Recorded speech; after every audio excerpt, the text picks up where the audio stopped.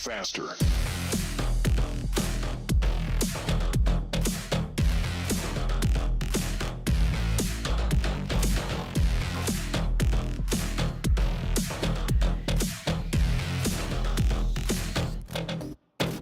Go.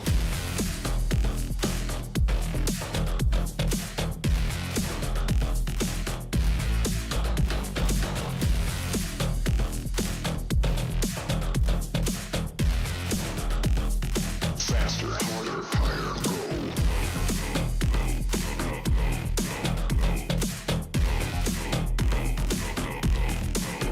Faster.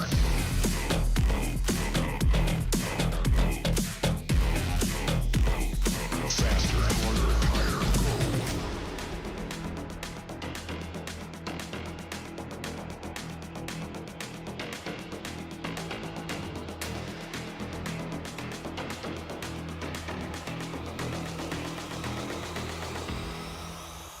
Go.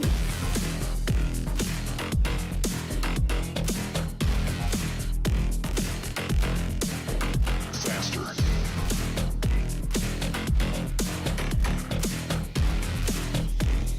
Faster, harder, higher, go.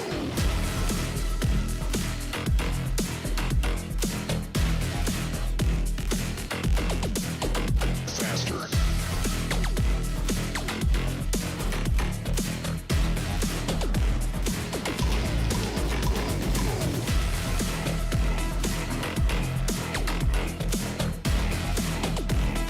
Faster, harder, higher, go.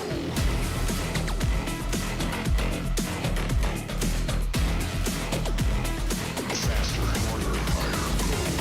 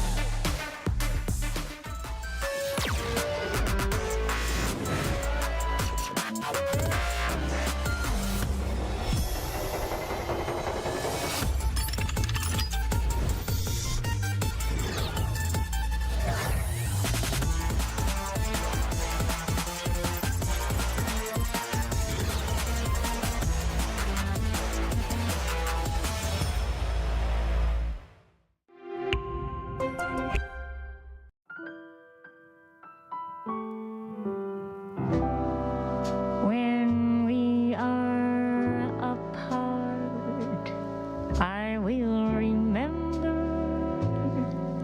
the summer. Remember when everything was bright and new.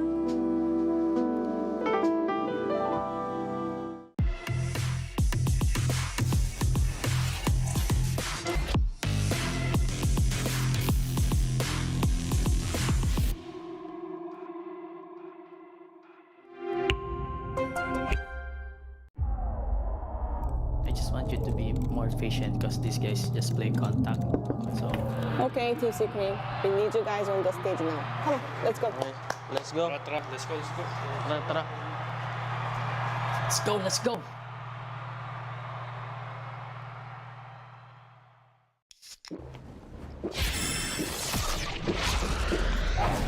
Red Bull gives you wings.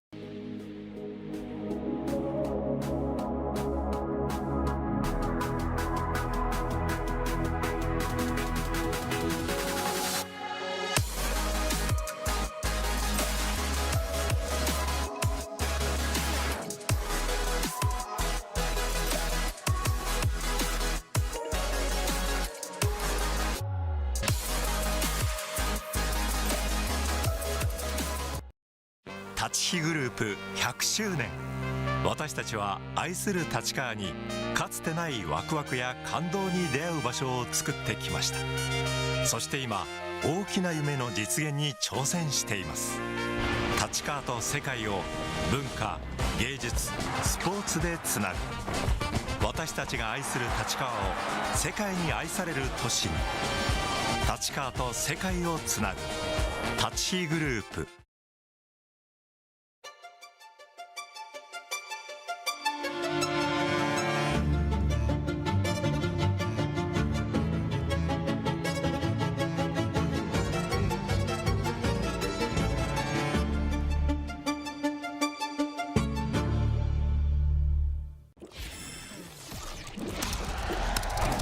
Red Bull gives you wings. Do you mean like in the sense of like in like different regions? He's Mr. Worldwide. He's been everywhere.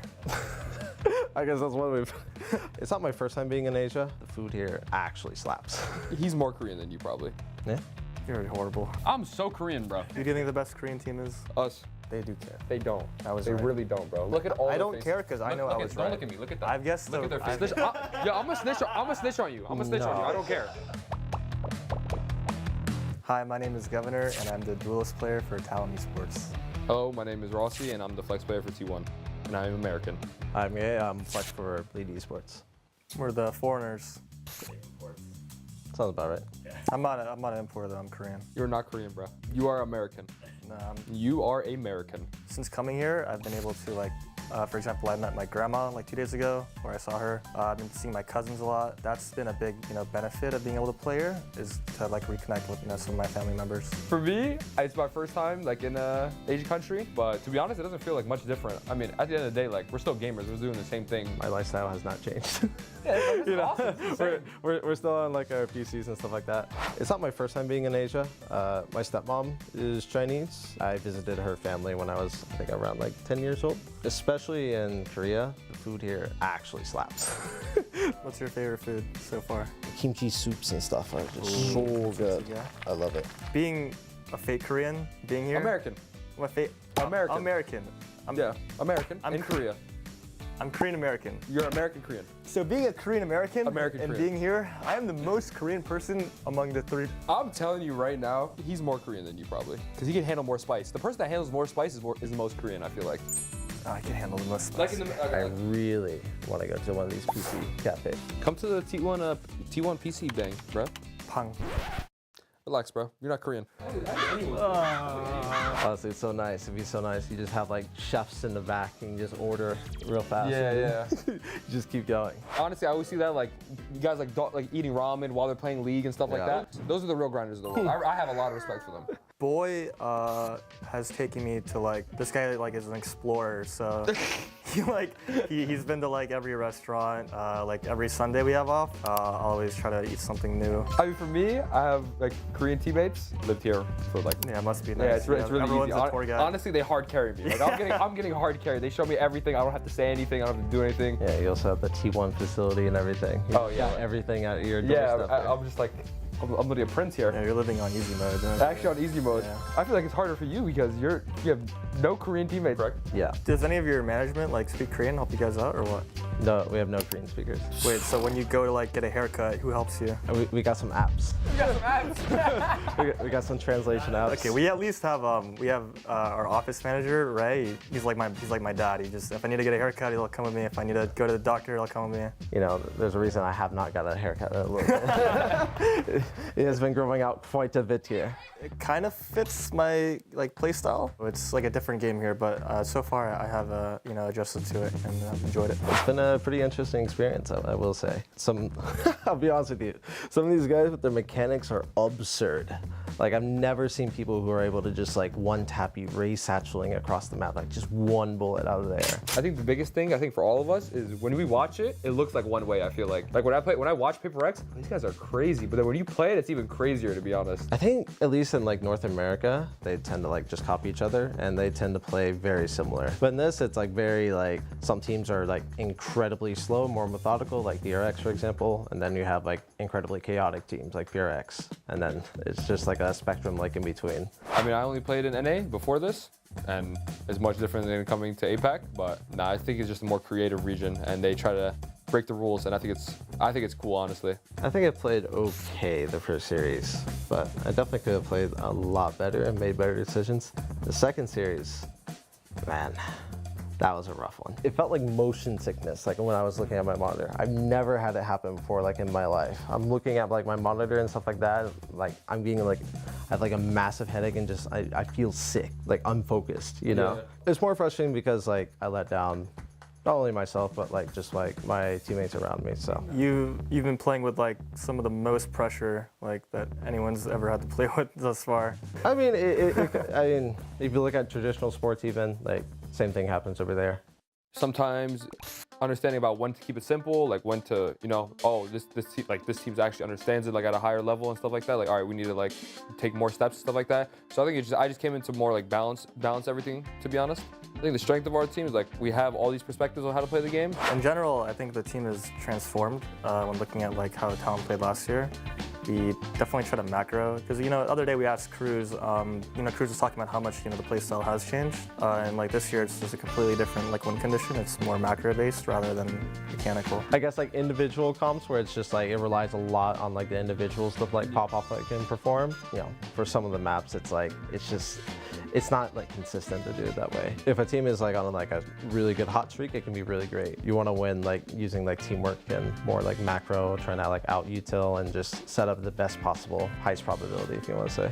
Texture played like insane, so consistent. It was impressive to watch. Bro, I thought Jet Boys was crazy. I can't lie. Like cool. Jet Boys was actually crazy. He's ice. Yeah, that dude was crazy. It's not really specifically about like one player. The Chinese team, the Trace, they are very good. I forget his name. I think it's like Kai. Like some of the shots he hits. Oh, KAI? Yeah. That guy's crazy. That guy's actually crazy. I can't lie. That guy's crazy. That guy hits some crazy stuff sometimes. DRX and Gen G. For me, it's PRX. I really wanted to play them. We've scrimmed them a few times, but to actually play them in a match, like, you know, they are obviously the best team right now, right? But I just want to definitely experience that. I know it's from a different region, but I really want to play like some of these Chinese teams. I feel like some of the chaos I see, it's like, I feel like it'd be such a fun match. Even though we're on different teams and enemies and stuff like that, at the end of the day, these two guys are on what's called still in the running. I want them to do good. We all want that truly in our heart, you know? Yeah, I just want to play well, just so people, I mean, we come from like tier 2. A lot of people have this stigma that like, you know, tier 2 players just suck and can't hang, but it's the pride from coming from like that stigma and just to like prove people wrong, I guess. I just want to be able to play my best and just at the end of the day, if that's not like good enough or that loses, that's fine, but I just want to be able to play like what I know I'm capable of, if that makes sense. I want to be the Nikola Jokic of VALORANT. We will be the best team in the city. I want to be the me of VALORANT. I guess, I don't know. I just want to be myself. You know, as long as I'm here, like I'm fully aware that I'm representing the Thai people, and you know, I just want to do my best. I hope that this performance at kickoff like was an indicator that, you know, I can hang. You know, I'm here to represent the Thai people, and I hope they continue to support me. I just want to thank all the fans, all the T1 fans. I love you guys. You guys are awesome. All the messages you guys send me and the gifts and stuff like that, I'm really appreciative of it. Just all that positive reinforcement really helps players out, and yeah, I'm just really grateful. First of all, I want to thank like everyone who came out to our games. I remember seeing like a whole bunch of people in the crowd, like holding signs, always like waving over to me and my team and supporting us throughout the way. I guess like really makes it like fun to be like where we are, you know, like they're really special moments. So I want to thank every single one of you for coming out and supporting me and my team, and hope you continue to do so. Volby, something, side player, texture, junket. What is it? Because the duelist players. But I wasn't there, so I don't know why. Oh, Liddy! Ready? Oh! Gosh! Hey! You execute in the side, right? And you die. And second round you do the same thing and you also die. And you don't need to lose this confidence, and because you play on duelist, you just must go first. Use your mic. 어, 좋은데?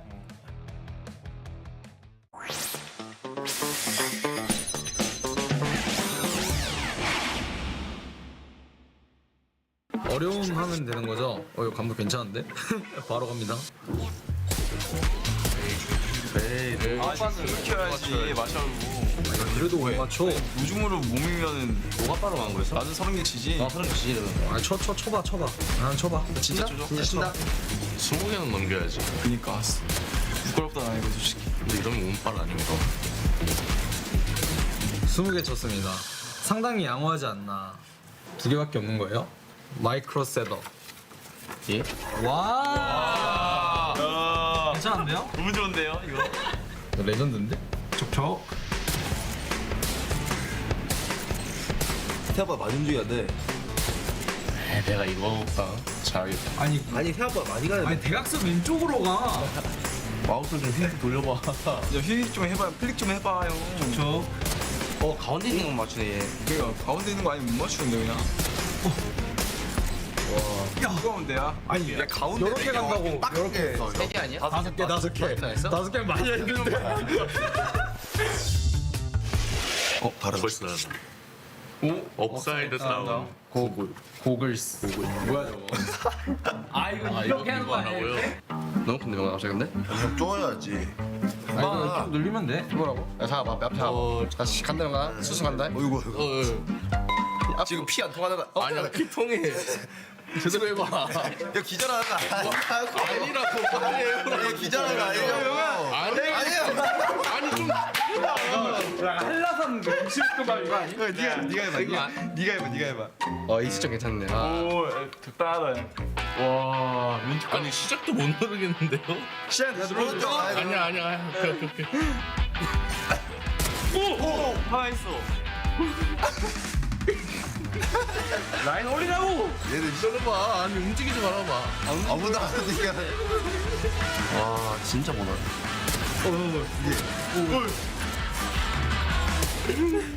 본다. 오.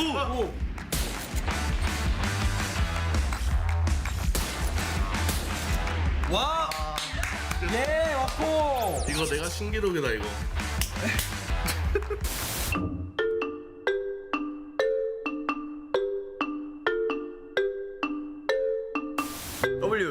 W 계속 눌러. A 살짝. W. A 좋다. W D W A 이거 할 말이 없는데. 멈춰. 거기서 이제 90도 돌아봐. 우리도 왼쪽 오른쪽. 왼쪽 돌아봐. 180도 돌아. 왼쪽 90도. 오른쪽. 왼쪽 뒤로 돌아. 쭉 한 번 더 해. 한 번 더. 오른쪽 봐. 오른쪽. 그렇지. 연막 눌러. E 눌러. 이 눌렀어. 그 다음에 마우스 위로. 위로. 아니. 조금만 위로. 천천히 위로. 멈춰.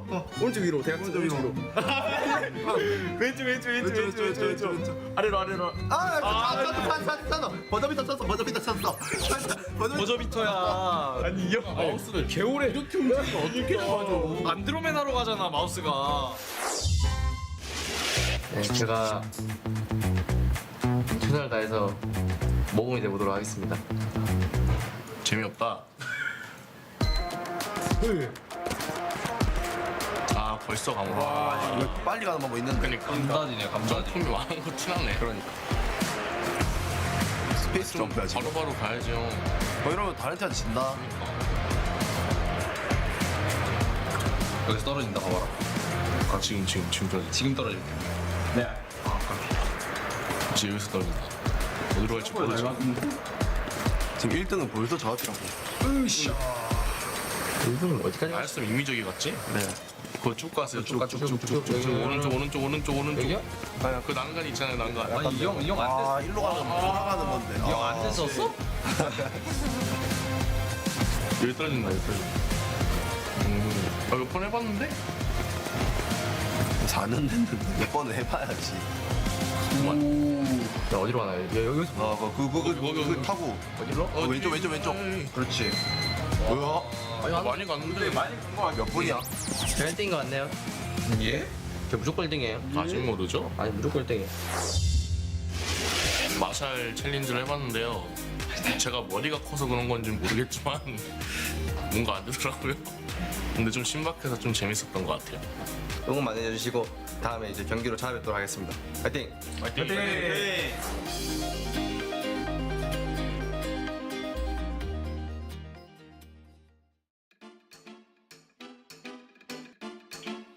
You can see their base while playing. You're handsome, Maxim. I can see you there. I can see me. I can also see you. You're so cute. Cute mag-react. Si Jemkin na, Char. Si Jemkin. Tungo pa siya.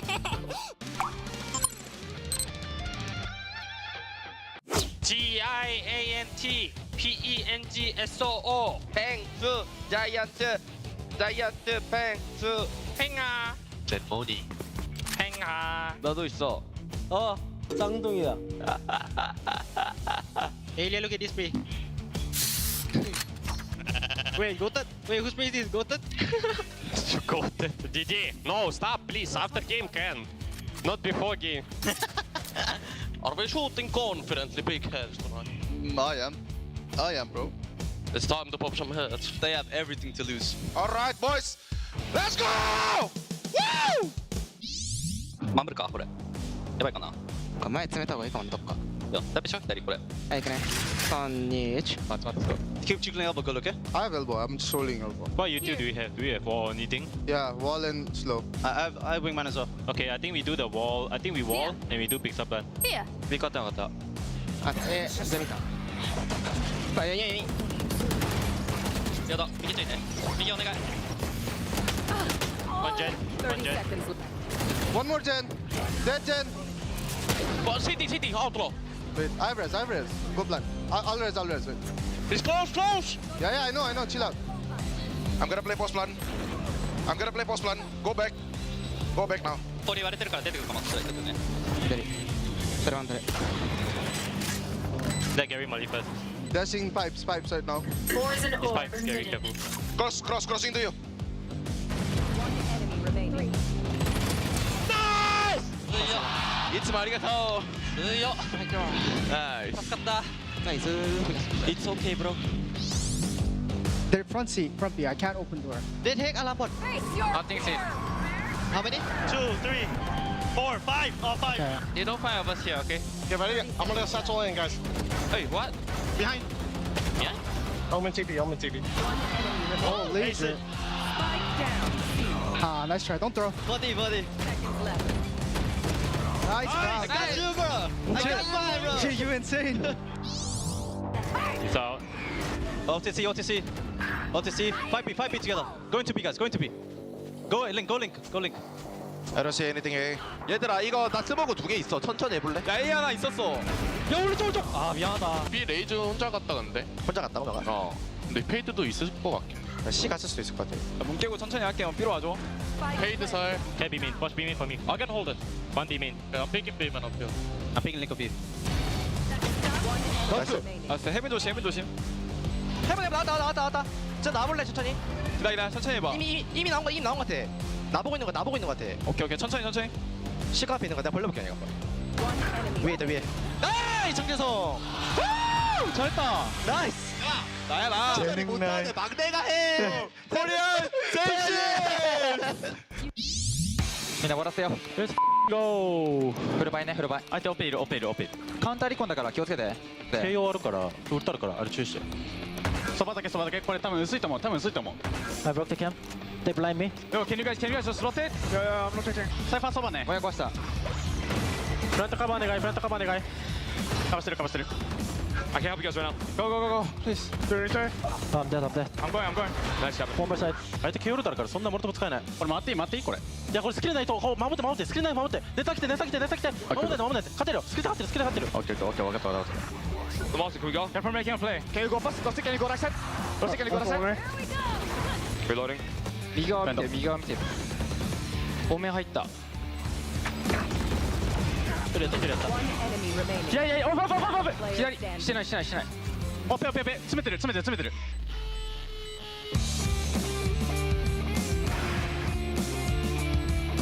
左、見えた。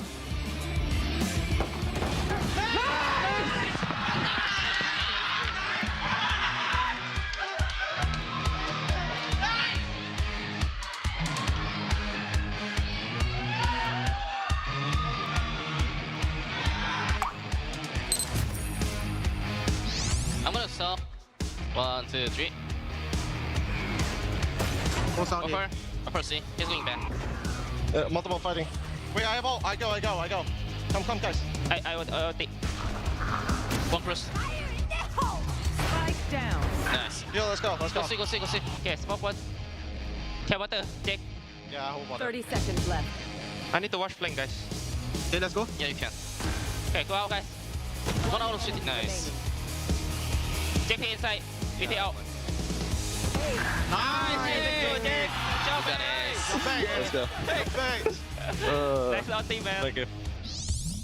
Hey, camera close. Flashing ako. Lo, patay ako mid there. Baba ako, Jim. Noel, likod mo isa. Vent. Umakyat, ramp. Side. Noel, hell lang. Spike down A. Hell. Big pa ako. Nice. Okay, chill lang. Spike. Kunin kong bomba. Ikaw na, Jake. Kunin bomba, yeah. Nag-dog ramp. Gusto nila i-retake ramp. Planted. Ilan? Dalawa? Isa? Isa lang. Okay. Ulti. Face your fear. Dalawa, hindi, isa lang. Parang may narinig ako dito. City. Nakatwan ko. Heaven last. Okay, chill. Okay. Ikaw ako sa'yo, Jim. Jiggle ka lang, Jim. Heaven pa rin. Trap na. Nice, boys. Let's go. In to go, guys. No molly side. Smoke ko. Flashing. To yellow. I shock dart, yellow. More yellow. 3. All 3. Can you smoke up? I'm gonna drone. Nice. I'm full. Just full. Maxim! Let's go, Maxim!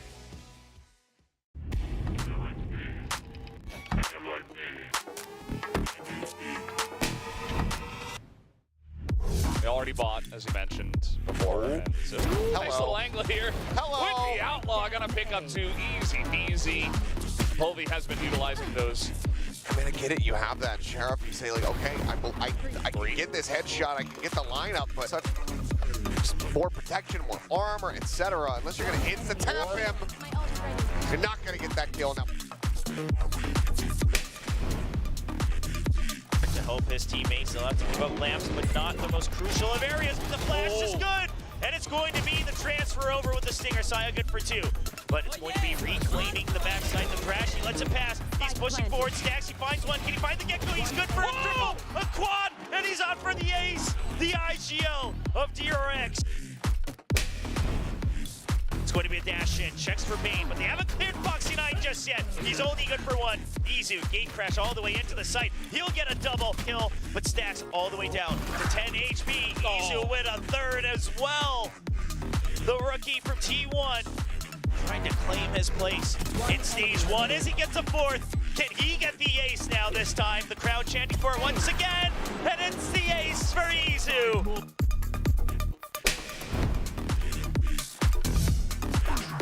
Pulls that one out.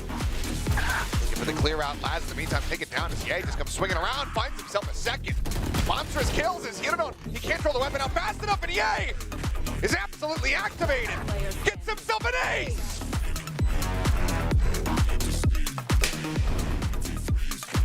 Nobody close. They 7 clear the second trip, but it's going to be something that draws the aggro first. Forsaken good for a double. Jing still alive on the site. Something trying to bounce back out as Jing flies more of a texture. 1v2. Can he get the cloak? He's already been spotted. He's going to plant with the help of the paint shells. Finds one. Doesn't have time though. He has to stick the plant. Will he have it? He stops it. Divine knows. And he goes for the peak. Texture with the ace.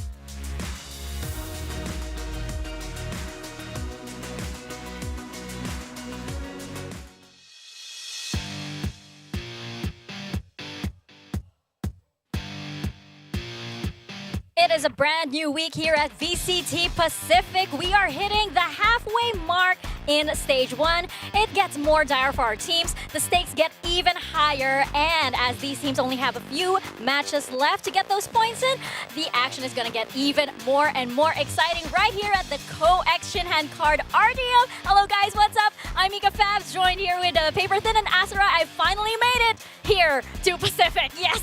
Very happy to have you. I'm not alone anymore. You were never alone. What are you talking about, Asura? You were never alone. Come on. You had a great support system here. Why are you being clingy? Come on. But yes, I finally made it here. But you guys have to catch me up because a bunch of stuff has happened. I missed out in a few weeks, and suddenly DFM has won. Termi is no longer, wearing a suit. He has a jersey on. We had a couple of 0 kills that happened as well. What is going on? I mean, it's definitely been a bit chaotic this year. I think, I think you're seeing with DFM the search of May's ability to be that superstar duelist is really carrying them over. T1 has looked really shaky. There's a ton of crazy storylines going on. Yeah, I think one of the biggest ones as well is, the separation of both the Alpha and Omega teams, where Alpha feels like they just can't find that break. Sure, Gen.G has, a couple of series under their belts already, but for the, general consensus of it, Alpha is struggling to beat down against Omega. It's this whole new format, right, that the teams are also adjusting to. It suddenly throws another obstacle in the team's way, right? And as we're seeing, we're going to see our schedule in just a bit, so we're going to see just how little chances these teams have to actually rake up these points. And I think that's going to change the stakes for these coming weeks, Paper Thin, because you're going to see a lot of pressure on these teams now. Exactly. Now it's really where some of these matches are already do or die, or basically do or die at this point, because especially for the Alpha group, right, you have to have minimum 2 wins to qualify for the playoffs. So even though it's supposed to be top 3 teams from each group, you need to make sure that you're at least getting those 2 wins. And right now, there's a lot of teams where you have big question marks. Can they actually even get to that benchmark? Is it going to be 4 teams?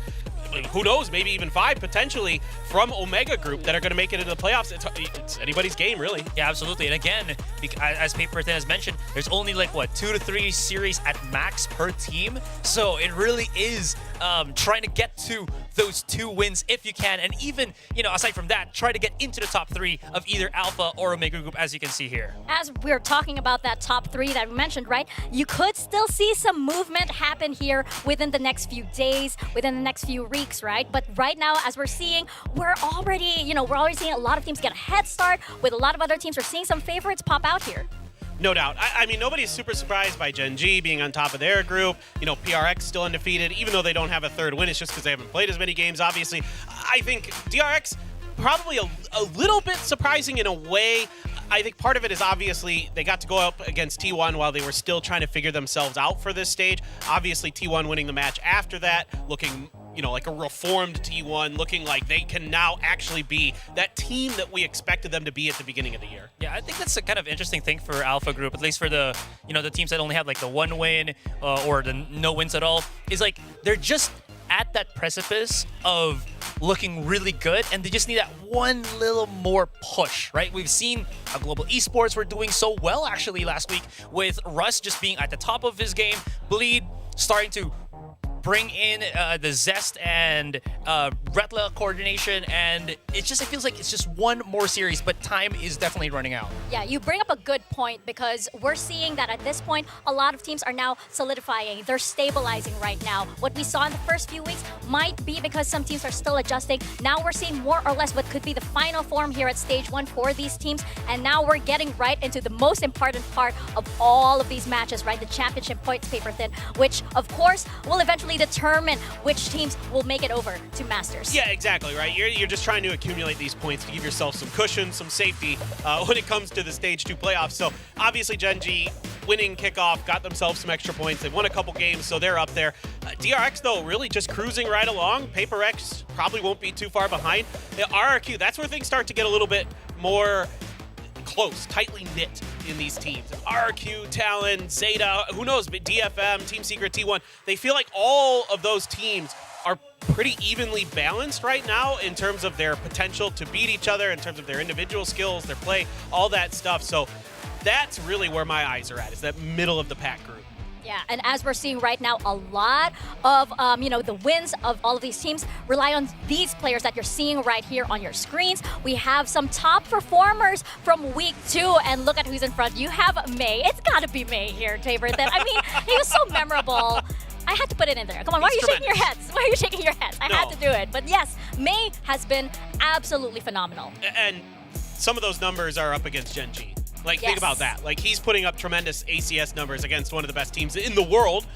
So it's incredible. I mean, he's a player who's been around for a really long time in the Japanese scene, has always been talked about as one of those cracked, nutty aimers and other things. But we're seeing more than that now with his Raze play in particular. He has tremendous blast pack movement. He's really good at first contact. He's really good at getting multi-kills. Like, everything you could want out of a duelist, he's doing right now. Yeah. Look, okay, looking past the first 4 right now in ACS Top 5, lightning fast. Global Esports. A team that hasn't had a single win. I mean, everyone else, they've had a couple series win already, but this is where it gets really interesting. I'm talking about this one, where these teams are already getting to the point where they're already starting to explode in terms of performance. They just need that one breakthrough series. And I think Victoria brought this up, earlier, right, in one of the previous days. But it's nice to see how you have the top players on different roles. It's not just the duelists popping out. You have a lot of the Sentinels popping up as well, and you have a lot of the controllers. And it's usually thanks to this agent, who happens to be an essential basically on almost every map in the current meta.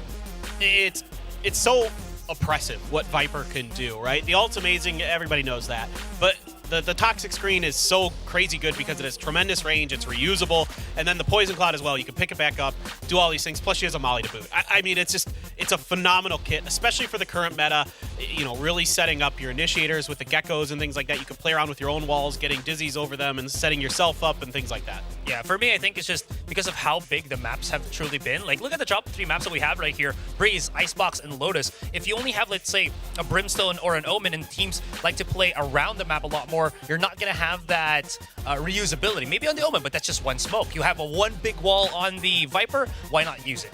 Yeah, and speaking of our Viper players right here, we have our top 5 Vipers so far here at Stage 1. We have Scary, we have Ban, we have Envy, Lightning Fast, and Mako right here. Were you expecting these names to pop up on this list, or are we missing some, Paper Thin? Oh, that's a good question. That's tough. I mean, absolutely Scary.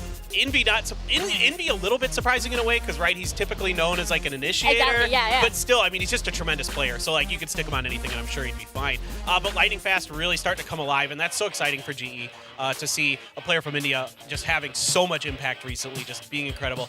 Mako up there, I mean, that's, it's that's a given. Mako. Yeah, they actually put him there before the list was even made. Yeah. But yeah, as right here, we're seeing a lot of agents that are coming up here because of the current meta. We do have another agent who is available by this week. I'm not the only new arrival here, by the way, ladies and gentlemen. We have Clove, who is now usable this week, right? How do you guys think Clove is going to affect the meta moving forward, especially since this agent really redefines, death? Well, I feel so philosophical here, but it does redefine how we define death in this game, Asteroid. You know what? I feel like because of how explosive, Pacific is in terms of the player base, having an extra agent where you have that utility to, still spread out the smokes and then also be hyper aggressive just kind of brings an avenue. So I feel like teams will be able to use this particular agent more times than not. So I'm very curious. Maybe maybe Paper Rex brings it out.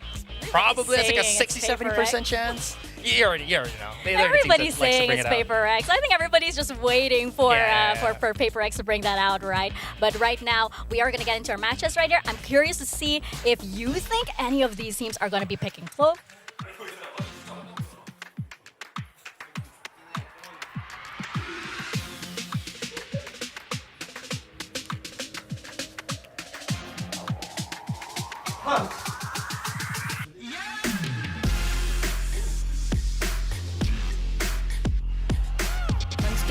Global prediction?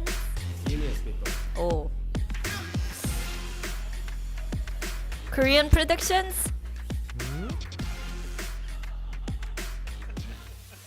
Oh, we got the reactions right straight from Munchkin himself. I'm happy, by the way, that we were on his good side. Yeah. I mean, Munchkin's a funny guy, very vocal as well. So he's gonna let you know his opinion for sure. But I mean, he's doing a great job with this squad, and he's got a lot to be proud of this year. So certainly, I'm sure he feels like they should be the favorites. I think in most people's eyes they are. So for him to kind of see maybe the Korean talent went a little bit more DRX sided probably is going to give him a little fire inside of him. For sure. So this is something, sorry, I just wanted to add here for this series. I had to also double check this yesterday. Gen.G was the first team that broke the perfect record of DRX in terms of going up against other Korean teams. After 2 years, the first other Korean team that broke DRX is Gen.G. In Pacific. In Pacific. Yeah, because other teams of VCT Korea obviously beat them. Yeah. But that's gonna be really spicy. I do remember, I believe it was Valo to Asia that brought up the reason, the quote of Munchkin from months back that said, "You're going to see a Madrid without DRX." So, and they stay true to that promise. So they're really, they're coming for that crown. Of course, we also know that it was partly Paper Thin's fault that DRX didn't make it. What? Yes, you didn't let them. What? Oh, you're right. But you know what? I was like, what did I do this time? Like, we're gonna pass it over to Jen first. I was on the elevator. I forgot. You're right. I did prevent stacks from going.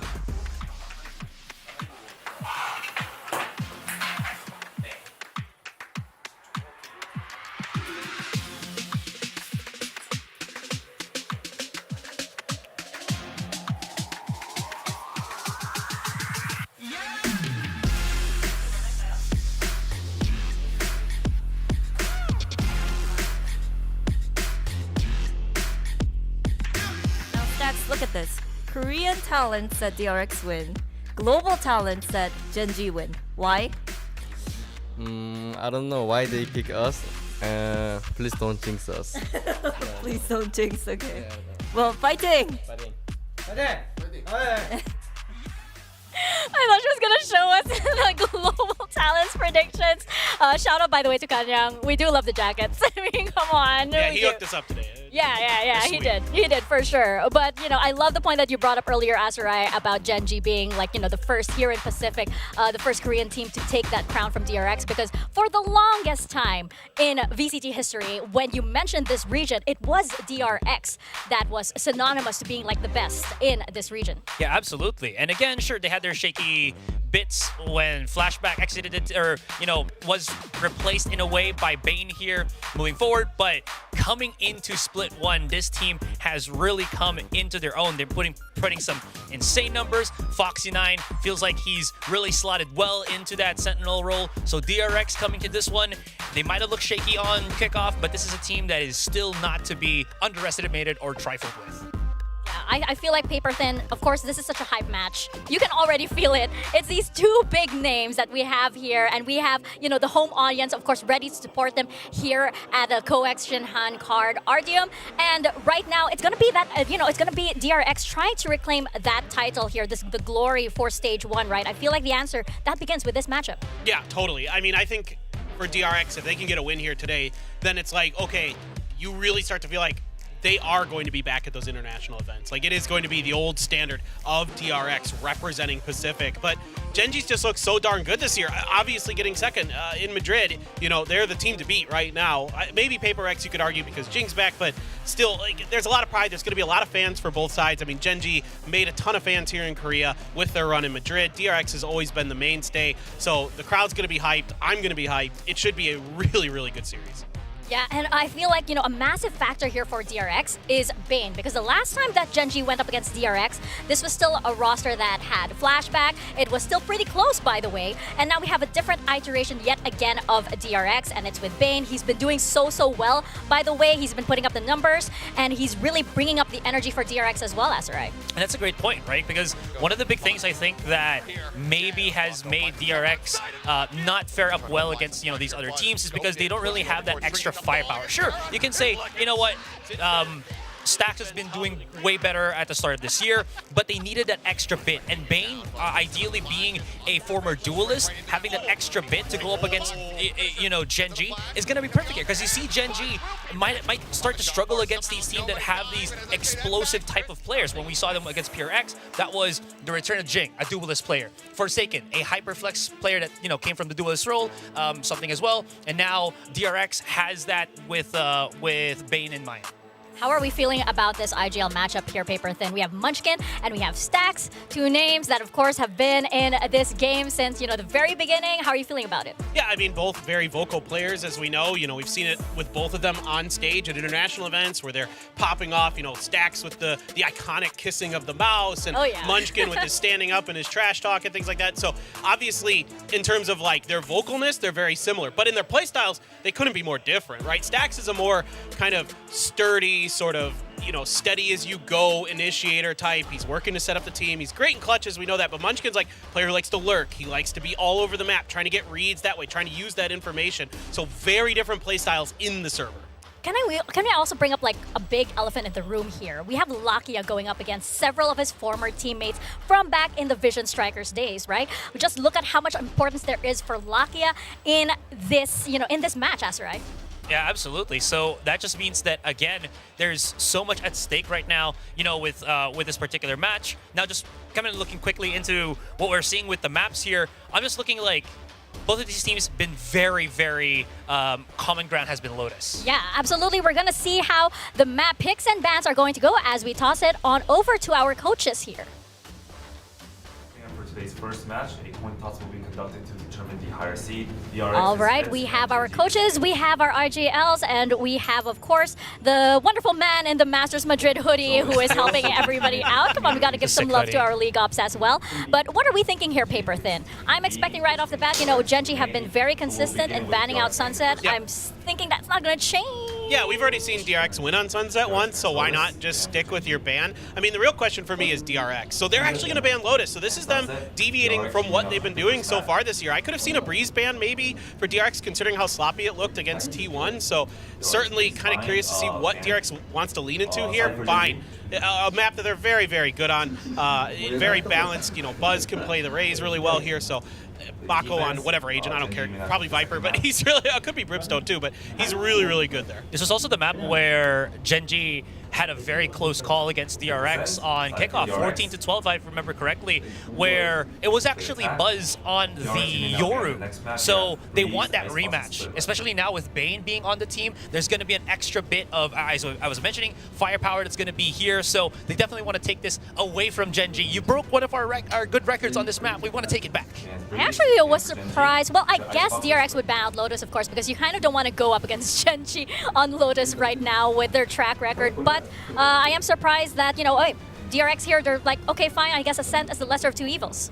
Yeah, I think this was a tough pick for Genji in some ways. The Breeze has been kind of shaky. I mean, they got slaughtered by Team Secret at kickoff on that map, but they looked, I thought, pretty okay otherwise, and I thought with how poor the showing was from DRX, they might lean into it, but now we have the quintessential Genji delay pick and ban phase. I think they're joking about it right now, too. Yeah. This always happens with Solo and HDK. Like, they stay so long on these last bans. It's down to two. It's down to two, and he knows that, he has the team's Why don't we just have a flow? Like, that's what I just have a flow chart, right? Like, But yeah, you can see how these teams are like, they know each other very, very well. They're on very good terms with each other too. So this is bound to be a good match here, Asarai. Absolutely. And our last map going to be that split. We have been seeing some of the teams go for that double duelist role. Are we going to see it once again? If we do reach that last point, I am looking forward to it.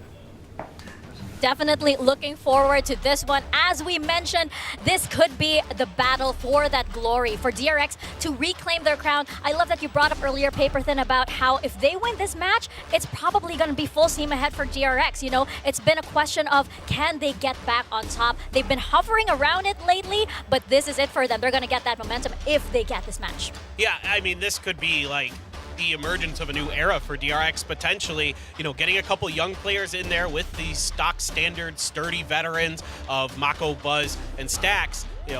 Really, Foxy9 has looked a lot more comfortable on the Sentinels. Even on the Cypher, he's so able to play on his own. He's so good at individual duels, isolating fights. He's been not bad on the Cypher. I think he's pretty good at he's gotten a lot better at his setups, keeping them kind of off balance, making sure that the trap wires aren't always easily to be, naded or taken out, things like that. They're in kind of awkward spots. My real question for DRX is actually, are they going to continue with the KO? Because a lot of teams kind of think, the KO is a decent counter to the Gecko, and that's not something that Genji has shown on this map yet. Maybe today will be different, but kind of serious if there's any agent changes.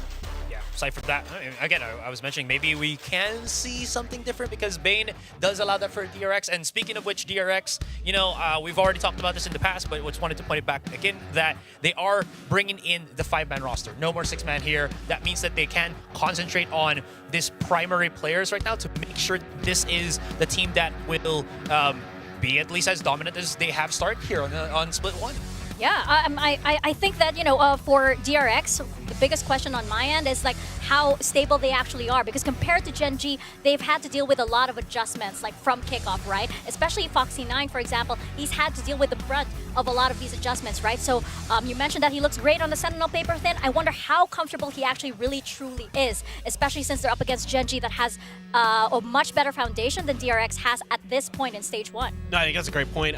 Because especially the players you're going up against in the similar type roles, right? Where you're going up against a Meteor or Munchkin who are going to be lurking, who are going to be potentially challenging you. And Munchkin is one of the best in terms of first bloods in the world. He's incredible at getting those first kills. So that's going to be a really interesting challenge to see if he's going to go up against Foxy9 and test that young gun to see if he can really start to break open those defenses of DRX. Yeah, absolutely. And then again, haven't talked about the duelists yet. Buzz as well as Texture. Texture has been insane this entire start of Split 1. He's just had the best amount of highlights. It's probably the reason why we're not seeing Lotus right now, because, you know, they just don't want to deal with the 4K. There was a very memorable highlight that was on Lotus. And Ace lives in everyone's head, right, Free? But gotta say as well, Buzz still as threatening as ever. Always that, like, the El Clasico of how just good he is of bouncing utilities off of DRX compared to maybe Texture in this matchup. So the bind map probably gonna make advantage of that. So definitely something just kind of, you know, watch out for, look forward to. Well, you know, this match is incredibly hard to predict. I know our predictions like online look very one-sided, but it's so 50-50, guys. So if you are in chat right now, you actually can spam, I believe, the tri-code of your team onto chat, and we will see, you know, how much the online audience is in favor of either Gen G or DRX. And right now, as we mentioned, it does seem very one-sided, but can we just, I brought this up in kickoff as well, because it's like you actually have no idea how hard it is to predict at this point in time, especially when both of these teams look so good. It does look very Gen G-sided here, paper thin. Yeah, and I think for Gen G, there's a lot going on inside of them right now emotionally where they really want to take this match, not just because they lost to Paper Rex. I mean, obviously, that happens. I think when I listened to them in some of the interviews and stuff, they said we weren't expecting Jing, all these other things, you know, that every team in the world has ever had to deal with when going up against Paper Rex for the first time, that version of Paper Rex. So I think they should be fine. And I think also for players like Locky, like you mentioned earlier, right? A little bit of revenge for the Vision Striker days things. You know, Texture, when he was on DK, was constantly getting beat by DRX. So I think these kind of things are going to be in the back of Gen G's mind. Yeah, and don't forget, you know, Gen G's the reason why DRX didn't go to Madrid. True. You were there. You were like, Stacks? No. It was paper thin. It was paper thin. Why are we talking about Gen G? It's paper thin. You guys saw it. We have evidence. Yeah, I also didn't make my little ritual with the DRX jersey. And right. I got to hear about that too. You know, it's always my fault. There were many things that were not in favor of DRX in this case, but it could be very well in DRX's favor right now, because again, I'm looking at Bane as that X factor. I'm looking at, you know, a lot of factors here for DRX that could potentially mean a new era, as you were pointing out, paper thin. But for Gen G, I mean, this roster seems unstoppable, not only in their playstyle, but also in their confidence. I mean, you look at the interviews and you're just like, you know, Caron just basically saying, oh yeah, we're gonna take everything, and he's like brand new in VALORANT in general, right? No, I mean, it's unbelievable. He's just, again, a ranked demon who got randomly queued up with some of the Gen G staff, and they were like, you're pretty good, you want to try out? And they're like, he's like, okay. So he did, and he's amazing. And I mean, him versus Bane, what an awesome storyline with two new players to Pacific this year going up against each other in the same roles. Yeah, I think it's going to be like so exciting. And right now, I think we're at a great position to actually, you know, but now that we have like better foundation for all of our teams, we're actually in a great position to be able to rank all of our teams. Steve. To make a tier list, or shout out to Steve, by the way. You can't see him because it's magic right now. But we're in a great position to rank our teams now that they've somehow laid the foundations of what their 2024 season is going to look like. So, gentlemen, we have our, ta-da, production magic. We have our tier list over here, and I have been looking forward to this because I've seen Victoria playing around with all of these magnets. Oh, okay, that's I love she's it. got the power. I love it. Yes, I do. Please, can I put these? touch. I need to Set be able it to wherever put you all need of to. these. Yes. Yeah. Yes. I have them. So we're gonna be pulling up these teams, and we're gonna rank them one by one. Do we have to be alright? like unanimous without decision here? You can debate. I'll give you like a few seconds of Can we debate. get like one free change at the end, like each, like me and Asarai? Free get to, change at the like, end? Move one up or down. All right, one. One. One, Okay, one okay, free okay, change. okay. Because that's Okay, also okay, interesting. fair. All right, Thank you, thank you, let's thank start with this. This is pretty easy. Yes. Have go just- S. all right, Yeah. okay. They're going S for sure. Okay, Yeah. there we go. It's not a hard choice. All right. Let's have, we're starting off with our first match, by the way. DRX here, ladies This and is tough. gentlemen. It's Ooh. like they're almost S tier. If that makes sense. Can we go You feel middle, that way? like Yeah, can we A go plus half? or something? You want to put him here on this? Yes. Like So A+. the thing is, they've already gotten some really good games. But if they beat Gen G now in this series, they definitely go We're S going to tier. move them up. So okay. yeah. So I'm A going to put plus. him here like notes on a scale. Yeah. Perfect. Okay. Perfect. All right. Okay. Does Okay. it stick? It does. Okay, because I thought even the board would be You, like, you kind I of have to. disagree You with kind of have to feel it. I'm like, I have to be one with DRX and kind of get him to stick. Yeah, let's go with our matches today. Actually, we have Lead. here. Yeah. Okay. I mean, Over. yeah. wrong camera. Wrong camera. I was aiming for like ooh. I mean, unfortunately, we have to put him in team. I really do feel for these guys that they are in a really difficult situation with language barrier and new players and all these things. But that's the truth. I mean, they just are. They haven't won. They're the only team in the world that hasn't won a match yet this year. So Very true. Next team. DFM. DFM. I have opinions that most people don't with this team. So I'll let you go. I feel like C for now. Because again, they haven't really had their series win after T1. May's insane, but it hasn't really translated to anything else other than just the one series win and some insane highlights, right? Okay. Next team. Zeta Division. I'll go like C plus. C Or B plus. So we're gonna minus. put How him about that? here. Yeah. Because like sometimes they've looked really good, and other times they've looked like they're lost, and they like come up Sure. with these brilliant comps, like their Sunset comp with Phoenix, looks great, and then it kind of gets figured out pretty quick, and they don't seem to be able to Right. adjust. So for me, it's like a big question for Zeta, like are these new comps that isn't, keeping Laz on Chamber, is that actually going to work? Right. Okay. Next team. I think everybody's going to flame us if we don't put it at S. Just stick it up there. Yeah. I mean, Alright. it's the return of Jing. He only had like a week, and then he to adjust. He came back the second week, and he's just already back in. He slotted back into Paper Rex. They're back to full form. All right. Here's a tricky one. Oh. RRQ. I think I rate them maybe B plus or A? Or just A? slightly above Zeta, so B. Yeah. Yeah, let's It's go still with B for It's now. still B. Okay. Yeah. Okay. Let's go B All right. because they got Okay. smashed by T1. So I'm a right. little bit concerned that Okay. that maybe might get in their heads mentally. I mean, it's Yeah. a little bit weird because the IGL change on T1 clearly was Okay. not something they anticipated. So Picking it up a little bit. Speaking of T1. T1. like one match, is it good enough to put them above? Like Maybe they just beat RRQ. probably like C plus. C plus. Yeah, Ooh. around the We same need to as see Zeta. more. here? We need to see more to know if it's true. 100%. 100%. Okay. All right. Last three All right, teams. how We many have do we have? Talent Esports. I think Wait, they're C still- probably the same as DFM Yeah. right now. I Yeah. think they're. Okay. There's like potential there, tons of firepower. Yeah. They're explosive at times, but then it seems to just kind of crumble. Yeah. And Last they one? can't really Is that keep the it last one? together. Oh, no. Okay. Global Esports. I'd say D plus. Or, Yeah, D plus. D+. D plus. Like here? Yeah. Okay. All right. No, it's on a scale. Finally, Team Secret. I'd say C or D plus. C or D plus? Coming from I Asarai? give them C. C. They're definitely. Yeah. I think they're definitely better than Global, and I think they're probably better than DFM and Talent in my book. Yeah. So I'm gonna make my free change right now and just slide them up to. Free C+. Okay. Well, this is really interesting because we have there is a concentration of teams that are here at the moment. There's no one A.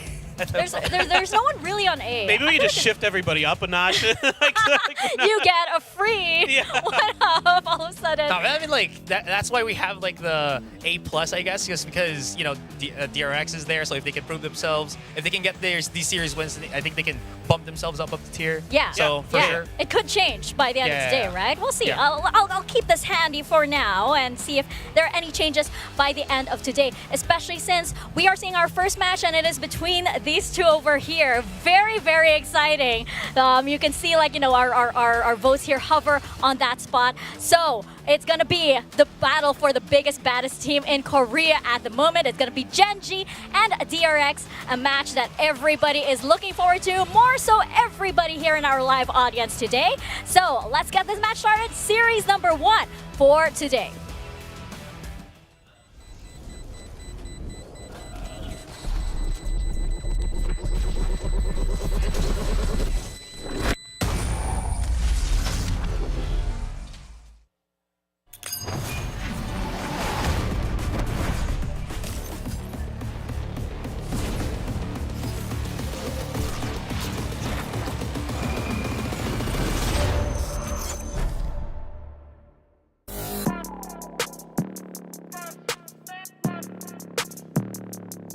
Gen.G.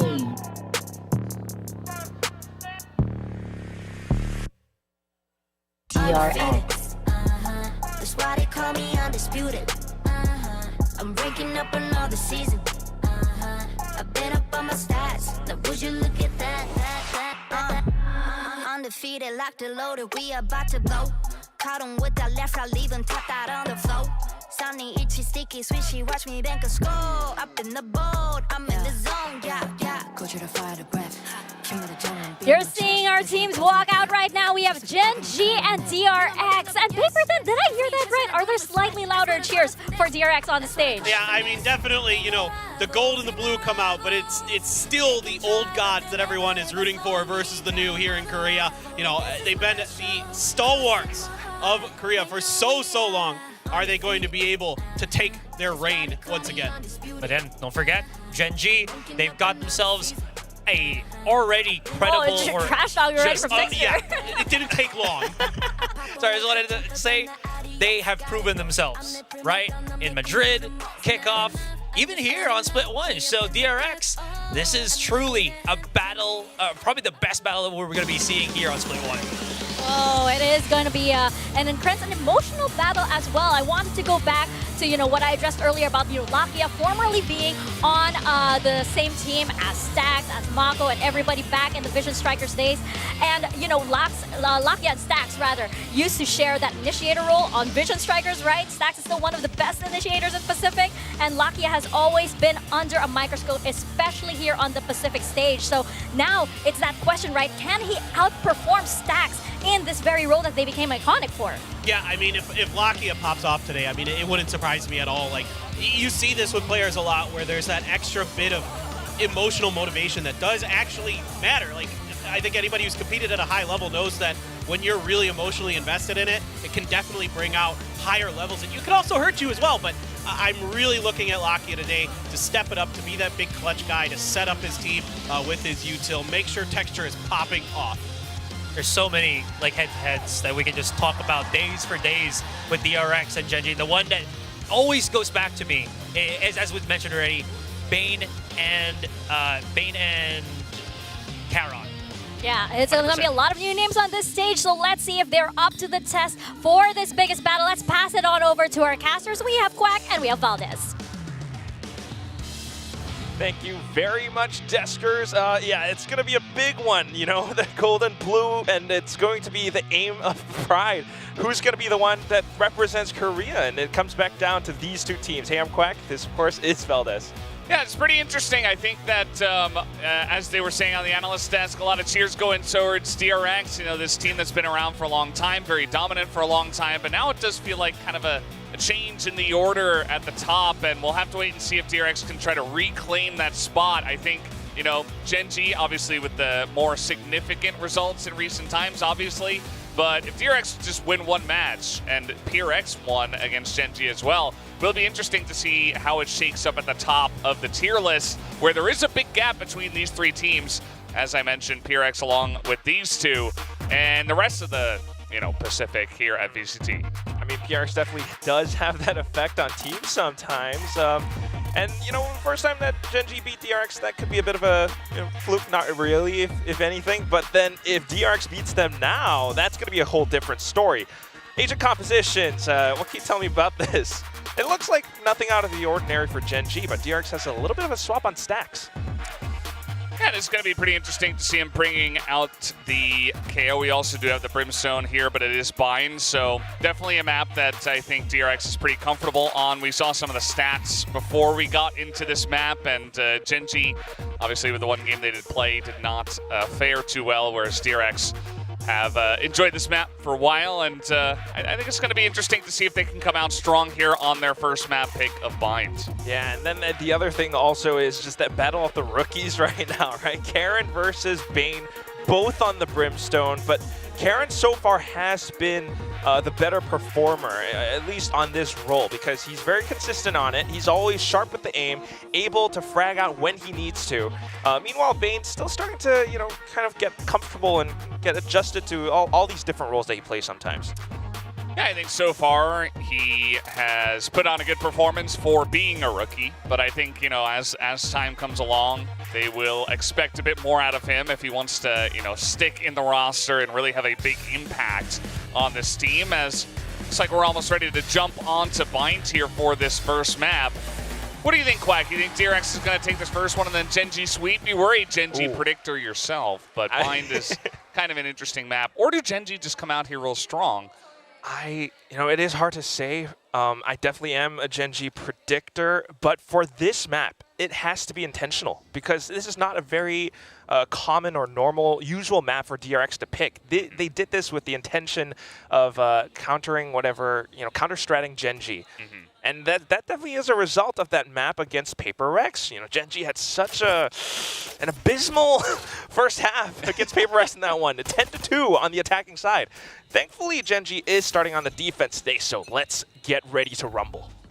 Yeah, Gen.G, they were, I think it was 2-10 on attack against DRX. But again, it's a rough match. It's a strong team. It's not a, maybe the map's not going to play a huge part, but I think we're going to figure it out pretty early on.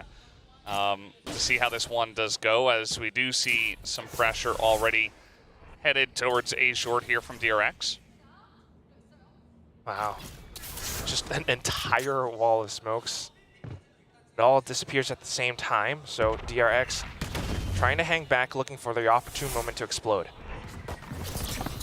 Can't quite toxic screen creep in towards Lamps. They hop on over because of Stacks and Splash, but unfortunately the effect is not quite there. Munchkin, Meteor, some of them left undiscovered, able to frag out. And in an instant, we're back to a 1-on-2. Yeah, pretty interesting that Meteor, he missed so many of those shots. It was really close, and Mako only got hit by one, it looks like, but able to pick up the spike and get that planted as well. And now he's got a pretty good position here in Showers just to wait for a defuse to come in. Got no utility either. Couple of shots and he could be dead, so he has to be crisp with this one. Starts off not too shabby. Munchkin down to 20, a single hit, that's enough. But the snake bite, it pushes him back. He has to sneak out, and he swings with a bat. Takes Munchkin down to the cages. It's gonna be DRX winning the pistol. I mean, that was just insane from the side of Mako. He's able to clutch it just barely. He was kind of the last one in, right? But he does go ahead and just barely win this one. He's able to swap over the Ghost and then just essentially wins 3 1v1s in a row to clutch the round, right? So it felt like, he was doing a great job, but also Gen.G not really hitting those shots. He was so low, like just one good shot would get the job done. But I mean, you're not going to be able to do much on the last 1v1, but the first couple, I feel like Gen.G should have been able to put the nail in the coffin. But Mako, I suppose he's got his evasive boots on today. I'm not sure. It is Mako after all. But then again, I am thinking about Stacks right now. Last week, when they did play on this map against T1, DRX went with the Sky composition, now swapping over onto the KO. Something that, slightly, maybe a little bit more meta with the Sky nerfs coming through. Meanwhile, Gen.G sticking on towards Sky. I wonder if he has like some specific lineups or specific ways to make use of his flash drive just to enable Buzz. It didn't work out too great in the pistol. Oh boy. This time, slightly foiled by Munchkin, sneaking outside of Hookah, able to take down first. This means that DRX should be able to get this plant regardless. Note that it was 3 big rifle purchases from the side of DRX and 2 guys sitting on the pistols, so it's kind of a fair fight in that sense to start off, but now Buzz has an amazing angle here. Gonna take one down. That opens up new avenues of entry if he decides to push back from Halls, but instead it's just gonna be Stacks as well as Mako holding clean from Octagon. You only have Munchkin left, and he knows he can't do much. He's cackling on It's like, what do I do, guys? on the player cam. He's like, yeah, I think I'm just gonna die to the spike here, as you do. And keep in mind that, you know, even though Bean went down with the rifle, Stacks is able to get on in there, pick it up, and so now they're gonna have 3 fantastic guns going into this third round. Their sky is weak without her beasts. Would you look at that? Should have the money here to buy a couple more as well. So generally, you know, you'd come into this round and it would be pretty advantageous for Gen G, but DRX trying to match the firepower. Lose all too much, and yeah, exactly. They're going to be able to buy back up just to match that, which means DRX does have a chance at converting this into a bonus. And if they do, that would be the perfect start against Gen G on their map pick. Yeah, especially because, as we saw, Gen G not very well versed in the attacker side of this one, so maybe if DRX get a very nice first half start and then they go to defense, might just be lights out quickly on the first map. But you can never really count out Gen G, so still very early on in this one. We'll have to wait and see how they can readjust. But for now, it definitely is DRX in control of the pacing of the match. Earlier on Pistol, it was like a slow creep up in towards A. Gen G weren't expecting it, at least until they finally did. Onto the second round, it was a play in towards B. This time, DRX maybe slightly holding some defaults, but they're tossing a bit of utility into the B site. It's keeping Gen G on their toes. And there's still going to be a couple of people on B at the moment, which is just fine. 3 people on A to try to stop this one, but obviously a lot of smokes in their face, trying to back up the members of Gen G. Just great timing on the utility as well. You're right. They had 3 people, and they had the right sensing as well. Knowing that DRX might approach this site, they tossed the nades at the right time, but as DRX continues to push through and execute, they managed to take down Gen G. But look at the surprising peek from Lakia. A bit of a double. Plant might have been foiled for a second. Karen spots out a player. They have no idea that he's up here. Oh, that's such unfortunate timing for Karen, though. It could have been just a free kill on the Foxy9 to make it a 1v1 versus a weakened Buzz. He's still going to throw down the volley, and he will be able to take this kill anyway, knowing that Foxy was still in that corner. Down to the last bit. Oh, Buzz had no idea where Karen was, and once again, the rookie proves, yeah, he's no longer a rookie. It's time we shed that title. He comes in, and he knows exactly how to make use of his positioning and timing to catch onto the last suspecting player of DRX. Take a look at this entry. All 3 members of Gen G were just right on top of the site, right in front of showers here, so they were kind of stacked, but DRX did not expect Lakia to just full-on peek out of the smoke, picks up 2, makes it close, and gives Karen a chance to essentially just clutch it there 1v2 with a nice angle up in heaven. So, and that's such a smart move from Gen G as well. I feel like Lakia staying hidden inside that smoke was something that DRX did not expect whatsoever, Valdez. Because if you're DRX, you're thinking, yeah, it's probably going to be a 3-2 setup. 3 people on A. Lakia's possibly still rotating over. They did not expect that move whatsoever. However, they did lose a lot of rifles in that process, so Gen G is going to be playing this round with 3 upgraded pistols. Oh boy. Yeah. Well, 4 if you count the ghost. The ghost counts. Not quite a sheriff, but at least they bought something. Foxy9 just hanging out here. Ooh, not going to hit that shot. Meteor actually gets some damage down and stays at full health. Still Gen G. Always deadly and lethal, even on the Thrifty. Both Cyphers playing with their cameras, but for now, Gen G has gotten the hint that it is an A hit.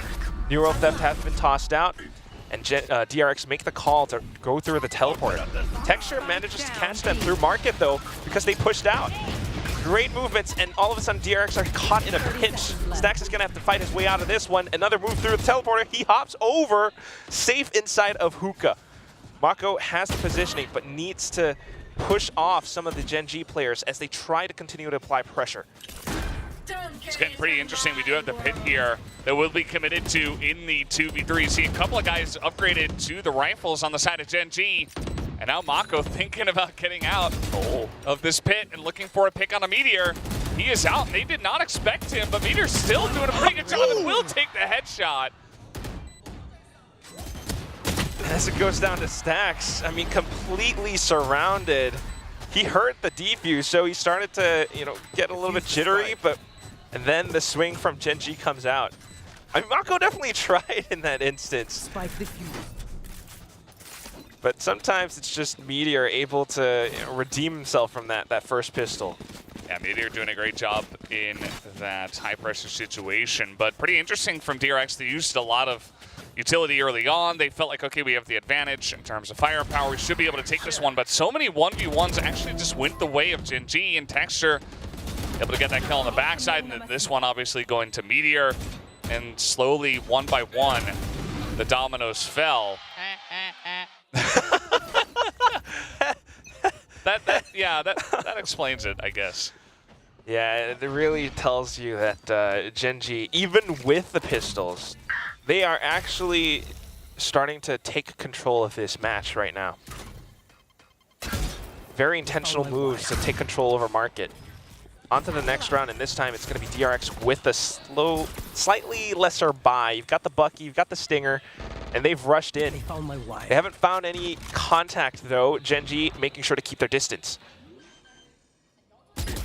Plant is going to come down. The cage falls as well. They are going to wait on that one, and a quick headshot from the Sheriff here from Foxy9, who's getting a bit of revenge here for what happened last round in Showers. No spike plant yet, though, Valdez. Because look at Lakia. He's able to watch these angles, trying to flick back and forth. DRX trying to keep him on his toes, peeking out left, right at the same time. Got the Seekers deployed, though. Karen is here and ready to frag out. He's got the Molly. He's going to deploy it just to hold off Showers for the time being. Lakia goes in to investigate. Mako swings through the poison cloud. Lakia able to flick back onto him, keeps himself alive for just one more second. But firing off those shots, he gave away his position. Foxy knew exactly where to peek. That's just kind of ridiculous. That Mako's able to just sneak on through the smoke with a classic and just get the drop on the guy and take him down. Mako has been so slippery and sneaky this entire map so far, and is going to pick up his 8th kill in that one. This shot from Foxy9 plus the ult really gave his team a chance, I think, in this one. And from on top of the box is able to lock it down. I didn't catch what he said, but the audience really liked that one. I mean, I feel like it might have something to do with that Sheriff kill, and you're absolutely right. It gives DRX like even odds in terms of numbers and firepower. But Mako doing that move through the smoke, same thing that Lakia did. Both teams fairly evenly matched. Just when you think Gen G has taken control, DRX takes it right back. Texture now trying to hold the off angle. Bane swings, takes him down. It's going to be a bit of a pop flash, but look at Foxy9 playing through his cyber cages, trying to retain control over Showers. Meanwhile, Stax comes in to take control over the site, and the spike has been planted. Meteor and Karen having to retake. I mean, you heard Paper then talking about kind of the emotional edge, that emotional feeling coming into the match. I feel like DRX are playing with such flair so far, such fire in their gameplay. Foxy9 is like, I will hold the Showers. Nobody else will challenge me in here. And he's just hitting some ridiculous shots. They plan on A again. This time it's an easy cleanup. 4 people stay alive. Not very close this time around. But it looks like perhaps we might get a buy out of Gen G this time. As yeah, it was pretty. This play from Foxy9 was really the highlight of this round for me. Certainly. I mean, he's done a phenomenal job at controlling Showers so far. The way that he's making use of his utility, the way that he's keeping the attention away from some of these Gen G players. That was a round where DRX's game plan went perfect. They kind of anticipated where some of the Gen G players would hold, especially with Texture on that off angle, and they just went in. Everyone had the right entries, the right trades, the right protocols. Foxy staying alive inside of Showers as well. Yeah, pretty insane stuff. Pretty early timeout call as well from the side of Gen G, but I would assume that Solo's like, well, this isn't exactly what we prepared. So let's take a little breather.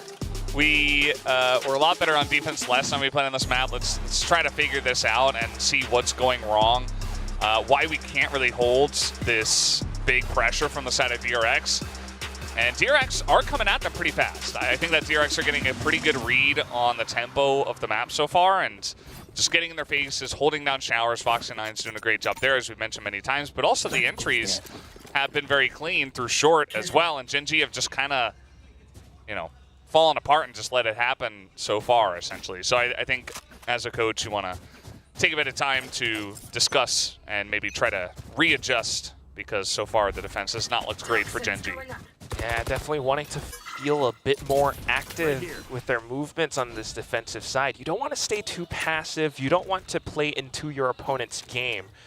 And that's, I feel like, something that happened with that Gen G match finals against Sentinels as well in Madrid. So definitely wanting to take matters into their own hands right now. You can see that they've adjusted into hookah control, a bit of an off angle, a bit of a crossfire being set up. Texture's contact through the garden is crucial here, though. I think he's gotten the information. I feel like they have a pretty good read on this push coming in. Oh, he's got Showstopper as well. Uh-oh. They're just going to walk into this. Running through. DRX is prepared. Buzz with a buzzsaw just cuts them in half. Foxy9 and Mako able to trade. Meteor with nothing but a Guardian just tries to fire off a couple of rounds, but Mako ends his life. It's going to be DRX with yet another round on the board. Yeah, 2 people stay alive as well. Their economy is very healthy. It wasn't a buy round from Gen G, so I like how they kind of, as you mentioned, they were active. They got aggressive. They tried to peek on in there. They got a bit of value. They didn't win the round, of course, but at least they took some guns out of the hands of DRX. And at the end of the day, they just couldn't quite check every single corner in the garden. And so another round just go over to DRX. Let's see how this next one is going to go. We still have 3 ults available here for the side of Gen G. And that's what this timeout was for. We've got Texture on the Operator now, on top of 3 ultimates, like you mentioned, Valdez. So very, very advantageous kit for retakes. You know, you're able to hang back. Maybe Texture whittles them down with that op if he's able to get an opening pick. Hang back, come back in with the Showstopper. A lot of options that Gen G can utilize in this round. Yeah, they definitely can. DRX, finally, it feels like taking their foot off the gas pedal just a little bit. Wow, my eyes are down. Although, that hasn't necessarily worked out for them. I feel like the last time they did this, they used a lot of utility, tried to fake Gen G out, and then kind of just were a little bit slower than the pace that has been working. And it didn't quite work out in that round. But now they are going to group up fully towards A. Already the rotation coming out of Gen G. Yeah, having pushed out, Karen sees everything. Here comes the execute from DRX. Showstopper for Showstopper. Textures connects.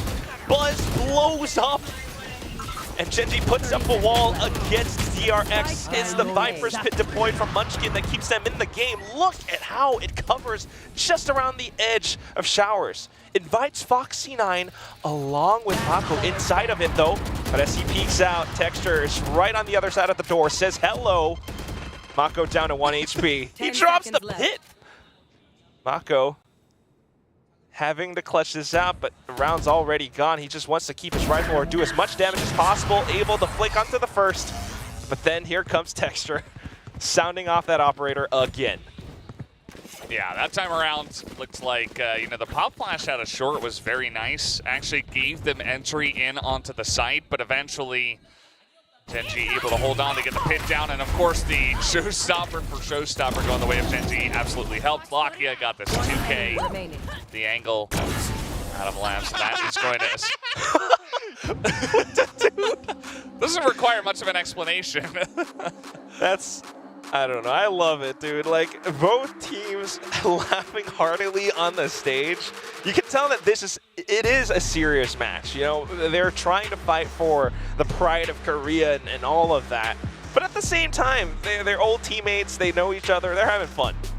They are having a lot of fun, as you can tell. And now I guess Termy's just going to say, well, we've had a couple of rounds that looked a little bit like this one, and I don't want to really see that. Just stick to what has been working, and that has been just pretty straightforward play, straightforward rushes onto the A side. Don't get too tricky, don't get too fancy with your play, and I think that should work out for you. That's my read at least, but let's see if DRX stick to the aggression. Yeah, I feel like you're onto something as well, Valdez. Because in that previous round, Buzz used the showstopper. They tried to go in with some kind of a tricky execute, playing off of timing and all that, cutting noise. But Gen G anticipated it. Gen G's timeout from Coach Solar before definitely set them up for that specific trap. That's why Texture was able to secure the showstopper kill. That's why Lakia had the positioning to go in for that spray transfer. This time, DRX has to deal against Texture's operator. So let's see what term he has in store for us. Lakia as well, he was able to get in there and get kind of a opportunistic orb that does give him the Seekers for a potential retake situation. DRX are going to commit onto this B site. Absolutely right. And it is a bit of a sound cue as well. DRX are thinking, where could Texture's operator be? We do not want to lose an early teammate to this boomstick. But so far, they haven't seen it yet. They know he's not holding the angle on site. Those nades have just been tossed out, so definitely the call that Texture's inside of hookah.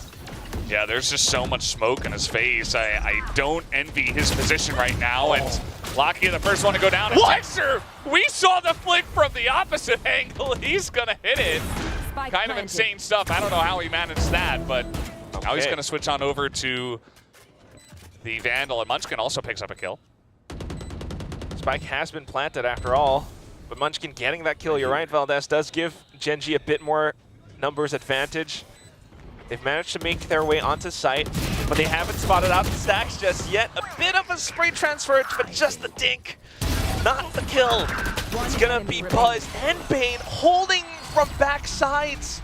Inside of hookah, inside of garden, they managed to get their own. DRX still on top of things with the post-plant scenario. Yeah, it was a 4v3 in favor of Gen G in that post-plant scenario, but the four of them just understanding where DRX were, and they try to push on towards them as, look at this, Stacks is fantastic. Oh, yeah, he doesn't hit the second shot, but he distracts everybody. And eventually Buzz and Bane clean it up. Just a little chuckle there from Buzz, man. None of these cackles and giggles we've seen from the other players. I love it. It's one of those, like, I'm better. Yeah. They do have double Gen G's scoreline right now, and if this continues, we saw Gen G's attacking half last week, or a couple weeks ago. It wasn't great. So, DRX having a good time. They just continue to pile drive through the smokes. Yeah, at the end of the day, you're just hoping that when that orb drops, there's not 4 people in your face. He didn't get lucky. Oh, God! Curran, what the hell was that? Nasty! That was disgusting.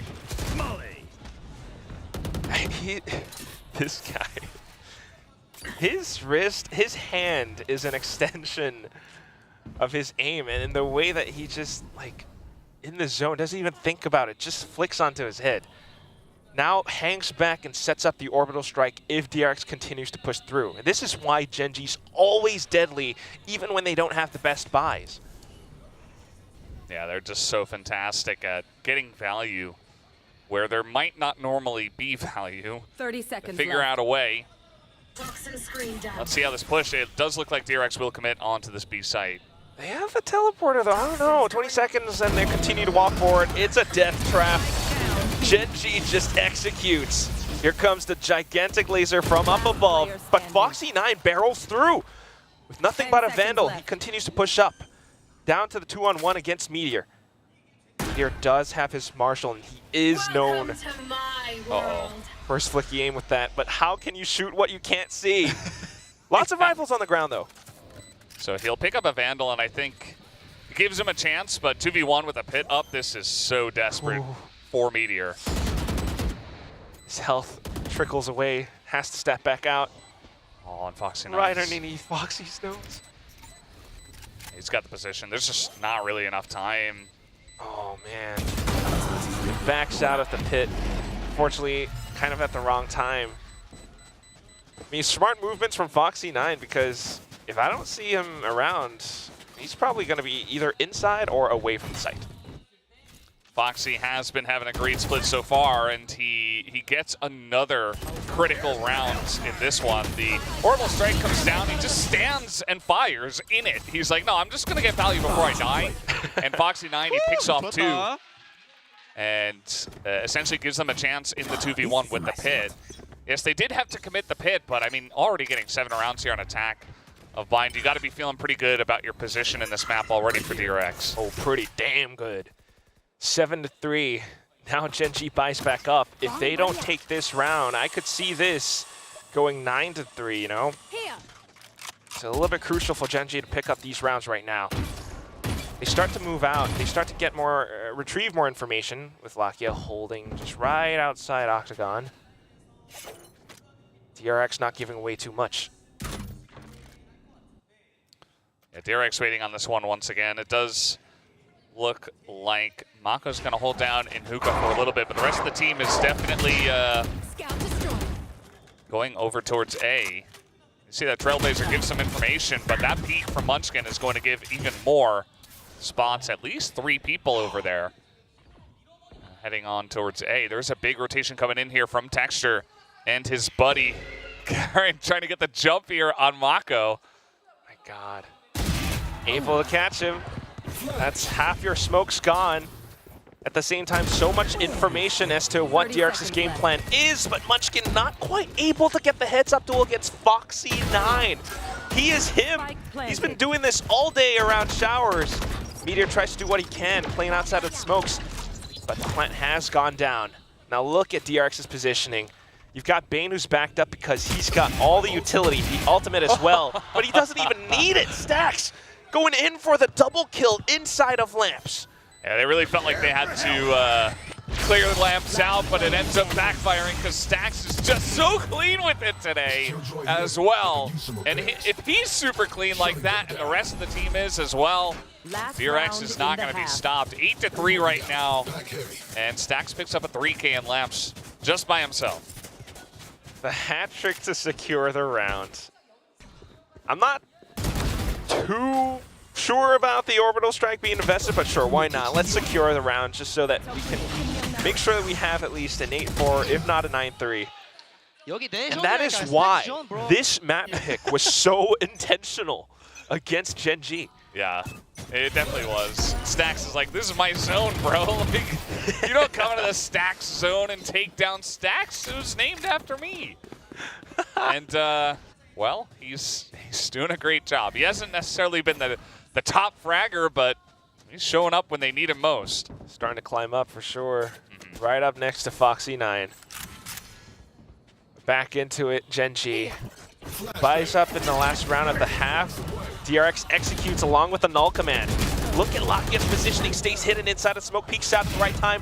Karen comes back in as well. Texture now inside of the tube, swings out, takes down Bane. DRX's execute completely spoiled. It's all down to Foxy9. Tries to hop on over, but because of the smoke deployed right in his face, he's not able to peek out of Hookah. If he doubles back, he's going to have to consider if someone might have pushed down B long. So firing off a couple of warning shots, he tries to bait out further information. But Gen.G's not giving anything up. 30 seconds left. Spots a hat. Oh, and the showstopper doesn't connect. Just a bit of splash damage, and Foxy9 tries to take the initiative, but way too many players. Gen.G closes out the first half, 4-8. It's kind of insane that he even got the 1 kill there in the 1v3 with 28 health, but Yeah, at the end of the day, it didn't look very likely, and Gen.G did a nice job of stopping that aggression on the last round, at least, because the rest of the map, the rest of the half, not very good for them. DRX definitely in control, I would say, of the tempo, and it feels like everybody's really on point. Like, everybody's had a big round, outside of, like, maybe Bane, but everybody else is stepping up to the plate, like Mako early on, and then obviously Foxy9 and Stacks.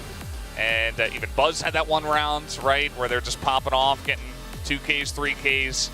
But the execution was really the big thing. As a team, DRX just feel like they're a lot more comfortable on this map so far. Definitely right. I mean, that's what DRX does. If you give them the space and the time to set up, you have to anticipate and you have to work against their execute. It's just going to be a flurry of utilities shoving down your face, and it keeps happening. Gen.G didn't really do all that much against them. I mean, I think they started to try towards the end of the half, but you know, it didn't really work out too well, especially from, you know, rounds 5 to 7, 9 to 11. That's just what it is. Yeah. So on to this next half now. Gen.G on the attack. Again, they didn't have the best time against Paper Rex. Yeah, they only took 2 rounds, and they started off on attack in that match. So it went 2 and 10, and then eventually PRX did take the win, obviously. But yeah, hoping that, you know, maybe they learned a lot from that match, and they can say, okay, this is how we've readjusted. Gotta see what they bring to the table this time around, and not just say that it'll definitely be DRX's. And it's gonna start from this pistol round. DRX pushing out of showers, just trying to clear it out. Looks like they got the camera, but that's about it for now.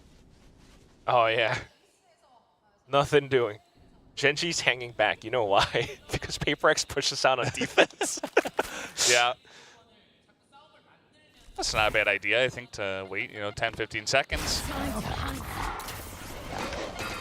Now we're hearing a little bit more utility from both sides. Texture's nade will catch Bane. Here. It's a bit of a lineup into the corner. I think Bane had no idea that there were explosives raining from above. Now it's going to be a bit of a teleporter play as DRX senses the rotations from Gen.G, but Texture holds back. Mako able to trade back out. It's going to be a 2-on-3 in this retake. It's looking pretty good for Gen.G for now, but still a chance for DRX. Let's see if they can get on in here, but the angle from Meteor is too good, and he'll take down both as well. Just flips to 180, takes out Mako as well, and gets revenge for the first half. It's going to be a good start here for Gen.G on the attack. Starting to heat up. I mean, I got to see it. Yeah, that's the lineup. There we go. Along with a Trailblazer as well, so he just could not escape. And then the rotational play. I mean, this is just a masterclass at how you want to work the map on Bind. So definitely reworking a lot of strategies on their Bind this time. Yeah, definitely looks a bit better so far. As, okay. He'll just mow them down with the Bulldog. Why not? DRX trying to challenge out here on long, but did not go well for them. And that's a big chunk out of DRX. But look at Bane trying to sneak in for some of these classic right clicks, perhaps. Does not anticipate Texture on his side. The rest of DRX now just continuing to walk through. Unfortunately, this is not a great thing because it's free ult points for Gen.G. Every kill that they get, they're working towards their ultimate. Texture and Locky are halfway to theirs now. And there's still a full minute, maybe a minute and 30, 40 seconds if they get the spike down. Oh, we've spotted Mako. Locky is like, all right, he's not an A. Let's go in for the plant. Yeah, and Mako, I think he's in a pretty easy spot to get hunted down. He's, at the moment, just charging onto the side. He's not even going to waste his time and try to die to the spike. He'll just go in and die instead. What to the other enemy. word could we possibly say? Yeah. And it's a flawless round from Gen.G, so nice amount of ult charge built up and feeling pretty good about their position. That's right. Fantastic, just absolutely fantastic start for Gen.G in the second half. gives them a lot of confidence as to how they might be able to come back from that 4-8. If they take this round, because of the ultimates that they've started to build up and because of the cash flow that they've started to gain as well, it was a flawless round, mind you. So winning this against DRX, or even at least taking 4 rifles away from them, would be a huge win. Cage triggered.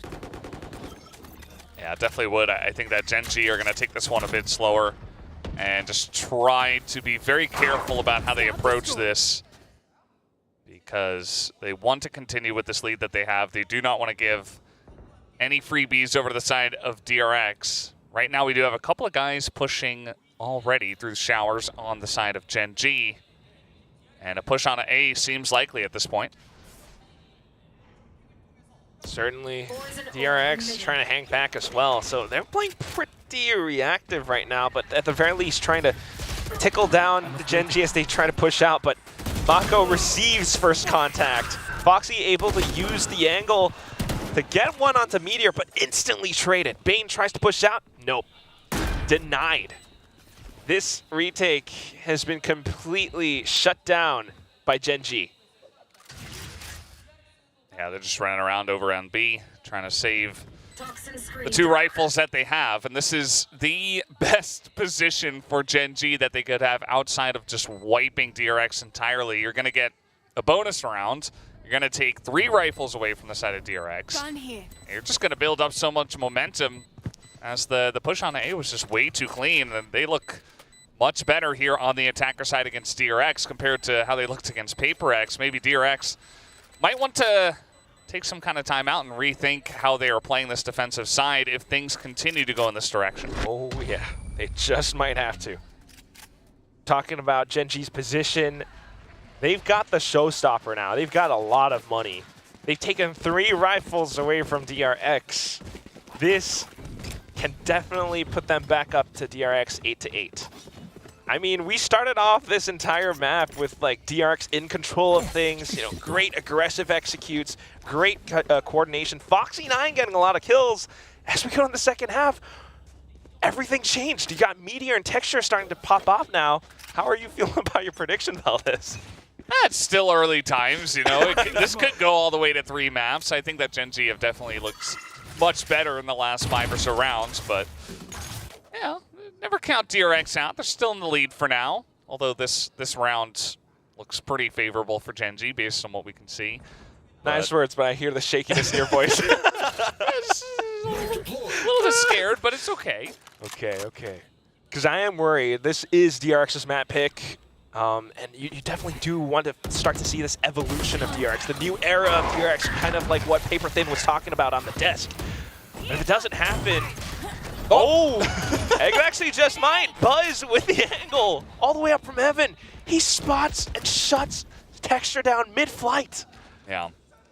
It's kind of insane, like... What? Well. Slight mishaps. Foxy9 trying to take the swing through showers, but Meteor off of timing, able to catch him down as well.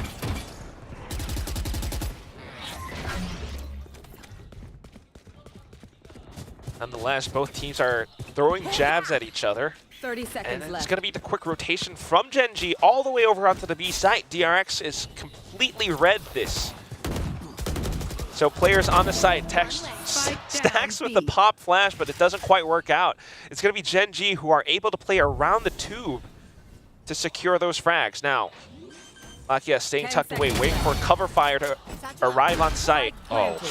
Buzz tries to deny him the spike plant with the blast pack, but the trajectory was off. You could see his reaction as well in the player cam. He had his hand on his forehead. He was not happy with that. That's a whoopsie. Maybe not expecting 2 people to be coming in from long, but he hit the first shot so well, but then he kind of dropped the rest of it. Now it's up to Mako in the clutch, but there's not enough time. Not a lot of time. Down to about 20 seconds. He's gotten dinked as well. He started off with like full health. Now down to 3. Good little burst onto Lakia. Oh, and the shot onto Munchkin. But unfortunately, no time because Gen G has played their advantage to perfection. We have tied up the score 8-8. Yeah, that's 5 rounds in a row to the side of Gen G, including the last round of the first half. So, yeah, they look pretty strong. This first shot was from Buzz was insane. Bit of a tongue twister there, but kind of dropped the end of the round, and then it was up to Mako to try to clutch it out. And yeah, he's like, that's a shame. Got pretty close, and it's going to be a DRX timeout after that one. As we were talking about, I was kind of surprised they didn't do it in the last one, but maybe they want to wait until everybody can buy up and they have a chance here because it is their final timeout. Yeah, they're going to have to make full, purposeful use of this one. But for now, I mean, you can see that DRX still has a lot of fight left in them. It's like a very intentional way to position himself, the thing that Buzz did, because knowing that Texture had his showstopper, he's very likely to execute. And I think that's the entire game plan for DRX right now. They're trying to get a read on how Gen G wants to approach the map. So far, they've been doing a good job rotating over at the right time. It's just that sometimes in the retakes, in the way that Stacks pop flashes through, Gen G are able to make use of the map, make use of the terrain just to keep themselves covered away from that flash. Yeah, it has been pretty key from what we have seen so far. Feels like just looking at the score lines across the board, like we have a bunch of guys that are up at 15 kills, but it feels like everybody's pretty much pulling their weight. You know, we don't have anyone on 0 kills or anything like that. Everybody's kind of doing their job. Nobody's too far below a 1 KD scoreline. Exactly like what you even expect match so far. Yeah. Yes, from the battle between the Korean giants. For now, still just getting a feel for each other. They know that there's a potential for some operators to be bought up right now. That's what we see with Buzz having in his hands.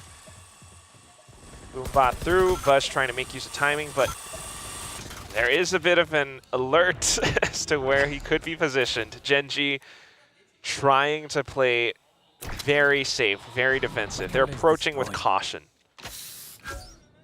See the dart comes in. The DRX spray by the bundle. Yeah.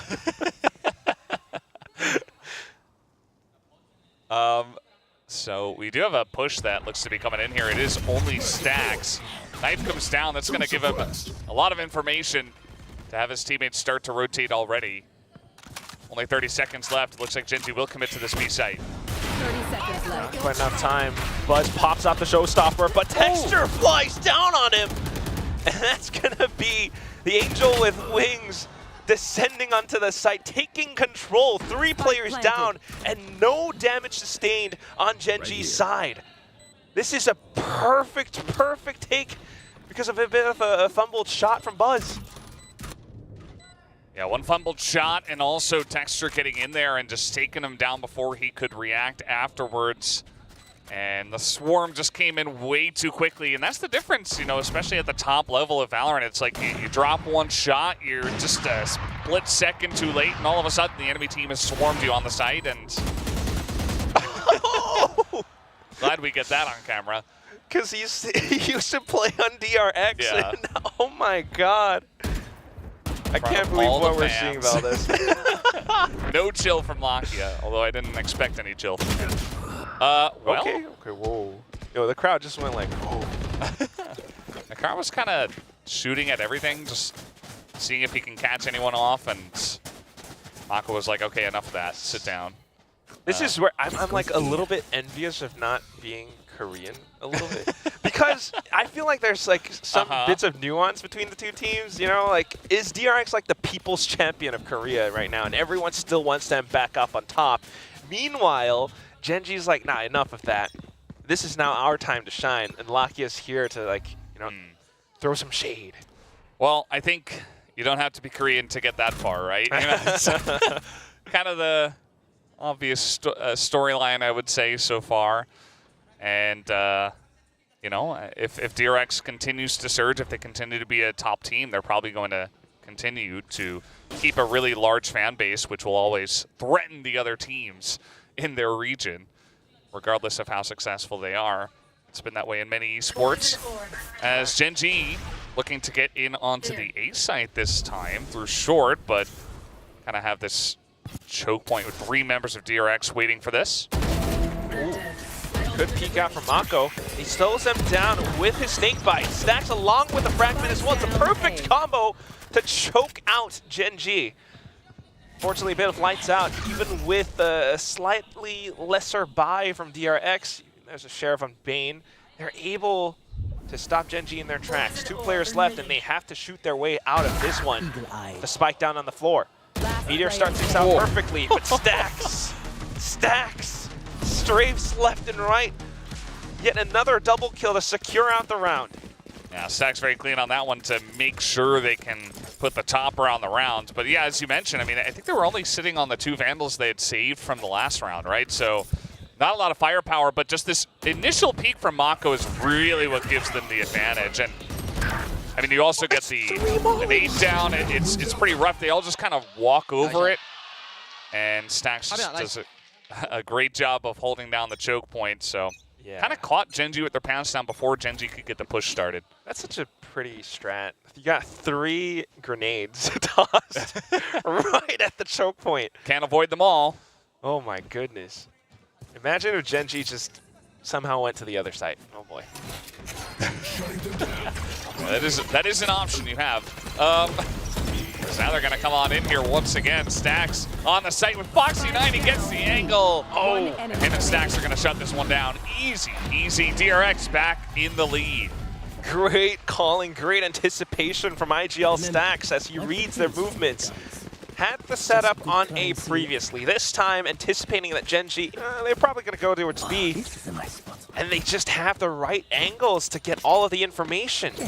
This comes down again to just how well the players know each other and how they position themselves on the site. Foxy was not initially out in the open, but he swings out as he hears the blast pack through. Yeah. With that, the triple kill that put himself back up on top. 19 kills and only 11 deaths. Yeah, for Foxy, it's not even about, super crisp aim in that moment. It's about the timing, as you mentioned, and the positioning, right? They just did not expect someone to be at that corner. And he just gets so much value as they push in through hookah. It felt a little bit rushed, but I think Gen G were just trying to, up the tempo. But as you mentioned, I think DRX just read it. Stacks had the call to say, okay, they're probably going to rush into B, and both Buzz and Foxy were just so ready for it. And Foxy just got a great angle, picks up the 4K.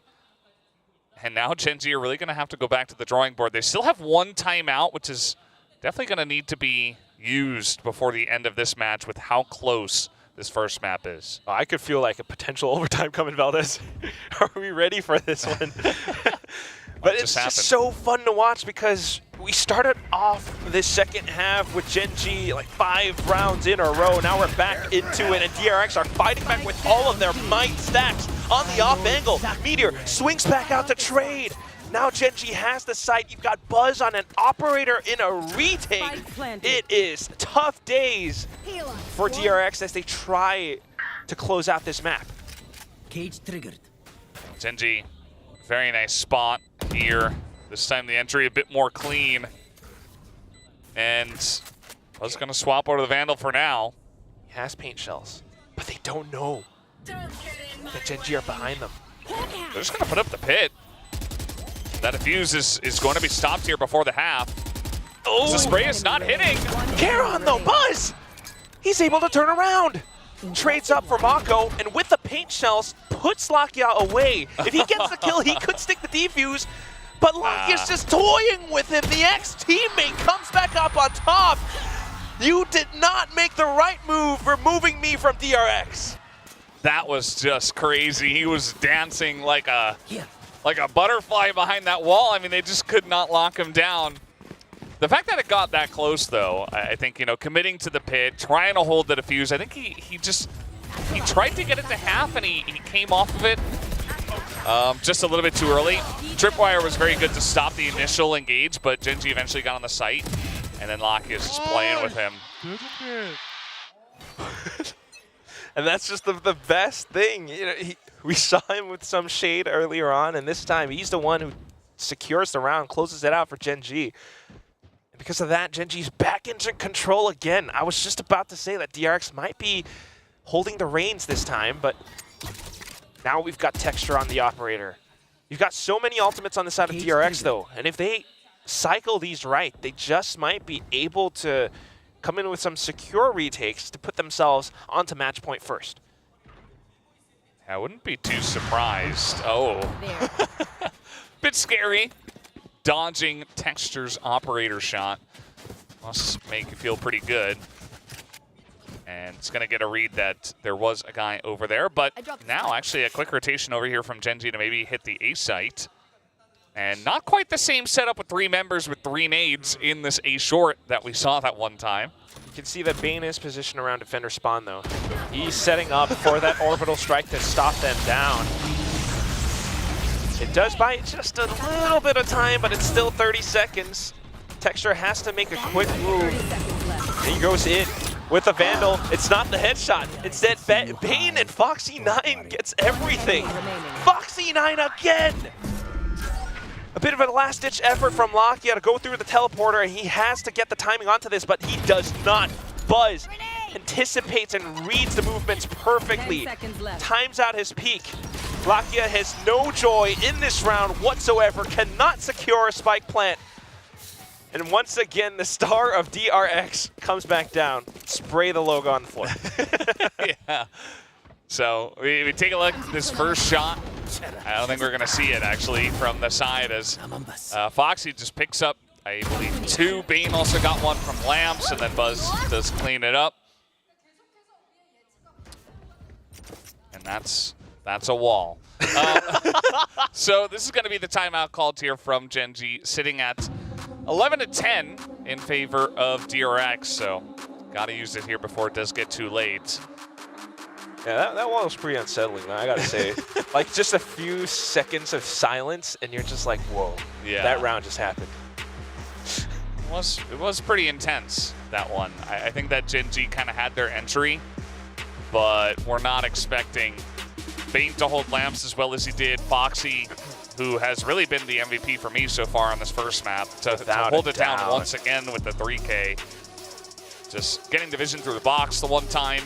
A little bit of help from his teammates to secure a 3rd kill and give them a chance to hold down the A site with, I think there were only 2 members on the A site, maybe 3.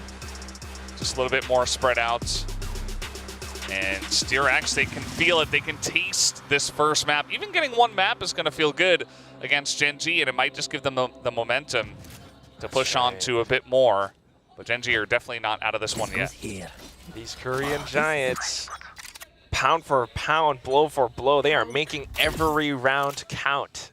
And with this timeout, there is a chance that Gen G can turn this around on its head. 3 rounds in a row would give them the win over DRX.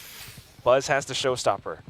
Gen G, a complete bag of pistols, and they just try to execute through. Mako with the positioning, and not an expected turn, and he takes down 2. Yeah, that's one way to make sure they don't have any luck here with a bunch of sheriffs. Just get right in their face in the one spot they won't expect you to be. He's done that so many times in this match. Yeah, you know, maybe they'll expect it from here on out. Like, he's done it enough times that perhaps they'll expect it, but it's still so difficult to try to whip that one around with the sheriff and win against his Vandal. So I will say that the round is not over. Texture still has the showstopper. Not yet deployed. For now, trying to get the angles onto its DRX, but look at the coordination on these peaks. Everyone swings out at the same time from multiple spots, whether it's showers, heaven, or just around the site. Bane puts the final nail in the coffin and gives DRX map points, excuse me. Yeah, map points here, and you see Gen G finally going to be able to buy up. They still have those 3 ults, so they tried to send it, but I think eventually once they realize after this play, Mako picking up the 2 and then going through the teleporter, they just say, okay, hold on to everything. Well, maybe we can take a kill or something, but they're not going to commit to anything further, and they'll just try to win, you know, a couple more rounds in a row from here on out. Oh boy. With the showstopper, with some Seekers, and a pit. I mean, these are going to be very useful, especially if they can get the spike planted for, you know, the Seekers, the pit specifically. And maybe Texture can open it up. Let's see where they decide to make their play. So far, they've been trying to play this information game, Valdez. It's always the first 30 seconds of the round where they try to scout and feel out DRX's setup, but once you're up against map point, the pressure, the trepidation that you feel, something that you have to barrel through, and something that they might not expect is Stacks lying inside of Hookah with a judge. Yeah. Mako has a judge too, I just noticed. Yeah. Oh, that's Maybe expecting to have to play into a pit or something, but here we go. Oh! Swaps back over onto the Phantom as he hops out of Hookah. Texture's Showstopper will connect, but here comes Buzz with his own rockets. Doesn't even matter as Bane swings out, picks up the quadruple kill, and closes out the map for DRX. He stands up with an unexpected smile on his face. We were so busy watching a blind Buzz in the air that Bane got a Quadra, and we didn't even see how it happened. But DRX, more importantly, 13-10, big win here on Bind. As the fans, you can see, are extremely happy, especially because they know how strong of an opponent Gen G is. So for now, DRX will take a big chunk out of the Tigers and Gen G, and our desk will break down everything that just happened. Well, we knew we were in for a big one here with this match. I mean, Paper, then how many impossible plays did we see in just that one map? Oh, an insane amount. I mean, how many people were shot out of the air as raises? Like, we did that Charon flick was absolutely bonkers early on onto the B-side exec onto Buzz. I mean, I feel bad for Buzz because you got to be like, how do you do that? Yes. I think it was just a classic. It was a bouncing Buzz. It's unbelievable. I mean, tremendous plays all around from a lot of different players, a lot of people stepping up, even Vayne getting into it at the end. So what an exciting match. Back-to-back thrifties as well. Sure, okay. That fourth round where Gen G, technically not a thrifty, but then they were all like on pistols except for like Texture who was on a Vandal, and then DRX still somehow managed to get that win. DRX also got the thrifty round after that.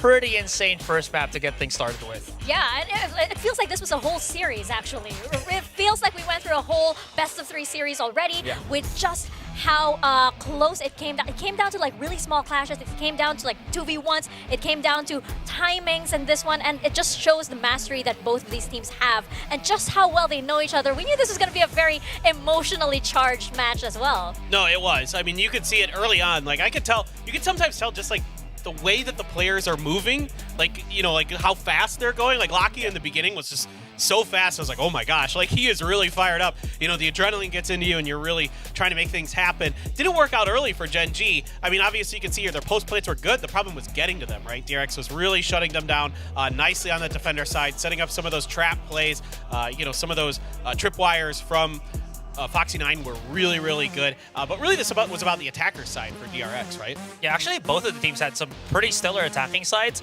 And this is where it kind of gets interesting, where even though that was kind of the case with DRX, Buzz was at the lowest of, you know, the kill board here, where he's like 12 kills compared to like Foxy9. So even though, sure, DRX has their executes onto the site, Buzz turned into like a punching bag, you know, a way to get into the site. He gets traded off immediately, and everyone else just kind of funnels in right after him. It works for DRX, and at least it was also able to give them that boost to kind of buffer some rounds in that second half when you look like Gen G was, you know, coming back. Yeah, Buzz became the boom bot. Yeah. I love that. I love that. I was gonna say it's like kind of like dipping their toes in the water before they jump in, and Buzz is kind of. I like the boom bot analogy a lot more though. But yeah, look at this. I have to give it up to Foxy9 here. I mean, I just called him out in the pre-show, right? Like, oh, how comfortable is he really on the Sentinel? I have no questions now. I mean, come on. Yeah. Look at this, and like, look at the way he was lurking as well. Exactly. I mean, I think this is one of the pivot points for this series, is how Foxy9 does versus Munchkin and Meteor in particular, right? Like, those are probably usually going to be the two, sometimes Texture, but usually the two players that he's going to be coming up against the most in this role, and he does phenomenal here. His showers control was brutal, like, to deal with. He was so oppressive on their attacker side in particular, but I mean, this is what makes him so impactful in the Sentinel role, is he can lock down those flank angles so well for you, and when you can shut down Munchkin, who's been one of the best in the world in First Bloods this year, that's going to give you huge potential for DRX coming out through the rest of this match. And speaking of DRX, just wanted to add, he's a little bit quiet this game. Bane, he's got a weird thing where he got caught by Texture's nade, where he just kind of didn't get away from it, got killed. But then he had one of the most insane shots that I've seen in this one. You're talking about Charon. He also had one. Boombot being pushed, blinded on Lamp, still gets the pick. Somehow. Insanity. There were so many moments like that in this, right? And like as you mentioned, Paperthin earlier, Lakia just had this confidence going up against a team that he knows so well, right? And we saw that same, that same kind of like rattiness, as you mentioned, carry over to every single player in this match. I think that's why it made it so exciting to watch. And something else just comes over these players when they know they can play at their best against an adversary that will challenge them the way they want. Yeah, I guarantee this was on both teams' calendars, like coming into this, right? Like coming into this stage, like this one, this one's got the red circle around it for sure, and you can see it. The level of play was tremendous. I mean, Gen G and their post play, it's phenomenal. If they could get to it, Lakia and others, they're so disciplined, they're so good at making sure they don't overpeak, they don't give you any opportunities to catch them off guard. We saw it time and time again. We saw it against Mako, we saw it against Buzz. They were doing a great job with that. It was just DRX was just a little bit too good at making sure they couldn't get to that situation. Yeah, but I will say, though, there were some times where DRX did look kind of iffy. We're talking about, Buzz. I think there was a great play here from Gen G where they kind of doubled down on the B side where they saw Buzz was like, again, with the operator on B, they thought it was going to rotate to A, which was absolutely right, so they pressed in. So you know that even though Gen G did lose this first map, they had some pretty good on-the-fly calls to really press on DRX. Yeah, and it goes to show, it's a testament to how skilled, both IGLs on both sides are, right? Again, as we keep mentioning, these teams know each other so well. You're dealing with the most veteran players in Valorant on both these sides, right? You have Munchkin and you have Tax on the other side as well. So this matchup is, something, again, that feels like it should be also our grand finals. It kind of feels like it already is, but right now, we are still dealing with a map number 2. I know it doesn't feel that way, but we are dealing with map number 2. We are heading into Ascent here, Paperthin, and it's a map that, has a lot of history on the side of DRX as well. And I feel like it's a map that, I think you would know, wouldn't you? They've been around the block on Ascent a few times. Yeah, a few memorable matches here and there. I mean, I think Ascent is going to be another tightly contested map. I think the big thing that I noticed as well for DRX on that bind was that they kept the operator out of Texture's hands for a very long time because their attacker side was so potent. He was never really able to get into. Once he did, he found a lot of value. That was some of the rounds where Gen G was kind of able to fight back a little bit. So for me, coming into Ascent, that's the first thing that comes to my mind, is keeping that operator out of Texture's hands. If he does get it, what are your systems in place to deal with it? Yeah, and I just want to add real quick, Stacks in those rounds where DRX was trying to struggle to transition in that second half, he had some pretty stellar flash support on the other players of DRX. Yeah, I feel like here on Ascent, again, it could be anybody's game at this point. And I feel like, on Ascent, Gen G also has the potential to make a comeback, right? We do see a lot of heavy plays coming out of players like Munchkin, players like Meteor, for example, who, if you had Foxy9 on the side of DRX earlier, Meteor was still putting up the numbers as well, right? That quiet sort of like guy who's like right in the back, who you don't want to be up against if it's like a 1v2 or 1v3. No doubt. I mean, it's crazy how much clutch potential is on both of these teams. Oh, wait, we have a question. Okay. We do have a question over here. This is important for Aserai. He's trying to rank up. Okay. This is the game already. We're on the game. So, we do have a question. We do have a little mini game over here, which I will be taking over for today. We have, which site will the first spike be planted on here on Ascent? Is it going to be on A or B? And so this is the pistol, I do have my own... Yeah, which site? Well, which site? It doesn't have to be the pistol, right? It might not get planted. No, yeah. Just whichever site. This spike. So the spike has to go down. Attacking? The spike has to. Do you guys remember? DRX is... Gen G is attacking. Did a Gen G... Can we check that? Who picked one? Do we have one over there? Okay, yeah. we'll double check. Maybe it's better we don't know, but I do believe DRX is attacking first. DRX is attacking first. I heard the voices in our heads. All right. We tagged the voices in our heads. So bad. Okay, I don't have enough I'm going to do what answers. I've been doing that's been working for me and picking the opposite of what I think will actually happen. Okay, all right. This has been working. Let's get ready to show our answers in 3, 2, 1. Ooh. What did we pick? That's so small. I'm sorry, my handwriting is so tiny. Okay, so here. small. It's okay. It's her first day. She needed to know. I need to save space for the other answers it's in my life. It's a B for ants. You can barely read it. But we have Azurai and myself with B, and we have Paper Thin with A. But you mentioned that this is opposite of what's your strategy? No, here? I mean, I think B is just a little bit easier to navigate for the attacker side on a pistol. I mean, it's a little bit easier to get through some of those defenses initially. It's a lot easier for your opponents to like crunch on you as you're trying to plan on A. Fair enough. Okay, all right. Well, we'll see what indeed happens as we step into our mat, and let's head into our agent picks right now for map number 2.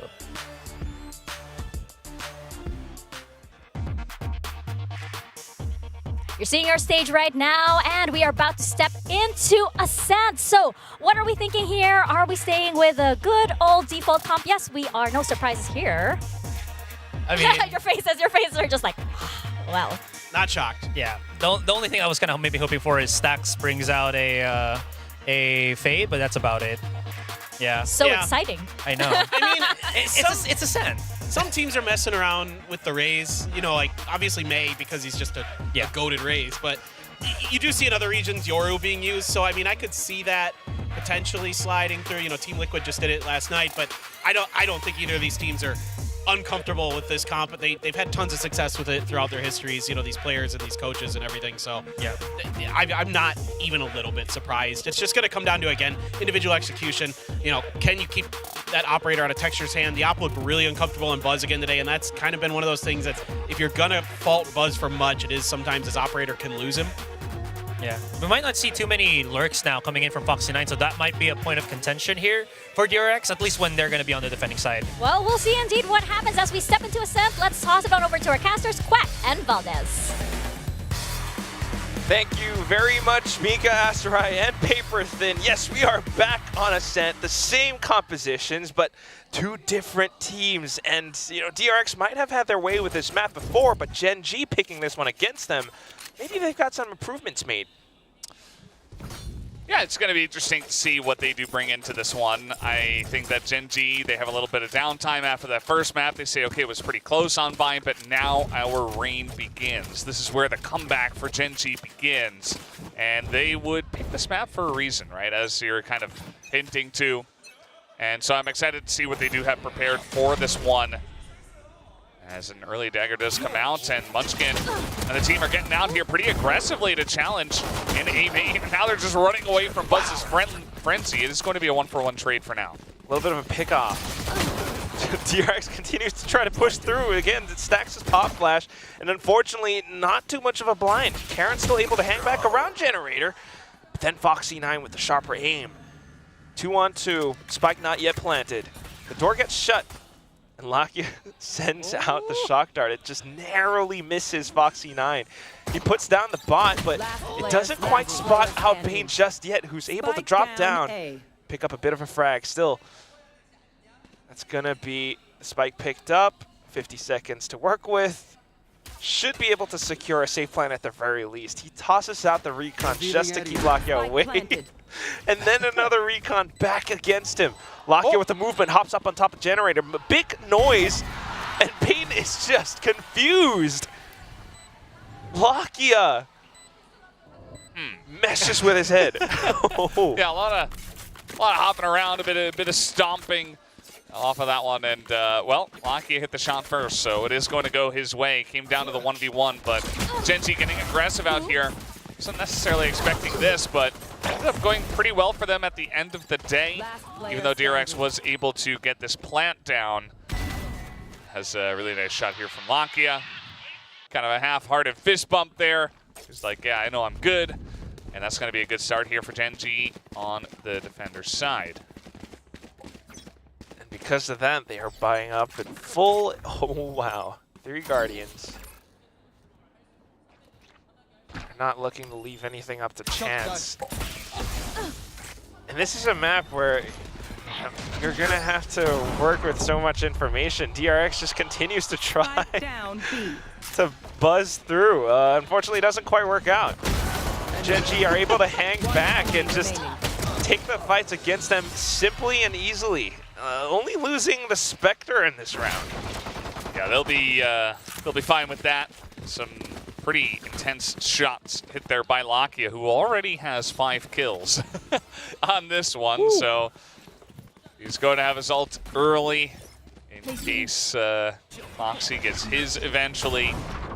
As this one, that shot was just insane. I mean, he's blinded, he's got a paranoia in his face, hits another one over here, and then a third. And Lakia is currently on top of this map so far. Which is why it's like a bit of an interesting thing to me why DRX wanted to start out on the attack side for this map of all things. Because normally defense is where you would be able to shine more. I guess trying to expose a lot of Gen G's setups and strategies, trying to take things into their own hands. Again, another bit of a pop flash execute, but doesn't matter. Munchkin able to turn the site into a firing range. Foxy9's the only one left, and all of those rifles just scattered to the wind. Yeah, Foxy, I mean, at the end of the day, maybe he just wants to back out of this one because that entry, it's like they went in, they tried to get a setup, but Gen G responded so quickly that it was almost like DRX were just caught in mud, and they didn't move, they didn't have anywhere to go, and Gen G were just firing down from the heavens on top of them, and there wasn't much recourse. DRX not really in a spot to fire back, so Foxy just gonna slowly and awkwardly walk out of this one. 30 seconds left. Just try to get out alive. Not sure that Gen Z will allow him to, as maybe trying to get the drop onto Munchkin. They're going to pass for now.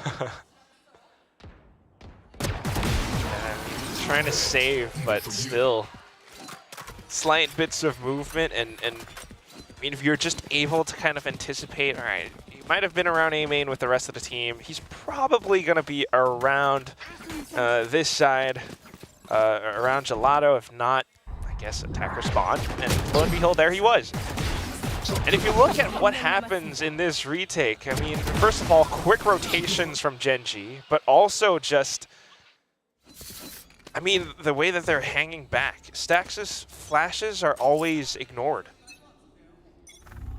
Past 3 rounds now, DRX has just gone in with the same-ish execute, and they just rush through. It doesn't work. Yeah. Didn't work at all. They got picked off one by one. The guys are coming out of the smoke by themselves, just dying immediately to a Guardian. Now they're trying to get in here quick and often. But it doesn't work out too great, Valdez. Oh, look at Munchkin just feasting on the DRX's corpses. Meteor comes back in for the final trade. Almost an ace for the IGL of Gen G. And yeah, Lakia was on top. Lakia still hasn't died, but now Munchkin has 9 kills. So he's kind of the main character at the moment. That was just 1 round. He got all those kills. Yeah. Well, he had a 4K in the round before with the Guardian as well. And then now, you see a similar push. Not a lot of firepower from the side of DRX, but Munchkin, he throws out a flash, gets this one, and then he just holds. He just waits for them to peek him one by one.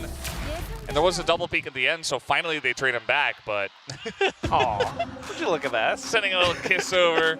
But now at 4-0, DRX will call a timeout. They don't want to waste any more time losing.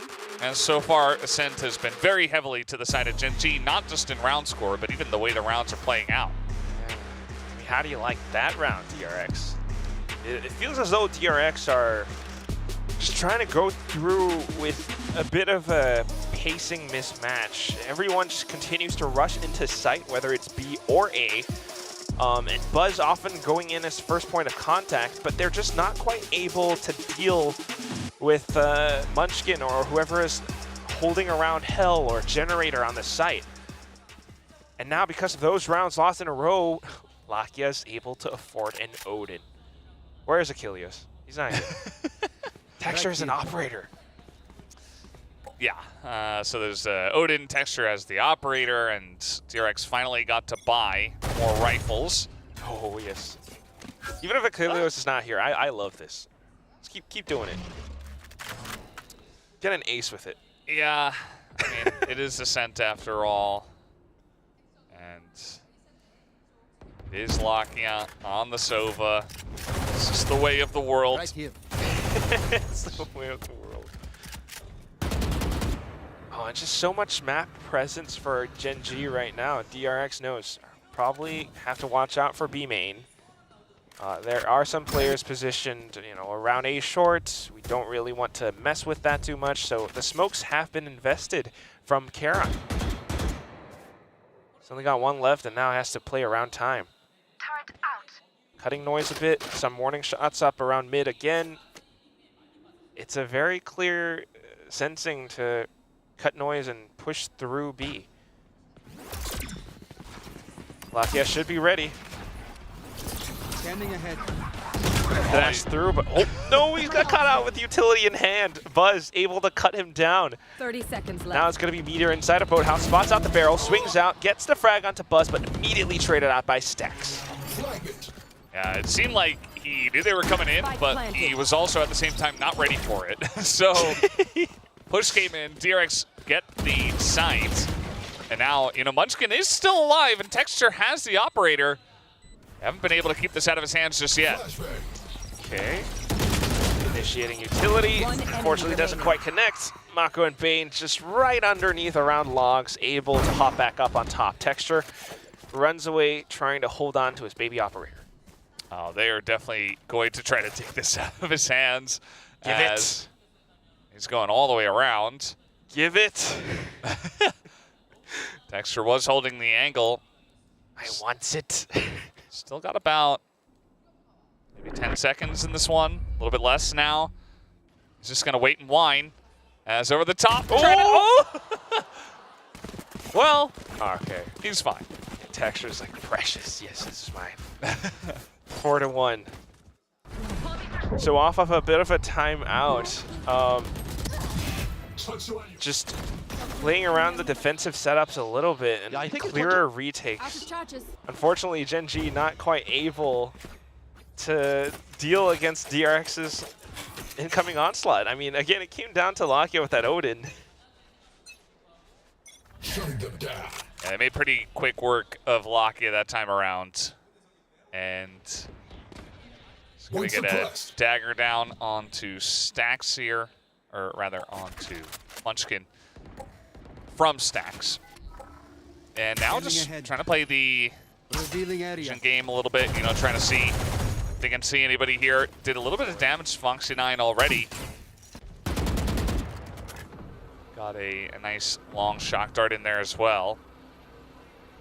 It's pretty much the same thing. I mean, both teams putting up some roadblocks around the map, whether it's B main or A main. But in all of these little movements, there are always tiny gaps in the defenses, and that's what DRX is trying to get a feel for.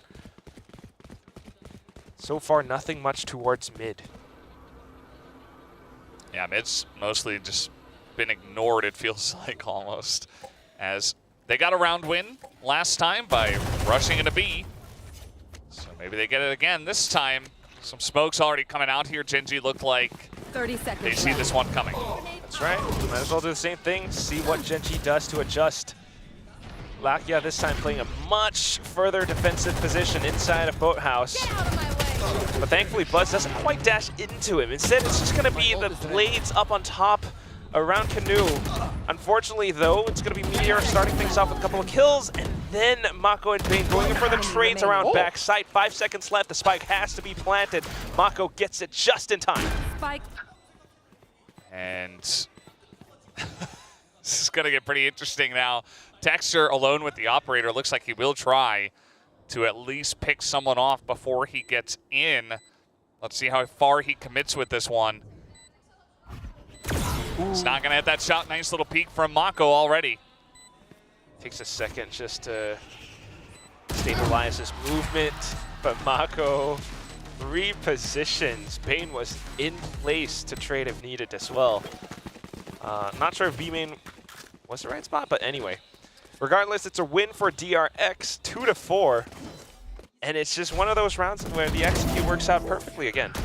Yeah, we see from the vision of Mako, because before this, the push from DRX was not good. But Mako got 2 kills. Bane picked up 2 himself, even ADSing in close range to pick up 1.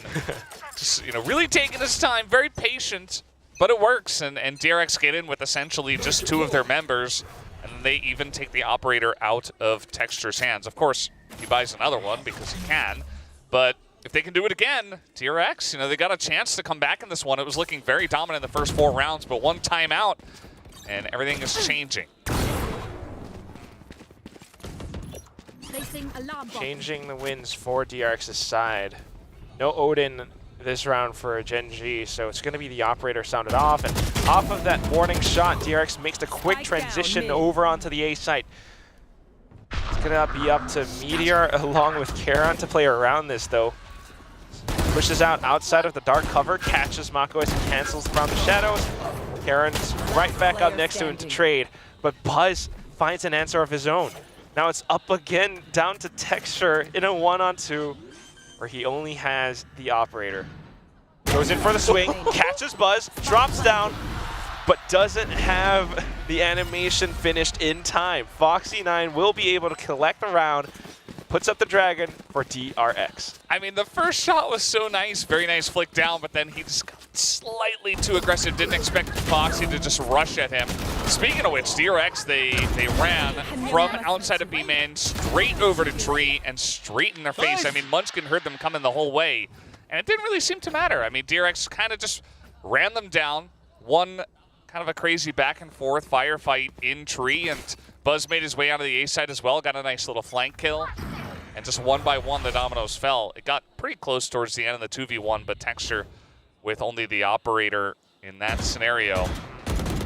I mean, he got the first kill. I thought maybe he was going to be able to clutch it, as speaking of which, he's got his knives now. 2 rounds of the operator, and then he's like, well, I don't have any more operators, but I do have these knives. And the 1-up draft, which he instantly used. Tailwind as well, so not too bad. Bit of numbers advantage. But keep in mind, it is a round where Gen.G is once again on a bit of a half-ish buy. Lakia might have a rifle. They've got all the ultimates. And it's always these rounds where Gen.G seem a little bit more deadly. Once again, Texture comes back up around mid, picks up 1, goes back up towards heaven. Lakia along with the Hunter's Fury, able to collect onto 2. Bane's just completely dazed, only able to flick on towards 1, and then Meteor for the final kill. Gen.G puts themselves back up on top. Yeah, all starts with Texture getting a pick in mid, and then he gets yet another one, and then Lakia lines up the 2 as well. It was looking like DRX were maybe going to be able to slowly chip back away in favor of this one, but yeah, just landing a bunch of body shots with those knives. Gets another one right over the wall. And then this lineup, knowing they're all in Tree. Right at the edge of the Hunter's beam too. It seems though as though like whenever DRX takes a little bit of time, Gen.G will make use of the space around the map just to investigate and get further information for where DRX is about to hit. So now DRX tries to go in a little bit faster into the A site. Buzz flies up and over on towards Generator. Now he takes down Munchkin. So slight bits an adjustment, but Karon was left undiscovered. Mako finally trades, and we're back to a 2-on-2. We've got lockdowns on both sides, ladies and gents. This is about to get pretty interesting. Wouldn't be surprised if they do commit to them here. Foxy trying to cover for Mako. They're going to let the plant go for now. As here comes the first lockdown. Here we go. Into the second one. Oh my god, that's so annoying. Oh! Lakia tries to make a move and Mako stays away. He has a bit more space just up around Wine. Meteor comes back in to take his fallen teammate's place. Puts up the turret. Needs to tap on towards Spike. A bit of a slight one-way on top of Generator from Mako. The counter turret spots out Meteor. So annoying to play against. There's no way. I mean, there's just no way he's gonna. I'm not doing this. Well, he got the 1 kill, but then he dies. So another round goes in the hands of DRX as they have made this comeback a thing. It is happening. I mean, they're not in the lead or anything like that, but this map started 4-0. Now DRX are making it pretty close as Buzz, he got in and over, but it really came down to Mako able to clutch it here on the side. He was the last one in, and he did not miss a couple of big shots. A little bit of a delayed fist bump there for the guy who kind of just won either round. It's like, hold on, let me defuse first. But yeah, well, not he, defuse, but yeah. he did a great job. And that's what it comes down to, the slight adjustments. Before that, Buzz just dashed in along with Sax's flash. This time he went up on top of Generator. And then, of course, like you mentioned, Mako coming back in to clean up for the team. It's going to be the same execute this time, but instead of going towards Generator, Buzz uses his Cloud Burst on towards Dice. Unfortunately, though, he drops the Karen, but it doesn't matter because his teammates are here to back him up. Perfect protocols, perfect execution, and once again, DRX will seize control over the A site. This puts them back up, pretty much gonna be 5-5. Yeah, planted. I'm very curious to see how Texture went down because, you know, they were kind of staying hidden, both him and Karna on the site, but somehow, I guess Texture went for a peek and he just got his head taken off. He didn't even get to fire a shot, from what I could tell. Lakia spotted. He was going to get this kill on a Foxy. Not going to win the round, but let's see how many kills he can get. Just the one. Not quite, I guess, anticipating the swing out from Bane. Having fired off a shot, Bane just knew where he was, so a little bit more prepared to take that bullet. Here we go. I mean, the flashes, Mako being able to shrouded step into the site. We don't really see Texture's death, but it's just clear protocols in how DRX wants to take A, and they've got so many variations of how they can execute that strat.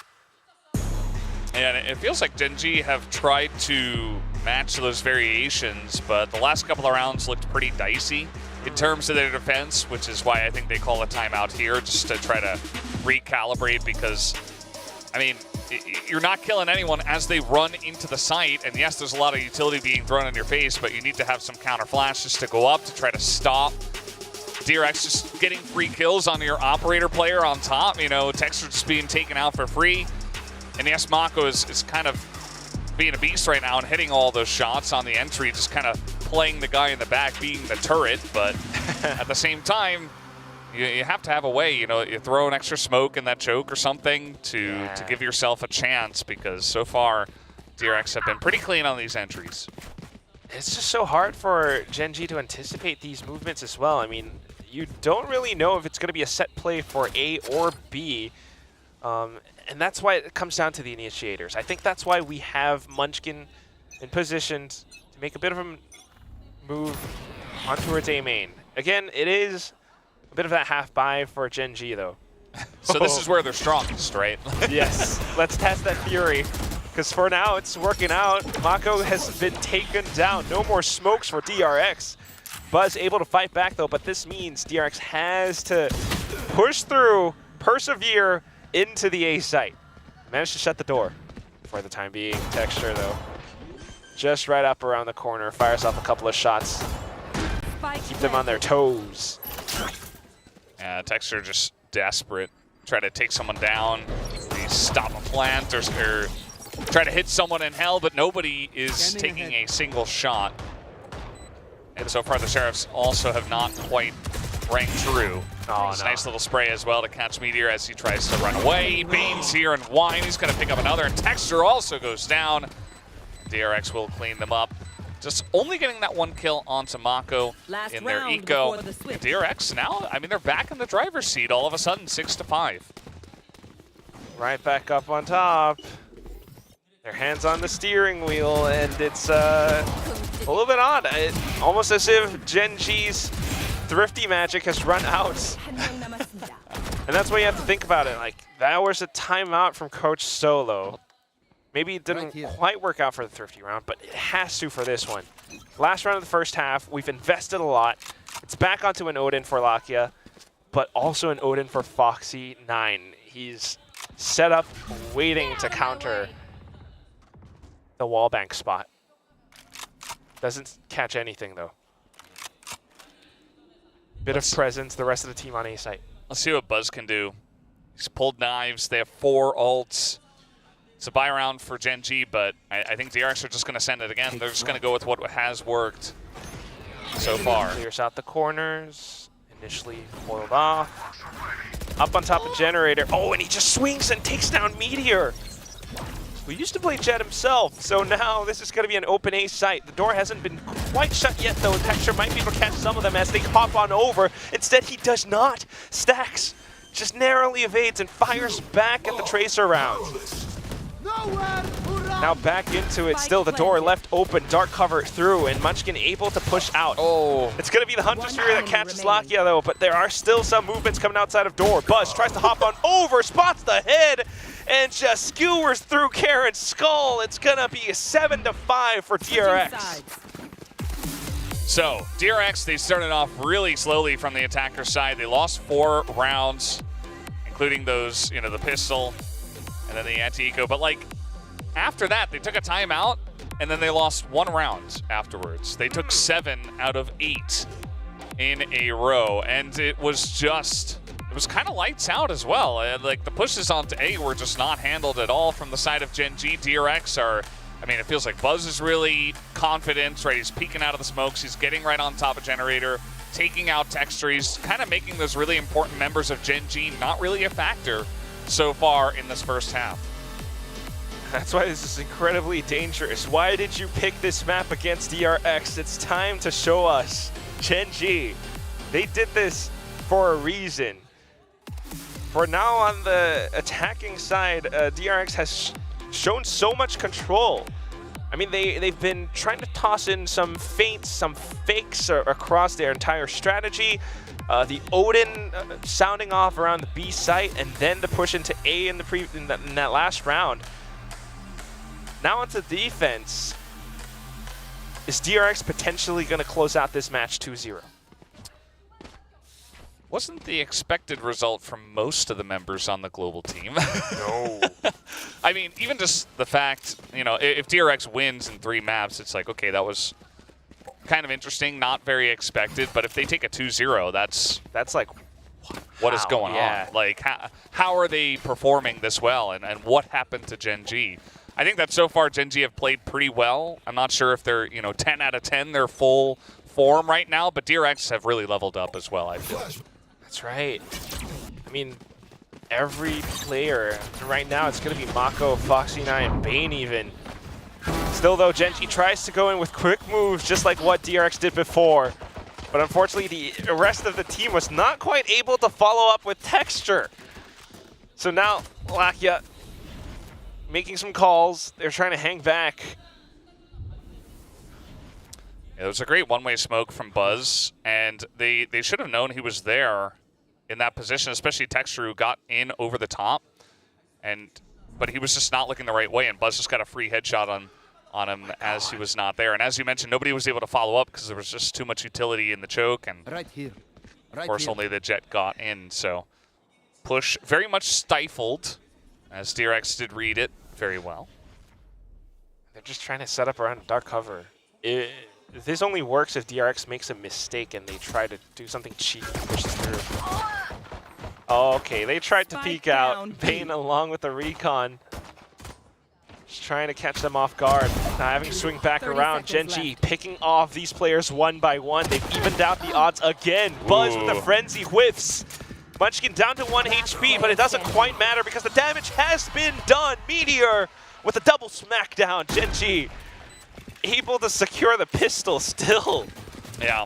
Sometimes in the pistol round, it's like, it seemed like I thought they lose Texture. This might be it. Yeah, also, it felt like DRX knew that they were coming in still from that angle, and just the timing, he checked in pizza, he's like, okay, he's not there, but then immediately after Munchkin swings, Meteor hits a couple of really nice headshots with the Ghost.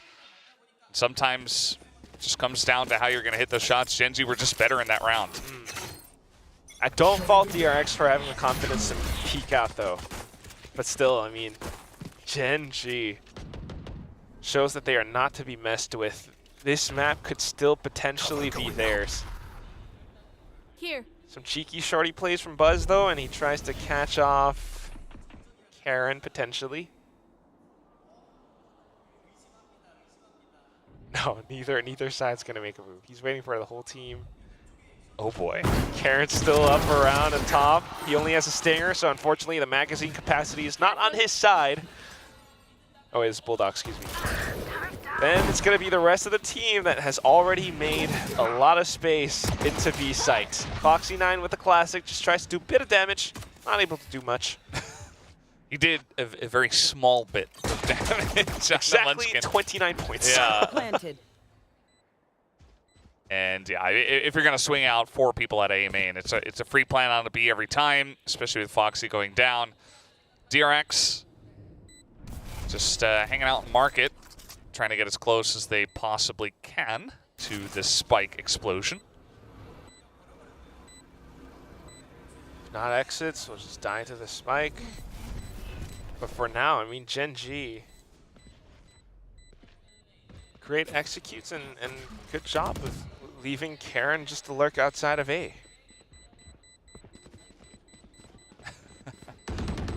See, Gen G, they seem to have a good idea of where they could be, but don't want to take any risks as they break down the door. They run into the spike, and DRX will lose that second round. Gen G tie it up with another pistol round 1 here on Ascent. That is the one thing that Gen G do have in their favor. 3 pistol rounds out of 4 so far over the 2 maps. And didn't quite win them bind, but maybe now.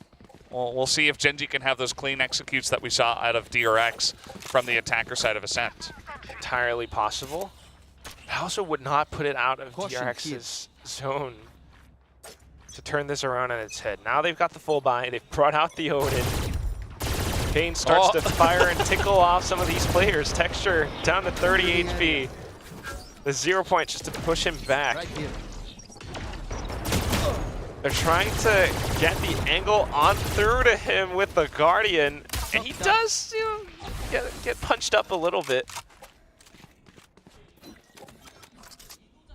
Meanwhile, Munchkin lurking outside of mid in case anyone pushes out. Yeah, Bane just clearing out main. And it's going to give some information. We still do have 3 members of DRX over towards the B side, but we see rotations coming in now. As it does look like this rotation from Gen G over to A will be red, although as I say that, Stax just kind of hanging around mid. Wants to wait for a bit more information before he commits towards the A site. Yeah, given this much time gone, and Buzz peeking into B main now, it's about time that DRX will get an idea that the rotations have been made over onto A. Stax, quick move up onto the top, but a great dark cover from Karen as well. Stax ignores it though! Stabs Gen G in the back! You got Foxy9 and Mako on the side, just putting up a stalwart defense, and DRX takes the lead again. So I guess fragments just aren't real. Just run through them and...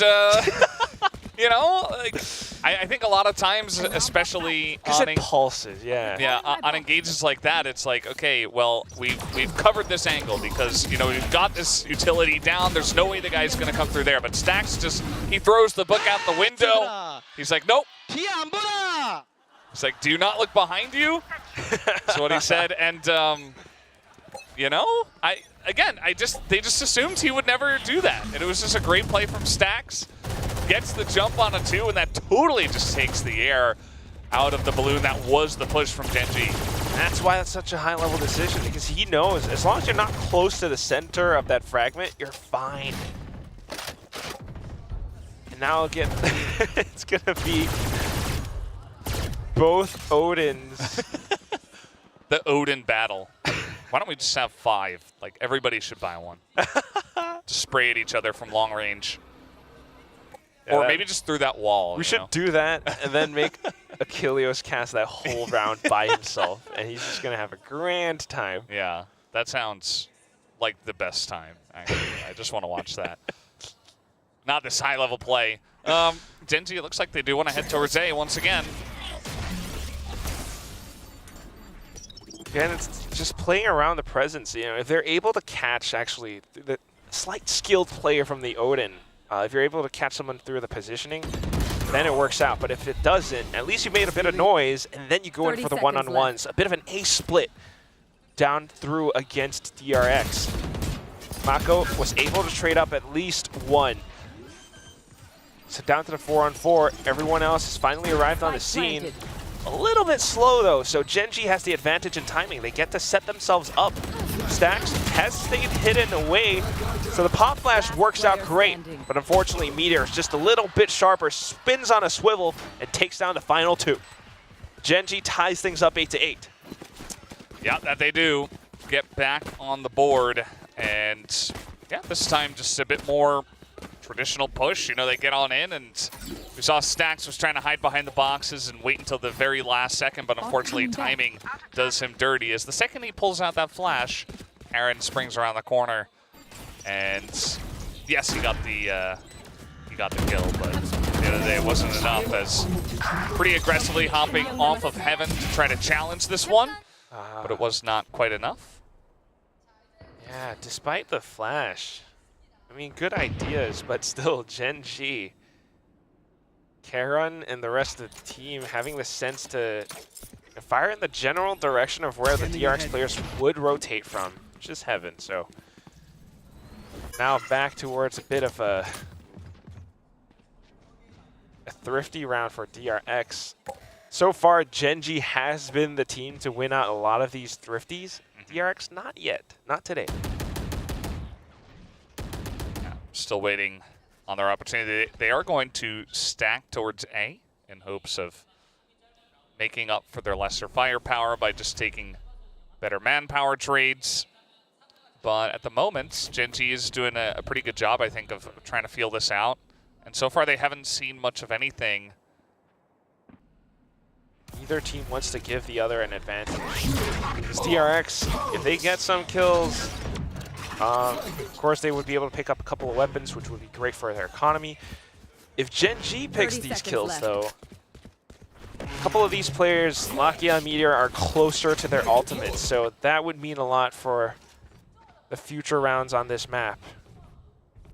And a single advantage could mean the map going their way.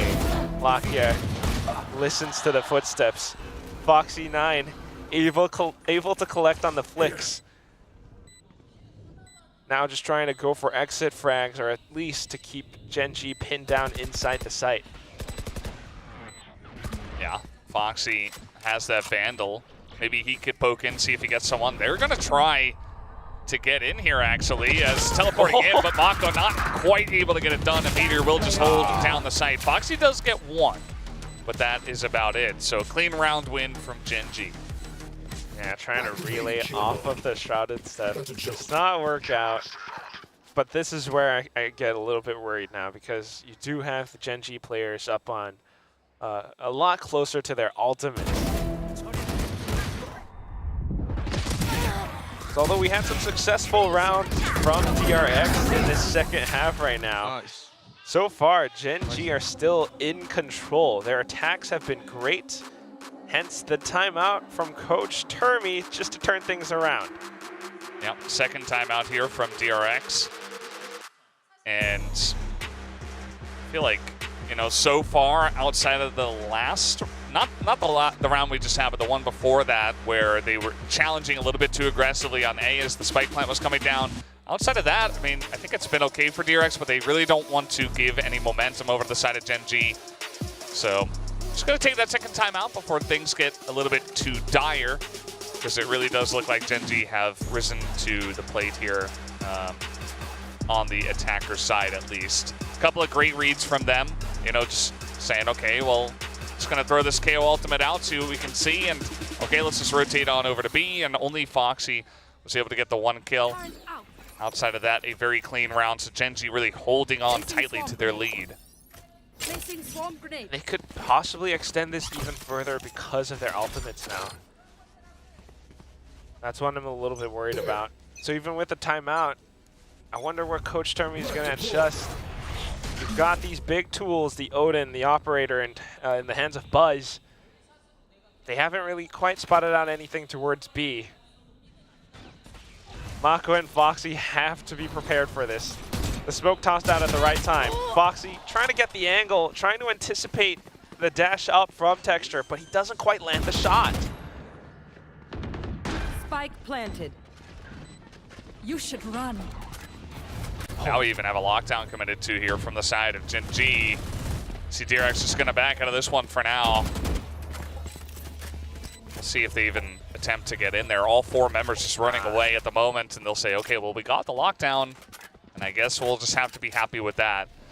They don't have much of an economy right now, so they just want to hold on to their 4 guns, especially that operator from Buzz.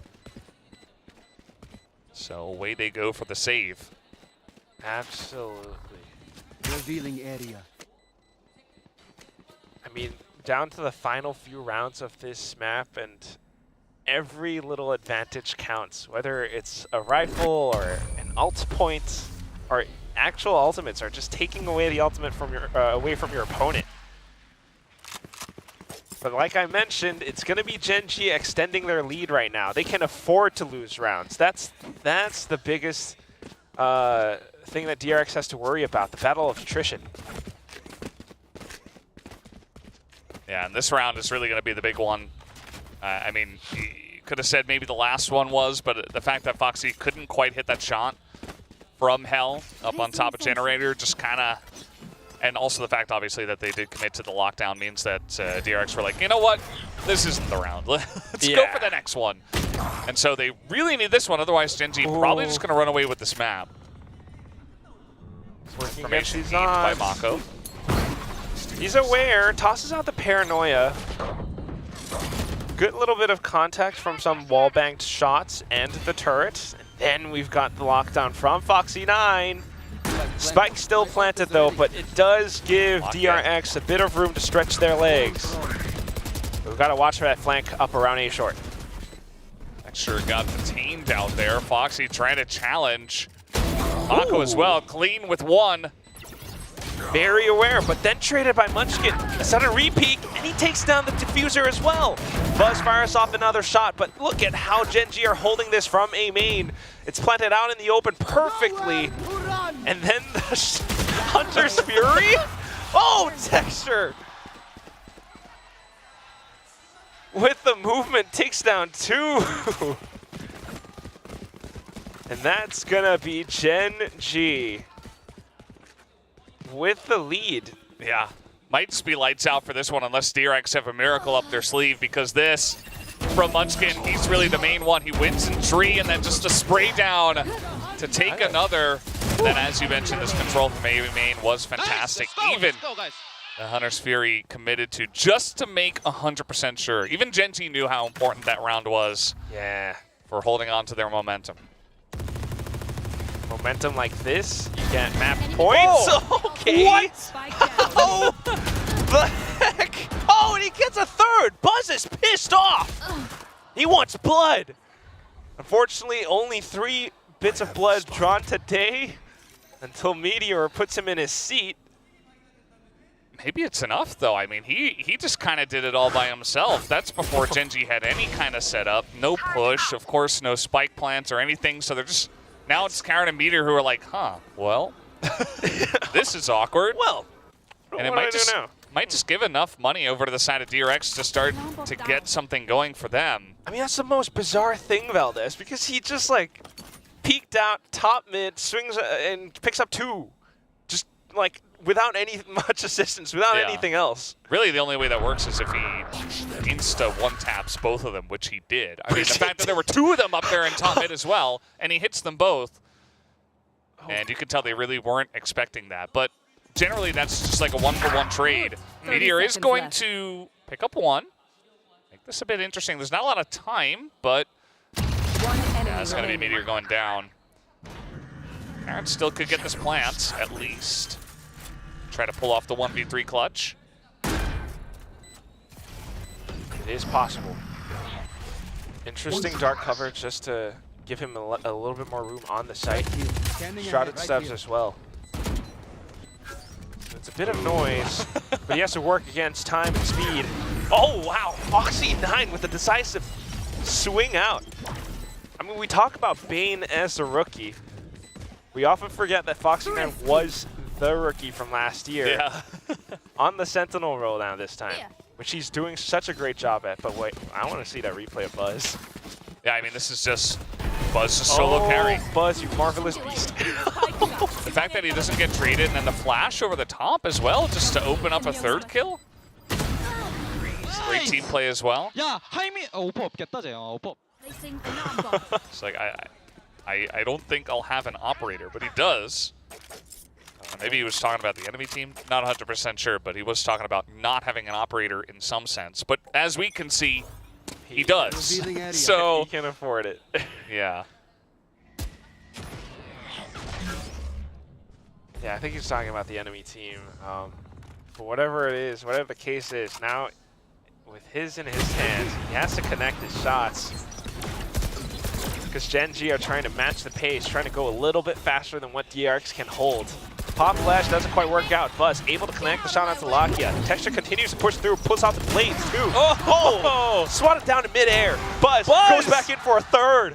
And now playing around the dices, it's going to be Karon who takes him down from A main. Spike planted underneath Hell.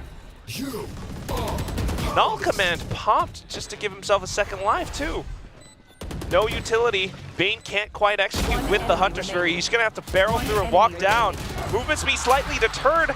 And as he swings back, trying to think where Munchkin is, lo and behold, the final shot to put Gen G up on map point. That's a big one. Buzz was getting angry. He was trying to put a stop to Gen G by himself again, but it was Gen G as a team who were just a bit better. Karon picks up 2, and then Munchkin finishes off the last. And that was a very close round, but Gen G pick it up, and now it's looking like we're probably going to that third map. At this point, we did a split for the third map. See if Gen G can close it out. That's what's pretty impressive about Gen G. Being able to keep the vibes up, being able to keep Buzz cool. They pour water on his head. DRX trying to pull off some unorthodox positions given their weaponry, stacks of the Spectre. And Gen G wanting to close this out. They play it safe. It's a bit of a default hold. There they are. Oh, the recon! Well, that got very awkward for Stax quickly. He's like, oh, oops. And then he died. Nicely played by the side of Gen G. Might just have the 13-9 in their hands. But still 4 members of DRX, and they do have rifles and an operator at least. I don't know what that operator is gonna do. Let's go. Oh, wait, he spotted out the leg. He gets the 1! And he's got Blade Storms at the ready as well. I was gonna say it comes down to Foxy 9, but it doesn't matter if Buzz is here to help him out. Bane chips in with a Hunter's Fury, although it doesn't quite connect. Texture has slipped every single punch, every single cross. Now sliding up on top, he catches Mako square back in the head. Texture! The hat trick to close out the map for Gen G. They knew where they were coming from. It didn't matter because Texture existed, got in their face, took down 3 people at nearly melee range super cleanly. It's like they didn't even see him at all. He was invisible. Excellent stuff from Gen G to bring us to tie score and bring us to a third map. I mean, this second half for the Tigers, they have just dominated DRX. And it's just such incredible stuff that our desk is going to have to break it down for all of us to see. We do have a lot to talk about indeed about that match, and we are going into a map number 3 because Gen G was able to bring it back. I love how DRX was able to cut the momentum of Gen G even very early on, though. This was a match that was very, you know, kind of like, oh, it's favoring DRX, and you suddenly didn't know which way it was going to go, and suddenly Gen G brings it back as well. Well, this was like just stock standard Korean Valorant. Like everybody's super good at their executes. Classic. It's so execute heavy. Yeah, I mean this is like a throwback to like Valorant from a couple years ago. It felt so awesome to see. Like both of these teams have great ideas on their attacker side, tremendous execution, tremendous ability to back each other up. But Gen G's attacker side just a little bit better. Yeah, and I think that's also coupled with just how well they're able to follow up on those attacks. You'd see just how knowledgeable Gen G was in playing that post-bat. Sure, there's someone from DRX that's going to try to defuse that spike, but there's always one person on Gen G that is going to stop that defuse from happening, and it just kind of compounded on itself over and over again in a lot of these rounds. Yeah, we have to talk about the teamwork here that's been happening for, you know, for both sides, right? How incredible the shot calling has been for both sides. We've highlighted the IGLs in the pre-show. I mean, it's just about as right, just because, you know, you can tell exactly how these teams are able to perform at this level thanks to how solidified they are, thanks to that, you have Stacks and Munchkin. Yeah, exactly. I mean, it all starts with the IGLs and their way to work the map. I mean, both doing a really good job on both sides of the coin, kind of working the map enough that they can find those little openings. If they just get that little bit of extra space, and they can punish you so much because the players play off of each other so nicely. I mean, Gen G in particular, like the way they've been playing throughout this entire year, obviously, yeah, there are lurks from Munchkin and Meteor, but there's always at least 3 together in whatever they're doing at their main focus, and they're all trying to play in this sort of triangle-ish formation where they're trying to bounce off of each other. So if one falls, there's another one to step up right behind them. This time, Munchkin leading the way. His bind was something to forget, bounces right back, and has a tremendous ascent. So here's the flip side. We were talking about how, good the attacking side for DRX was, right? Because we were mentioning this, off panel, or off panel, where Foxy9 feels like he's doing a lot of gravitating of the attention of Gen G. What came on the second half? Absolutely nothing. He had like 8 kills this entire second map, and that's probably because of how well Gen G was able to do their pushes. Foxy9 couldn't really do his, standard lurks because he was on a killjoy. He has to be planted somewhere else, and Gen G's executes were just so good that even when DRX are trying to, let's say, respond, they didn't really have that good timing. You'd see these kind of lurks that come in from Munchkin that was a lot more impactful than what we saw from what DRX was trying to do, especially on that second half. Yeah, by that time it was too late for Foxy9 to have any real impact, right? But I also think it's just because Buzz had such a great map, here on Ascent, right? We were talking earlier about how, okay, maybe on the Raze, he wasn't really popping off that much, back on Bind, it was really Foxy9's map, but now Buzz, we saw that flick, for example, over onto Catwalk, right? On two headshots just to Gen G. He's awake now, Paper Thin. He is awake and he's mad. No, exactly, and they're going to need it. I mean, they need that angry Buzz. Texture also came alive a little bit at the end there, had that big 3-piece for himself to get himself close to almost an even scoreline in that, but I mean, Buzz did look a little uncomfortable for like the first half of that map and a little bit with the operator, but then he started to get the feel of things underneath him. He had that sick triple kill with the operator as well. So now I'm just kind of seeing if DRX can kind of get him heated up for this split, because they're really going to need him. Probably going to be the potentially the only duelist. We'll see, but they're going to need him to really pop off on Raze if they're going to get over the line here on split. Right. And I think that right now it's a 1-to-1. It could be anybody's game at this point, and we really do mean that, right? But I think right now, speaking of games, we do have one of our own, and this is the most important game, I feel, for Aserai right now, because while we were discussing Gen G and DRX, Paper Thin and I going back and forth, Aserai was just like, how on earth do I rank up in this game over here? He was! He's like, okay, by week 3 I have to do this or whatever, but we do have to give it to Paper Thin. We do have to give it to you. I told you just got to pick against what you think's going to happen. That's a strategy that I will take to heart. But we're going to go over here. It's my first day and I'm already deranking. Haha, joke's on you. This is nothing new to me. Haha. Okay. I go down to the viewers silver. also go up anyways. The viewers do go up. You guys go up to... I just want to add, I have simulations playing in my head about these kind of things. All right? And it is exactly what it could happen. And then if it doesn't, it means that the team that I picked should win that particular question. Loses the round. Look, I want you to watch this. Okay. See this. I want you to watch this. I'm looking. I will take this loss. But see here, DRX pushed A site. If they pushed B, they would have won, and they would have, planted the spike there, and they would have won. They planted on A, and they lost. See? The massive copium sitting next to me. I know. Like this entire time. That's what he was talking about. And now he's like strategizing, okay, I have 7 more wins to do and everything. He's already planning out his next I'm here for 4 days, guys. For 4 days, okay? I'm here till Tuesday. I have 7 more series to get into. That's what matters. Exactly. This is what matters over here. It is quite attractive. I mean, like it's my first time here, and I'm down to silver. And Will's right there on diamond. Yeah. Valdez. Should we is there something that happens if you go past iron? I have to ask. I've got plans for that. Oh. I tried to do it. You tried to do it. I gave it a go, but really? Now I'm winning because I'm picking against my gut instincts. Okay. That's interesting. To be continued. We'll find out if there is a life beyond iron. But right now, back into our series, right? Enough of these mini games over here. Let's go back to the real one, Gen G and DRX. this, I feel like, you know, again, we keep talking about how this is a battle of like pride to, you know, for that, you know, Classico of Korean teams, I suppose. But right now, it could be anybody's game. Both teams are at their peak right now, Paper Thin.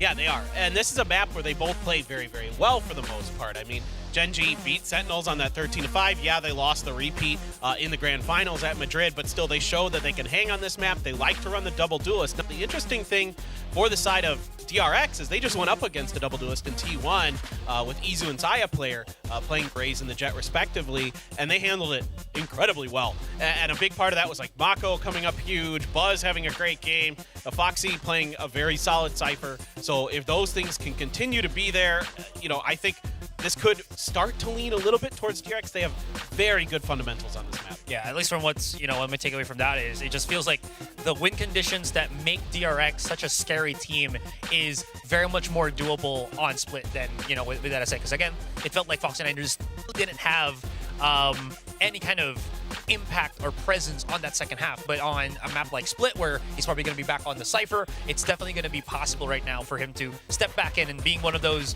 you know, energetic players that is there for DRX. No, for sure. I think we're going to see, like, you know, we saw Foxy9 earlier, we saw Buzz finally waking up. We're going to see every one of these players at their peak here in Split. I'm excited to see it. I'm excited to see Buzz and Texture potentially on that raise. You know, I'm excited to see the Lurks as well. You know, you have Foxy9 potentially up against Meteor, right? Or maybe Gen.G brings out the double duelist. Who knows? Right now, we are going to step into our Agent Select as we head into Split. So let's bring up our Agent Select and head on over to the stage to see what's going on. And in the meantime, Paper Thin here on Split, I don't know. Both of these teams, as you mentioned, have such history in this map, right? Both of these teams, I would say, are very comfortable on this map as well. Yeah, no doubt. And I'd be shocked if there were any changes. Everybody's just trying to kind of chess battle each other today. There hasn't been much in the way of unexpected agent picks or anything like that. This is purely a prep battle right now. And so DRX got the advantage on Bind.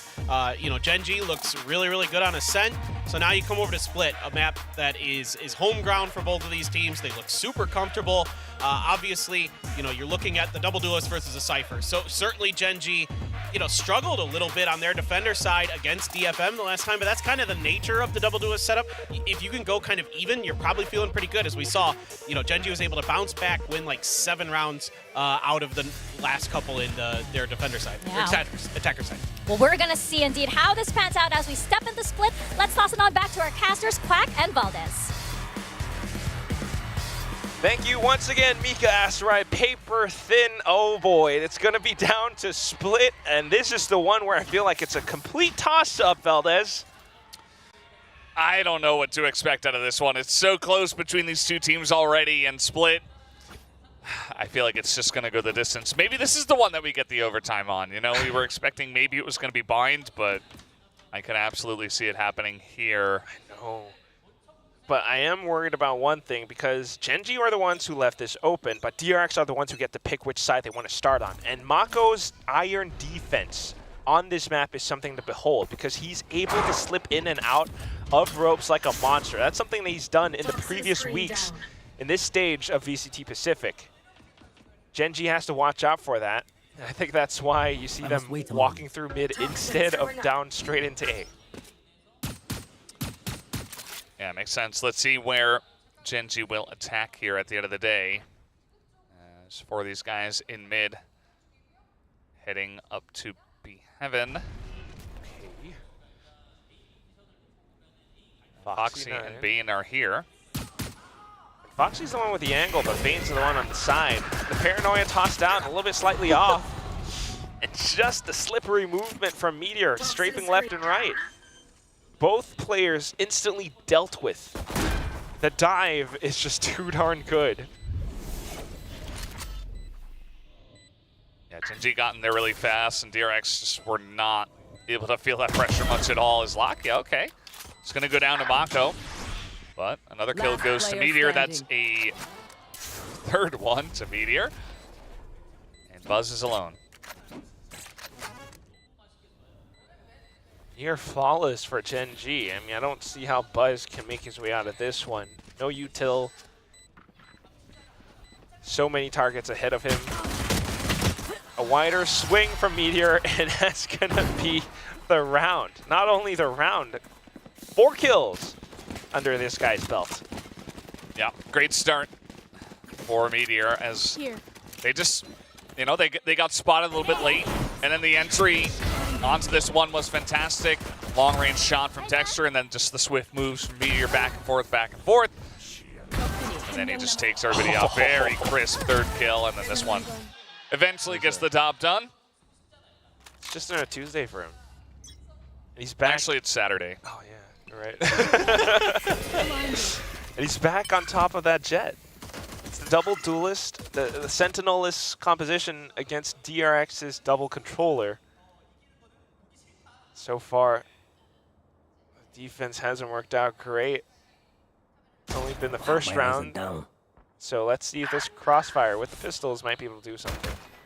And once again, it's the same thing where they leave Munchkin on the lurk. Oh! DRX tries to make a move, but instantly gets slapped down. Yeah, you know, Buzz, he was the top fragger on Ascent. Not gonna get a second kill here. But yeah, he was the top fragger. He had 7 first kills, and he was ahead of everybody on the side of Genji as well, individually. This time around, in 2 rounds in a row, he's the last one left alive. He did have kind of a miraculous performance himself, especially towards the end, peeking into, you know, 3 separate people and getting 3 headshots to nearly bring them back on Ascent. As this time Munchkin was the guy, and eventually they just try to peek out and get what they can get. Nice. But, yeah, I don't know. DRX just faltering a little bit, especially if Buzz is not able to quite carry them like he did on the last map. Even then, like, just working against those odds in that pistol, it's just tough. This is the round where they really need to secure and cement their footing. Got Buzz up around mailroom. Mako with his regular antics up around ropes, around vents. Genji has gotten the information that they needed or wanted. So pretty soon it's going to be contact into B.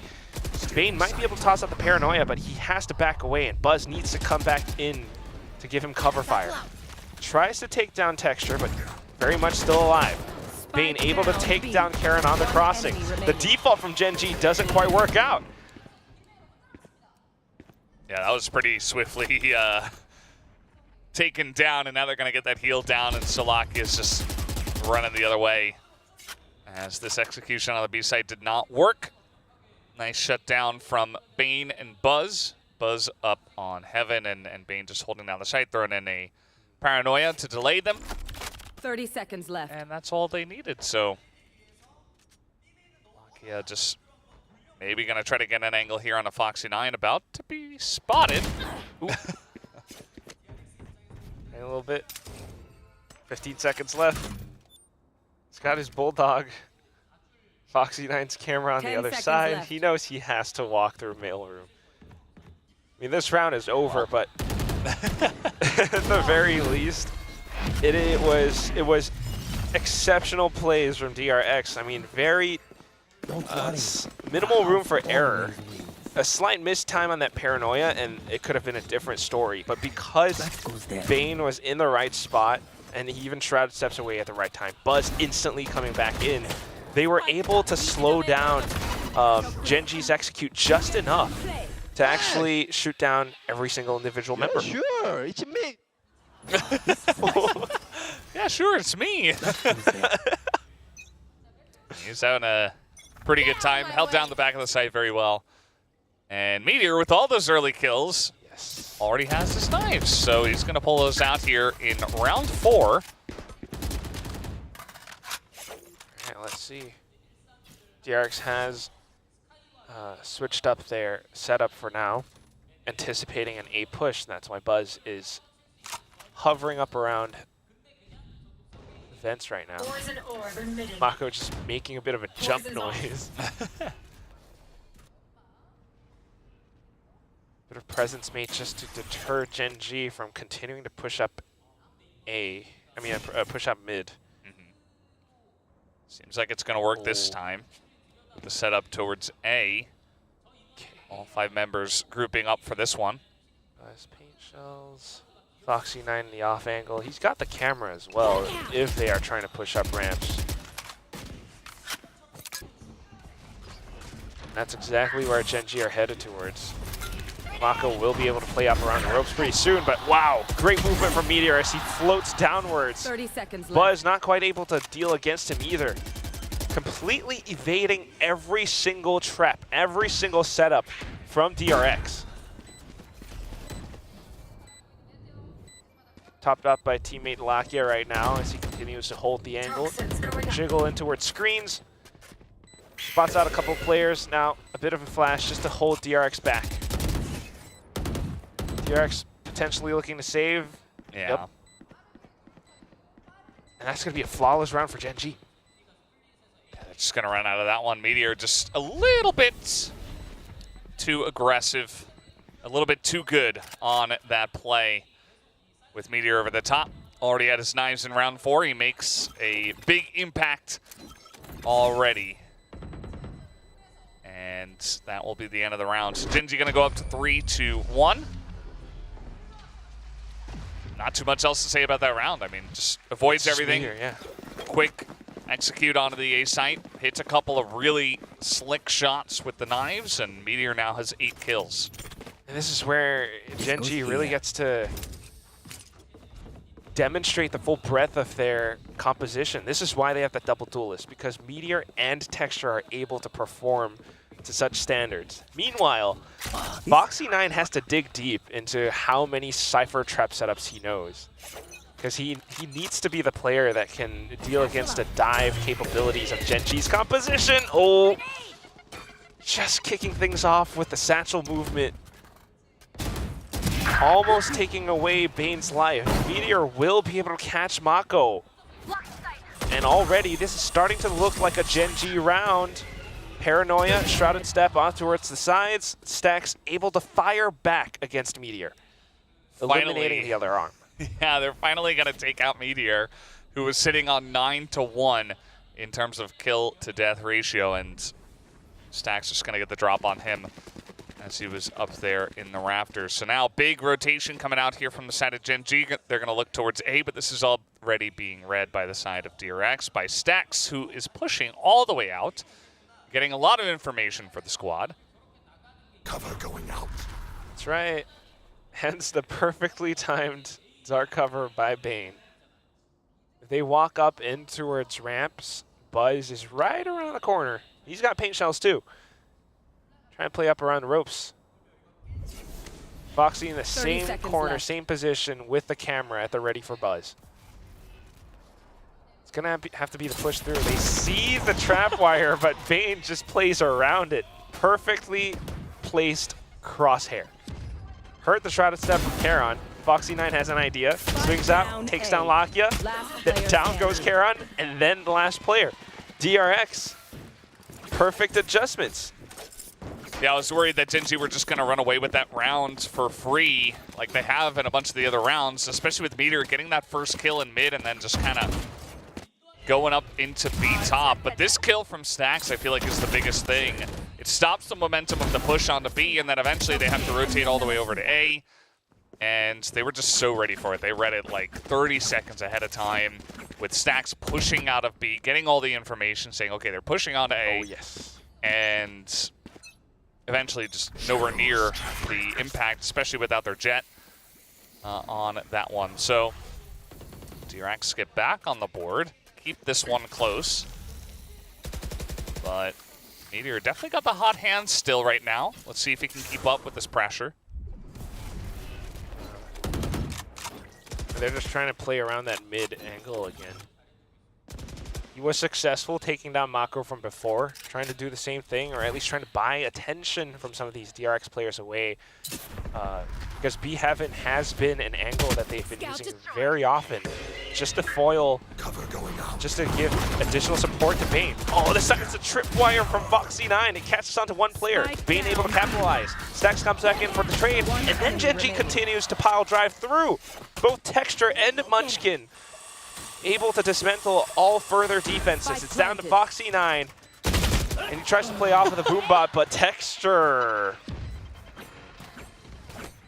starting to heat up as well. Yeah, Texture's just a little bit too good on that one. The timing of when they push out of that tunnel was just a little bit too crisp, and with one guy already in the site, you saw. So here, this initial paranoia from the side of Bane was pretty good, but he gets taken out. Then eventually Texture's on the site. Nobody is able to take him down. He takes 3 1v1s in a row. Gives us the ha-ha.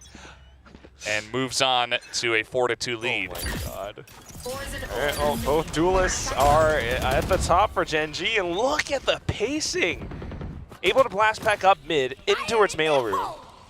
You've got the showstopper at the ready, but Buzz anticipates the angle. His own showstopper pulled out, excuse me, as a couple of Gen G players drop into its hell. DRX managed to hold their own with the flashes, with the cages. Foxy9 and Bane take Gen G to bat again. Yeah, so Gen G were looking really good on some pretty standard pushes, right, where they just kind of go on in, they get their flashes in, they get their initiation, it's great. And this time they really try to up the tempo, as you mentioned, but they just kind of get sniped in the face. I mean, no showstopper value. Pushing out of smoke, this time Bane reads it really well. Whereas last time with Texture on the site, he was kind of mixed up, but this time he's able to hold down that angle. And it's a flawless. I mean, there was only like a bit of damage on a Buzz, and that was it. Very similar to our first map of the day, because both teams are reading off of each other's ultimates. Yeah. But once again, we are here with a Gen G on a Thrifty by 2 Stingers, couple of Sheriffs, and they've already taken quick control over vents. Mako has been evicted. DRX looking to push out, actually. Kron is going to be taken down. Just a bit of damage to Stacks, but it is this guy, after all. Seekers as well committed to here. Stacks taking a bit more damage, but that is going to push Gen G back. Just an inch further than Karen would have liked. The Seekers sent out as well, yeah. It's a lot of information for DRX now. So DRX are pretty much controlling the map in full, putting up roadblocks wherever Gen G tries to push. Good little pop flash coming out from Lakia, and they get to create a little bit more space. But Bane still just kind of falling back bound by bound. He's got his teammates right around the corner to support. Ooh, Buzz, slight whip, swaps over onto the shorty. Drops the Texture, but it's okay as the rest of the team collects up on all the kills. 4-4 for DRX. Yeah, Gen G were making some nice strides up through mail and into the tower, but at the end of the day, it was just read really well. You got the snake bite to delay even more, the paranoia as well, just to kind of hold things down. Texture making it a bit interesting, but not quite enough. So starts off with this. Obviously, again, a bit of like a half-buy eco here from the side of Gen G, but still they made things pretty interesting. Texture picked up the 1 kill on the Buzz, but at the end of the day, no reaction from Mako. They hold on to their operator. Buzz will get his hands on that once again. Just pretty impressive stuff from DRX with how they are reading and controlling the map. If they keep this up, they will be able to keep the lead. Gen G has been trying to play along with the pacing of the match, trying to keep things fast and loose. But now that they have their guns wanting to hold on to them, they slow things down a couple of dials. Smokes out, but it's the traps from DRX. Foxy9, great variations on the traps, and he's able to take down 2. Bit of a neural theft being deployed as well, and it's further information from DRX. Even with the Seekers from Lakia, wasn't quite enough. If Munchkin gets a kill, however, this might be a different story, as he would have his Viper's Pit deployed now, along with the Spike Plant. Karen trying to play around this, trying to keep his teammate alive. Buzz trying to just poke and prod, but it's not quite going to happen. He doesn't have any teammates to work with. And this is just Gen G playing the situation to perfection. Wow. Nice from Karen there right at the end. Gen G making it pretty interesting. As you mentioned, the Viper's Pit was really the key as members of DRX were trying to flood the site and deny the setup. But Genji are able to get it off and once again take the lead 5-4. So we'll take a look once again. They get on into the site. Generally, Bane and Buzz have been pretty good about holding this down, but not this time. As Genji were just a bit better. Yeah, just a little bit faster than what DRX anticipated. Even with the Viper's Pit too, Mako was trying to catch them as the pit was deployed. They have to back off. Oh no, both duelists, pound for pound, going in for the trades again. Question is, which team does this give an advantage to? With the defense down on a 4-4, it's that much more difficult. Mako comes back in just to reinvestigate, but he gets punished. And pretty soon, with Genji in the lead, could they be truly the new Korean super team? Well, they've already made some pretty good strides this year, but they're looking to make another one here against DRX. Foxy9, nice angle from him. I feel like he had a fantastic pop-off bind. His ascent was much more muted, but now slowly but surely making an impact here on Split. They're definitely going to need him. Ooh, oh boy. What? It's blind sprays too, and now it's Texture in with the rockets. Definitely much bigger impact, and along with the round wins, potentially swing the audience's vote now. Bane is going in to clear all the corners, but he's got a lot of work ahead of him. Cover going out. Well, that's one. Yeah. Great little heads-up duel, but not quite able to... I mean, no way you would anticipate Munchkin right behind you. Munchkin definitely can be pretty tricky. Sitting on 4-4-4 for his scoreline at the moment. Certainly the two duelists kind of carrying the bulk of the kills at the moment, but this from Texture, fantastic to trade one back, and then Mako tries to get some information in mid, and that certainly does not work for him. And then they're not able to stop this push onto A. So that's going to be first timeout called here by the side of DRX. You need to make an adjustment.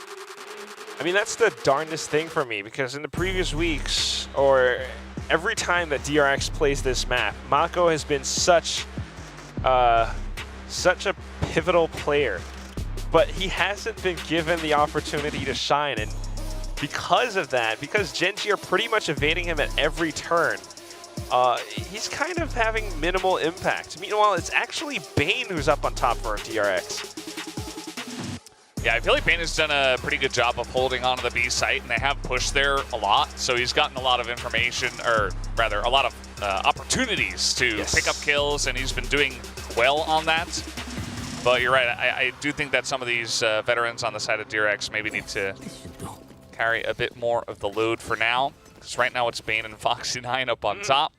This is a nice spot. Buzz, Mako, and Stax, they don't have the numbers. They have had some good moments, but so far it has been Genji who have definitely been getting the better of them as a pit mid just to hold on to this.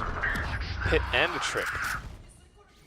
But then, with a From the Shadows, instantly from Karon towards backside, all of a sudden, DRX's defenses have been completely nullified.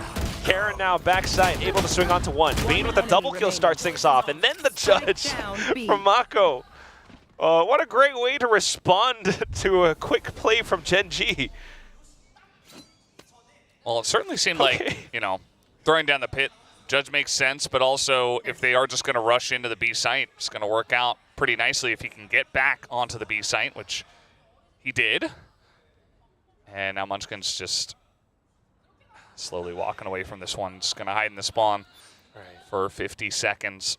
50 full seconds. What are we going to talk about? Yeah. But I got to say, I mean, this round starts off, there might be the From the Shadows play. It might be Genji trying to pull a fast one against DRX. Bane was the guy to turn this whole round around. He got the first two double kills because he 30 seconds left. reacted quickly to the situation. And that's why, again, I mean, on this map, the rookies are actually giving us the performance that the team needs. Yeah. His reaction time was pretty fantastic. Even though Karin got into the back of the site and he got a kill, Bane immediately was like, nope, I marked this guy, I take him down. Really nice headshot to stop Karin from doing any further damage. Just going to hang out in the sewer, feeling sad.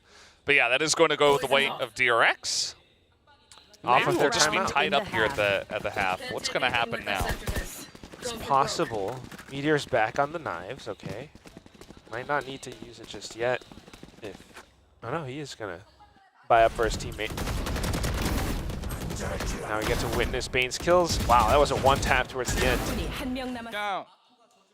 I mean, the quick reactions from the entire team, really. But Foxy9 as well chiming in. As we head into the last round of the half, DRX try to adjust their defenses, and Gen G definitely slowing down their pace. Again, in the previous rounds, they're trying to make full use of their double duelist composition.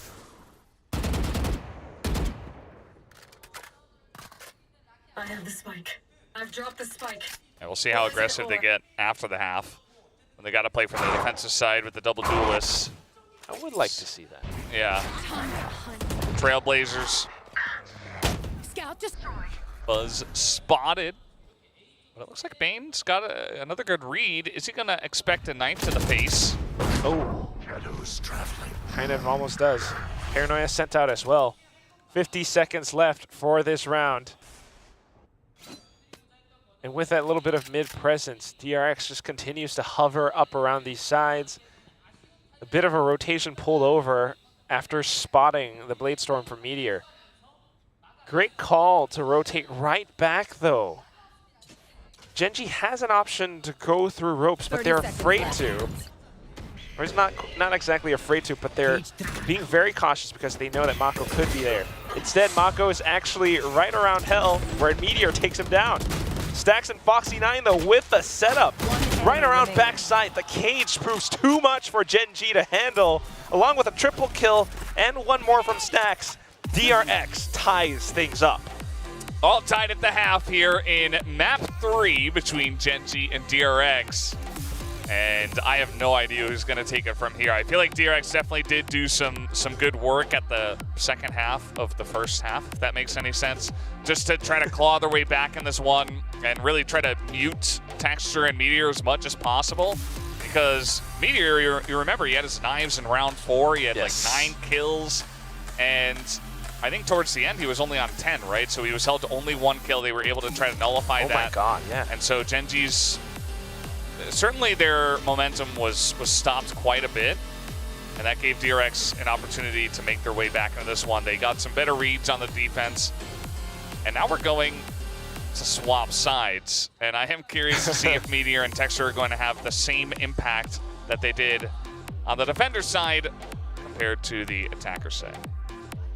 I kind of like that there are an even number of Gen G and DRX fans, although there are more DRX fans online, though. And that's the thing, because this entire matchup is once again about proving who's the better Korean super team. Gen G has already put a dent into DRX's armor. If they can take this map, if they can start out the pistol round like they have done so many times today, and that would spell trouble for DRX for sure. The rookies have done so well for themselves today so far. Let's see if they can keep that up. Bane and Foxy9, great defenses in this first half. Now onto the attack. What are they gonna do? I feel like I'm most curious about Bane's impact, you know. Just playing the Omen, probably gonna be the follow-up man behind Buzz, who's gonna get the majority of the initiations going for the team. And whereas I would expect Foxy9 to play a lot of off angles away from the team, lurk a little bit, but let's see what they go for. As right now in the pistol round, they're going to all group up towards this A main area and look to push in. Getting tagged up a little, aware that there are some players up around the sides. Now going back in to clear out the actual site itself. Nobody's around. It's a free plant out in the open for heaven right now for Stacks. This might mean that some of the DRX players might continue to push through screens. But Gen.G's right around the corner, up around ramp. Bane left undetected. This could be the biggest thing that turns the entire round around. Mako swings out because of the snake bite and then strikes Bane. One shot through the back. It's going to be Stacks who holds out the front. Karen tries to push out from screens to take control over the site, along with his teammate who is on the spike, but Foxy9 just steps right through point blank range, a couple of shots from his ghost to take the round for DRX.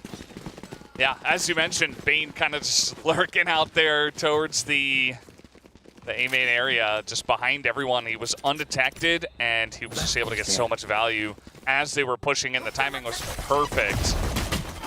Starts off a little bit of a trade, but then Bane on the flank here. Foxy9 just sprays through, picks up a second, gets the job done. I think he said he was low on health. Yeah, right. Not 100% sure, but either way, it was Foxy9 and Bane. The two of them, the two younger guys on the squad compared to the other three. And they are the ones pulling the heavy weight today. So much on this map. And I really feel like it's possibly because they are the younger players that they are doing some of these unexpected moves. The protocols to leave Bane behind, surely, but also for Foxy9 to like run and gun with a ghost into the spike. On to the next round now, and they've managed to buy up a little. We've got 3 rifles being held up. And sensing the stack up from Gen.G, they've managed to rotate in full to A. Meteor has his Marshall. He does. He is alone. He is gonna step out of the smoke and take Stacks' head off. That's gonna give them a bit of a chance here. Meteor and a Marshall, just a match made in heaven. Oh god. The paint shells though, just tickling Bane. Well, not even. It actually did not connect at all. A little bit. Okay, 10 HP. Just saw that. It still counts. That said, as the retake goes through without the right guns and all the utility from DRX completely stifling Gen.G's movements, they're going to have to hang back. I don't think they want to give any more free alt points to DRX. Yeah, I think they're just going to chill back there. DRX already reading the situation. Foxy is going to see Texture. He's got some backup from his teammates just to spray through. Takes a little bit of damage, but not a big deal. There's no more alt points. And just a couple of members, actually 3, of Gen.G to run into the spike. But that is now 4 rounds in a row to the side of DRX, certainly making this interesting as they hold on to the lead for now. Perfect. Yeah. And it just says so much about how every round is going to count. We are nearing the end of this series, and DRX have been starting things off. They haven't been great on pistols so far today, but as we go into the second half, I got the spike. The rookies, showing their impact again. Bane got a couple of kills from the elbow position on A site in that round. Now just working with the team to kind of hang back. Oh. Buzz might be kicking himself for that, but it's okay. It was a very thin angle. Gen.G playing very defensively. Even still with this double duelist, we're not seeing too much. Texture wanting to stay around the site to make use of his paint shells, but toss a little bit too late, too shallow. It's gonna be DRX who strikes him down. Karen comes back in just to support. Not just support. He's gotten a couple of kills now. Spots out even more. Continuing to hug the pillars. He keeps himself alive. Just waiting for reinforcements, and Stacks tries to fight back, but without the weaponry, it's gonna be Meteor that strikes back. Foxy9 now back into the fray. Looking to retrieve the spike. He might see the barrel if he has the right angle. Oh, Meteor spun around the wrong corner. A Fox in a hen house, and he clutches out 1 on 2. Oh, that is incredible. Foxy9 again, he steps up to the plate. And he gets the job done. It seemed like they didn't quite know which angle he was going to come in from, and he gets the drop on a Karen, and as you mentioned, Meteor just kind of totally lost. Shout out to Gen G, though. They made this one pretty dangerous, especially Karen, you know, dancing around the pillar, buying time for Locky to get in, pick up a kill, but then Foxy9. Whoa! Nice. And that's what it is. You've got the perfect start now on this second half to close out this map. And DRX could just find their vengeance against Gen G. I mean, it might have been paper thin in the video, being the doorman to deny DRX that Masters Madrid play. But let's be honest, it was Gen G. Gen G were the ones who shut down that door in Stax' face. So it means so much if DRX could take this map. And they are so close to doing so, just 4 rounds away, and so far they've been in control. They pick up the bonus with a clutch from Foxy9, who again was such a huge impact maker in the first map of Bind. He was really the one carrying the team, and here he is again on top on the Cypher on the 3rd map of Split. Him and Bane up on top. So timeout called here by Gen G. Obviously they're not going to have much in terms of guns or anything right now, but we'll see if they can mount a comeback. They've been good on thrifty rounds. It would be really nice just in a mental way to pick up a thrifty round or to just have a good round in general and build up into something more, maybe get some momentum for their squad. Desperately needed. There. For now, DRX very much in control of things. Just gathering a little bit more information, creating a little bit more noise. You also have Mako very well at holding down the angles. If someone pushes out, it doesn't matter. Gen G not able to hold down vents or mailroom, and there are so many options for DRX now. But with the majority of the forces right around the B site, they just continue to dominate the paint shells and the bullets to take down Gen G players holding the site. This is a flawless take for DRX. And Locky out has a Bucky, so he's getting in there one way or another. We'll see just how fiery he's going to make it, but yeah, DRX really taking advantage. I thought Munchkin had the angle with the Sheriff, but he was just a little bit too slow in mail to hit that shot. Maybe could have, you know, traded 1 for 1, give them a little bit of extra time, but not quite able to land it. So yeah, should just be pretty flawless here from the side of DRX. Buzz is going all the way around the back as well. Maybe expecting. Oh, he would catch Slakia. Yep. Oh no. That would just be the clean round for DRX. No joy, nothing found from Gen G's side. At this juncture, 10-6. You got 4 rounds in a row. 6 if you count the previous half. And everything is going right for DRX. I certainly hope there is a bit of an impact from Coach Solo's timeout, because if not, then this series is going DRX's way, and Valdez is going to be very happy about his prediction. Absolutely.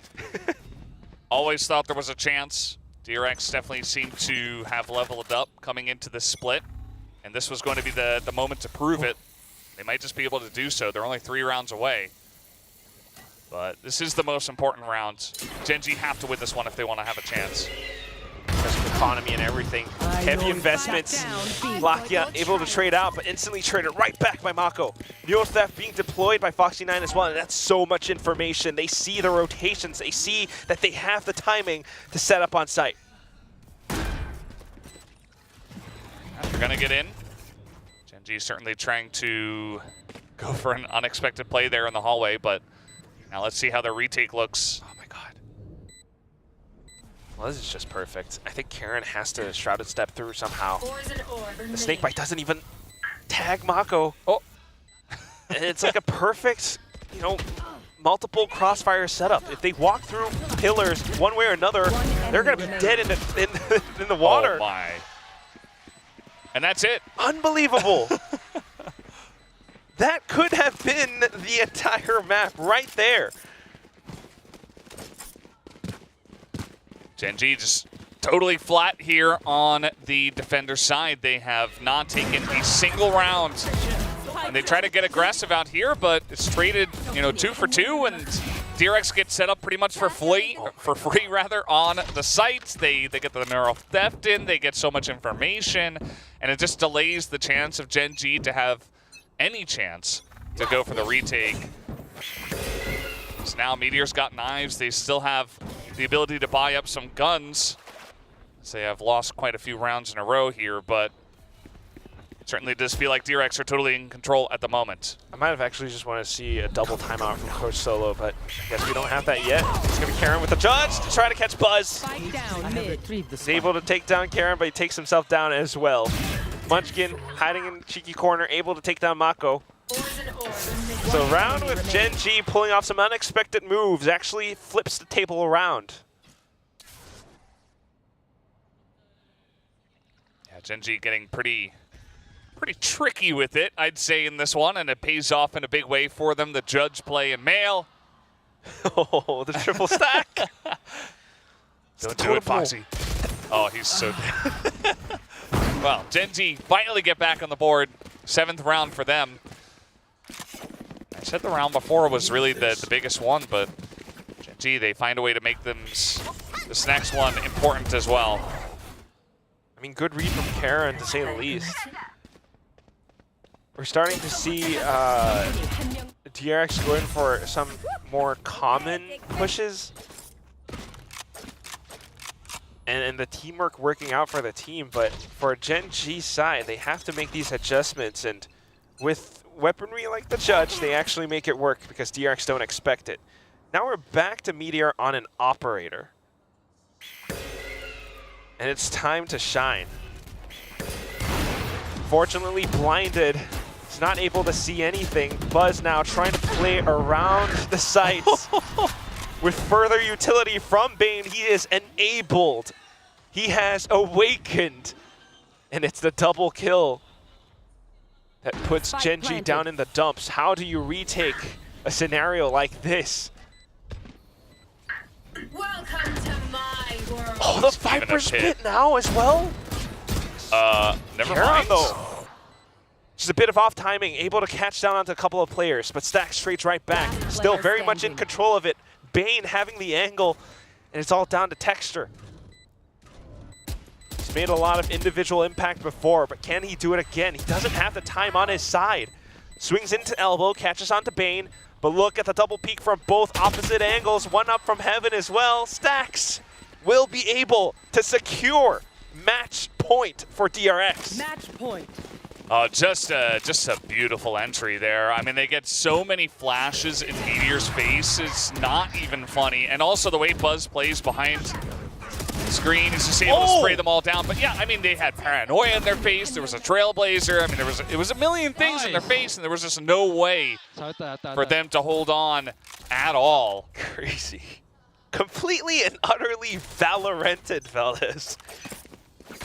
That's when you can't see anything because of all the utility thrown at your face. And this is potentially the last round. Now let's see if they have any hope of stopping the onslaught that is DRX at this point in time. Karen's going to be playing here in male once again. But it looks like DRX wants to slow things down. They just know that at this point, there's not a lot of ways to mess this up. They just need the one round. Gen.G just feeling the pressure from this as well. They've hung back so far. Saving the Viper's Pit too?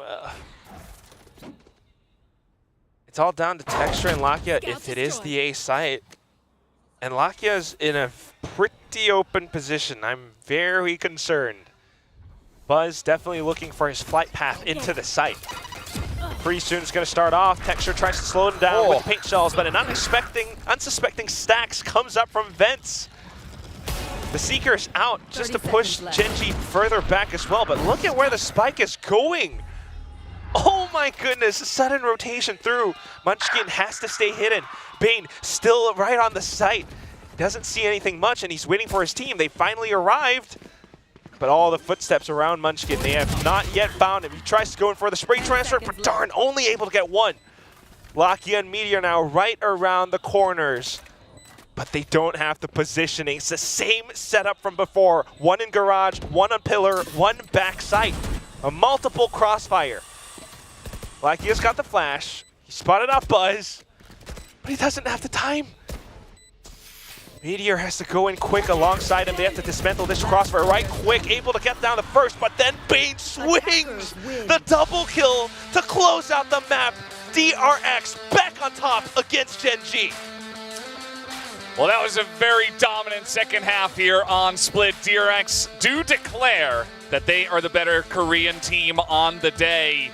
It got pretty close down to the third map. It could have been anybody's game, but especially that second half of Split, DRX made it very clear that they were here to take the win tonight. Shout out to Gen.G, they had some nice moments, but was not enough to match DRX here. And it really makes you think, like, what is up with Gen.G? They had such an incredible performance from the weeks before, such incredible performances against bigger teams. And then when it comes down to DRX, DRX has shown improvements. DRX has shown evolutions. Could this be the new era of the Blue Gods, Dragon and DRX? Feels like it at this point, I would say. You can see they're very happy there on the stage. They know the impact that they have done today. And now they're going to sit at 4-0 here in VCT Pacific. They have not lost yet. And that just could be the play into playoffs, too. I mean, the entire team has been shaping up. Maybe not such loud performances from players like Mako as of old before, but definitely much more impactful ones from the rookies, Payne as well as Foxy9 today. The best player in VCT, Bane. Oh, indeed. Well, he certainly had a huge day tonight, him and Foxy9. And we're going to hand it over to the analyst desk to break this one down. Look at the smiles on those faces. You can tell they knew this win was important, not just because of the championship points, not just because it's week 3 here at VCT Pacific. This was a moral victory as well, Paper Thin. Oh yeah, I mean, everybody was fired up on both sides. Both teams wanted this so bad, but you know, for DRX, obviously you got to see it on their cams, like Stacks was popping off, you know, letting Gen.G know. A tremendous performance from Foxy and Bane, the young guns on this squad, to really back up just a great game plan through a couple different maps for DRX. Yeah, was DRX ever gone? It was just a hiatus. You know, they just took a bit of a nap. Just recalibrating. Yeah, recalibrating. That's the word for it. So, you know what? Predictions? Ian Valdez gonna be sleeping Oh, good here we tonight. go. Oh, Okay, boy. yeah. Here's Asteroid flexing on us. Again. It's the only thing I can do at this point. But yeah, really good performance overall for DRX here. I wanted to add as well, I mentioned, you know, game 2, Foxy9 felt like he couldn't really do too much. This game, one of those big adjustments that we saw from DRX was really relying on the setups of that Cypher, and it really showed how many rounds they were able to take from Gen.G just because of the impact that we saw from Foxy9 in this particular map. Oh yeah, so much information was given. He was able to put a stopper to Gen.G, especially since they were on the double duelist, right? I actually love the double duelist look on Gen.G, but when you're up against DRX, they're one of those teams that can you really pull that strategy off against DRX, right? Yeah, I mean, obviously, you know, Stacks in particular has so much experience going up against this type of comp, you know, through every iteration possible, basically, you know, whether it be here in Pacific or at the international stage. He has a pretty good read on what you want to do. Plus, they just got to see it previously against DFM, when Gen G faced them. So he had a lot of information on what they wanted to do, and that is something that really translated into what impressed me about DRX in this map was their ability to make adjustments, right? Yeah. Like they were so good on their defender side saying, oh, okay, we're not playing good on contact right now. Let's pull back, let's give them space, and then make them dump their util, wait for these, mid-round takes where they're kind of trying to get the plant, and then they were cutting them off there. And on the attacker side, just like deathballing around, kind of doing a really good job kind of cutting Gen G's defenses from out underneath them. I feel like for Gen G as well, it felt like there are a lot of rounds wherein there were like, desperate times call for desperate measures kind of thing. Let's bring out the judge, let's bring out something ratty. And they weren't really pulling it back, as in terms of momentum-wise for DRX. That's why they couldn't really get the ball rolling, especially towards the later rounds, Azure. Yeah, absolutely. Again, it felt like there was just a lot more refrag that we saw from DRX there. And what was very interesting about this is just how perfect the post plan for both of the teams have been. So it felt like, okay, Gen G, they had some stellar starts at the very beginning. We saw how explosive Meteor was, being on that jet himself. It just felt like afterwards, it was the big first take here for Gen G. Didn't really have anything to kind of truly follow up here against DRX. Yeah, and I feel like for DRX, this is a statement also because like this is the iteration of DRX that we're going to be getting for the rest of stage 1, right? And there's no more changes. This is it. This is us. And I feel like, up against Gen G, who many have touted as like, probably the Kings of Pacific, they're like, no, this iteration of DRX right now, we can take the crown for sure. Yeah. Oh, yeah. They are back, and they are not going anywhere. I mean, it's super impressive how quickly Bane has integrated himself into this roster. I really, really want to give a shout out, not just to him because of the composure he's shown. He's called himself the Korean Zelsis. He's there for the vibes. He's bringing everybody up. But I also want to give a huge shout out to the coaching staff. The way that they have been able to take these young players, and they've done this so many times in the past, but continue to be able to take young players, put them into their system, and get them functioning so quickly is beyond impressive. And also the game plan they had today for Gen G was really, really thorough. Yeah, I think like, as you mentioned, Bane making his debut, right? Foxy9 also, going through, last year and becoming this player right now. We mentioned earlier, it's like, okay, is this the role for him? It looks like it definitely is because he looks so comfortable on the Sentinel role. He has massive impact as well as we saw. We mentioned like some maps, maybe not so much, but it's undoubtable that he, definitely showed what he's capable of in this series. And as we mentioned, Bane, again, it's like, as you mentioned, it's a testament to that coaching staff. It's a testament as well to how ready and how hungry these players are for that win, to see what, to show the world what they're capable of. Yeah, I mean, it's so good for DRX to think about this, that you have the big three, right? You have Stax, Mako, Buzz, who've been there for forever, who just, we know they're world-class talents. We know how good they can be. To have Bane and Foxy stepping up behind them now, that makes this all of a sudden a threat, not just here in Pacific, but globally as well. This is a team that it looks to be well on their way to going to Shanghai, and if they go there, you cannot underestimate this team with the way they're playing. Yeah, you cannot stop Stax anymore. Yeah, he always knows. Yeah. Look, I didn't want to stop him. The powers that be told you Look, to. John Riot told me I couldn't let him through the elevator. All right, I don't control that. That's not on me. But I'm excited they're looking to maybe go back. Yeah, I think that, right now there is no stopping DRX, especially since like, this momentum was so important to them. And Azurai, I think for Gen G, this doesn't necessarily count them out, okay? Not by a mile, but I feel like there are a lot of mistakes here that they really have to go back to the drawing board for. But in the meantime, any last thoughts on the series? Any team that's going to go up against DRX, hell of a time to just like study these VODs because it's going to be very difficult to one-up them at this point when they're looking at their strongest. Oh yeah, well, I'm eager to hear a lot more on how the series went on. Of course, we do have an interview standing by with Jen on stage with, I believe, one of our winners on the side of DRX. Eager to hear more on what they thought in the series, especially since it was so challenging. So let's toss it on over to the stage with Jen in just a few seconds. There we go. Thank you guys. I'm now standing here with DRX's Bane after their 2-1 win against Gen G. Now, congratulations, Bane, on your win and also on your first Pacific interview. Now, Termi, before the match, actually said Now, it's time to admit that Gen G is the #1 Korean team, and DRX is here to challenge them. We're here with the underdog mindset, but from the players' perspective, what was your mindset coming in? What was the players' mindset coming in tonight?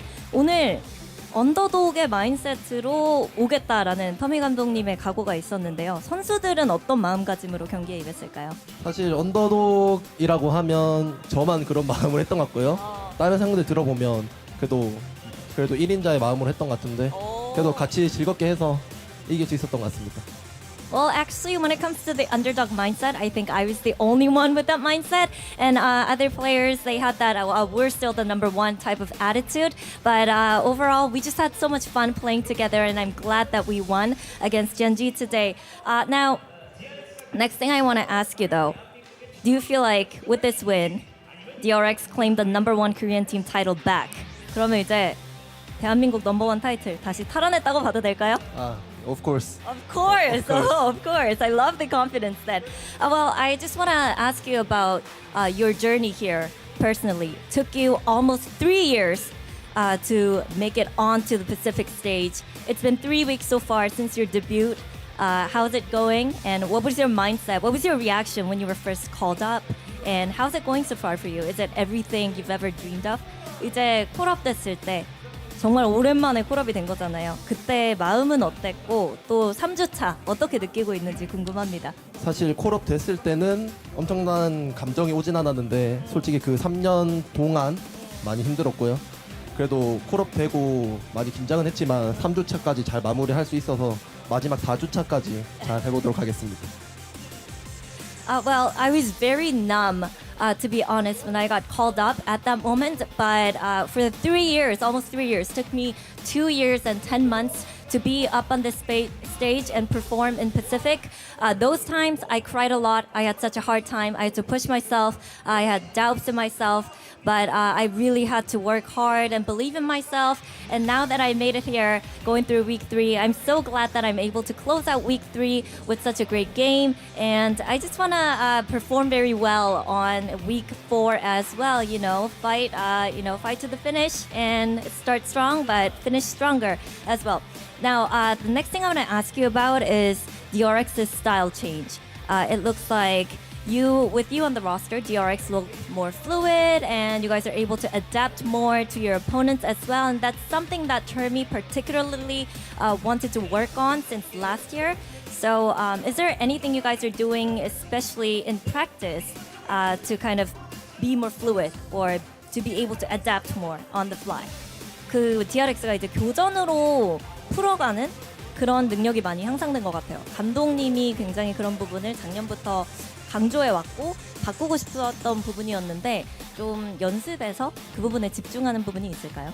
그렇죠. 사실 교전으로도 많이 연습을 했지만 택틱도 물론 연습하고 있고요. 근데 사실 스크림에서는 제가 총을 좀 못 쏴서 그게 좀 걱정이었는데 스스로 오늘 잘 보여줄 수 있어서 좋았던 것 같아요. Yeah, we are definitely working on our firepower, how to take an advantage of that as well. But we do have some tactics ready too. But in scrims, I wasn't able to hit heads a lot, but I feel like I performed better than I did in scrims than on stage here today. So I'm really, really happy with how I performed today. Now, you mentioned tactics, and beautifully timed, beautifully disciplined tactics is DRX's trademark. So are you guys trying to be more fluid, change your whole identity, or have those tactics in the back pocket and save it up for bigger stage? 그러면 이제 택틱 같은 경우에도 DRX의 트레이드 마크였잖아요. 아껴두는 걸까요? 아니면 그냥 교전 위주로 풀어가려는 체질 개선일까요? 어떻게 보면 교전으로만 해도 이기니까 저희가 숨기는 거 아닐까요? 더 강해진 모습 플레이오프 때 기대해 주셔도 좋을 것 같아요. We're hiding our strats because we don't really need to use those, but you can definitely expect stronger DRX in playoffs. Now, last but not least, DRX is going up against Bleed next. Zest is up there getting ready for his matchup, so anything you want to say to Zest? You will die, okay? Pretty sure he heard you. Okay, well, thank you very much, Vane, for your interview, and congratulations once again. Thank you. Now, we'll see you in your next match. And that was Bane, everybody, with the post-match interview. We're gonna head off to a short break, but don't go anywhere because when we come back, we have Bleed going up against DFM. We'll see you soon.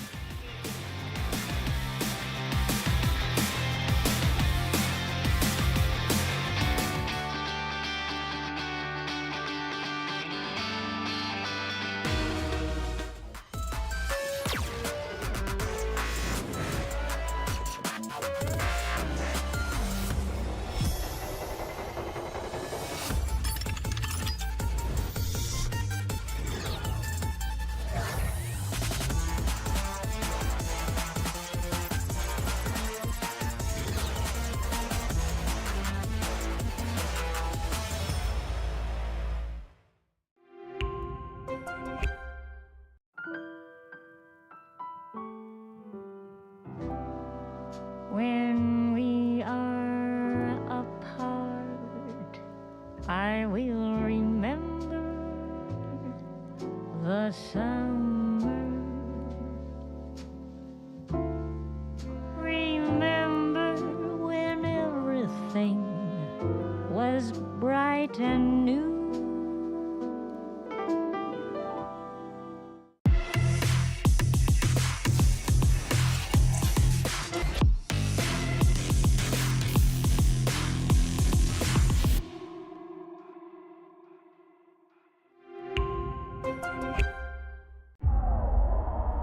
I just want you to be more patient because these guys just play contact.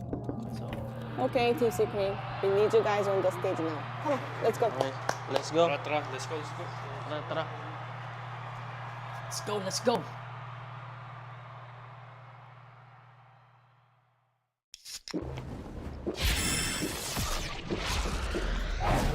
Red Bull gives you wings.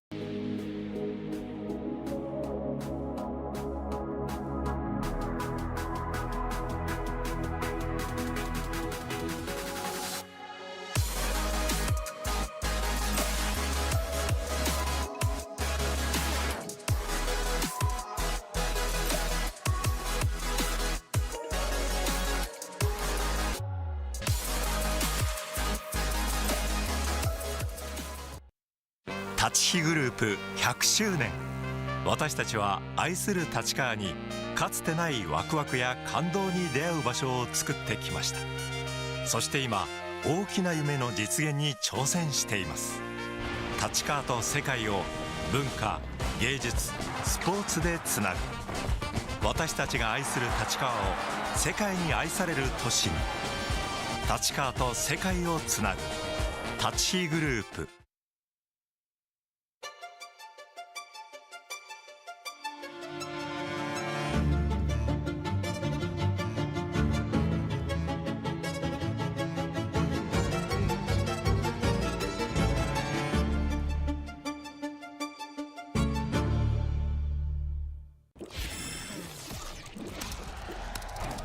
Red Bull gives you wings.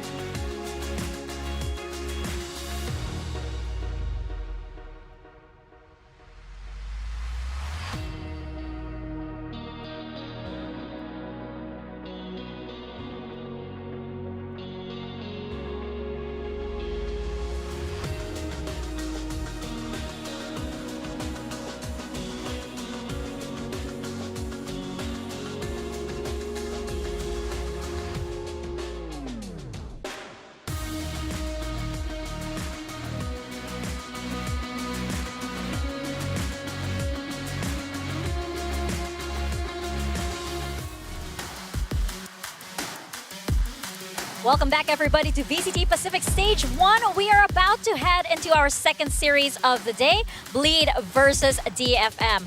Let's take a peek into how Bleed is feeling today with Jen.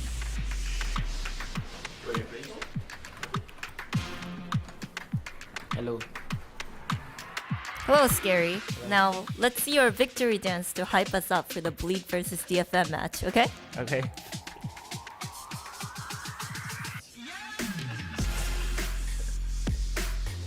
Okay, now you gotta do that when you win today, okay? Okay, got it. I will do it. Okay, thank you. Bye.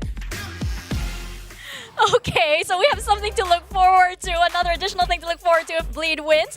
We are holding Scary to that promise that he will take that dance with him on stage if they can get past DFM. Paper Thin, what are their odds, you think? Honestly, I don't think it's that bad. I mean, I know it's been a struggle for them, and there's a lot to break down on to why it's been a struggle. So, look, they're still taking maps off of good teams. They're just not able to really put it all together consistently week over week. I think they're struggling to find the right maps in their pool that are kind of benefiting this current iteration of the roster. Before we proceed, though, let's head on over to DFM with Jen once more to see how they're looking forward to this match.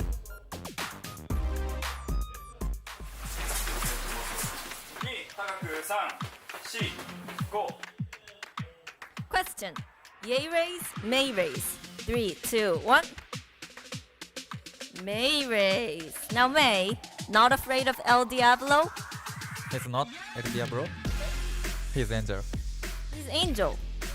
Wait, Angel from the above or EMEA Angel? I mean, if he's Angel, I would still be scared, you know? But yeah, Angel's scary because you never know what the heck he's going to do. Yeah. Suddenly, it's like, oh, we got our first clove of the tournament, right? But Azura, you know, we discussed earlier about how this match is also very, very important for both of these teams. Absolutely. Even though, you know, DFM, they've had their recent loss against Genji, there's still a glitch that they can do, you know, in the Matrix. So... No, I understood. Okay. It's okay. Go on. Thank you. Anyways, moving forward, yeah. Big reason as to... You broke Mika on that one. Big reason as to why DFM is still a team to definitely watch out for is how strong the impact of May has been. I was kind of thinking as well about how there was that switch of roles between Medusa and Net, and it actually has kind of well-rounded the firepower that DFM was looking for in those matches that we saw with T1 and Genji. Yeah, I think that, you know, these two teams, of course, Bleed still needs that ever-elusive win on their side, right? And DFM, they're looking for that second win. You know, there's this saying in like the art circle, the independent art circles, like it's like congrats on your first project, but it's the second one that matters the most because it's the second one that cements you as somebody who's actually consistent, right? So I feel like that's why this match is very important for DFM as well. Yeah, I mean, it's kind of like if you can get that second one, then it feels like you can win a lot more. Winning comes in bunches a lot of times, so definitely could see that being kind of the catalyst that DFM needs to take a step up. But for me, it's going to have to come from the backline behind May. Not just setting him up well, they do that. They have good utility usage for him.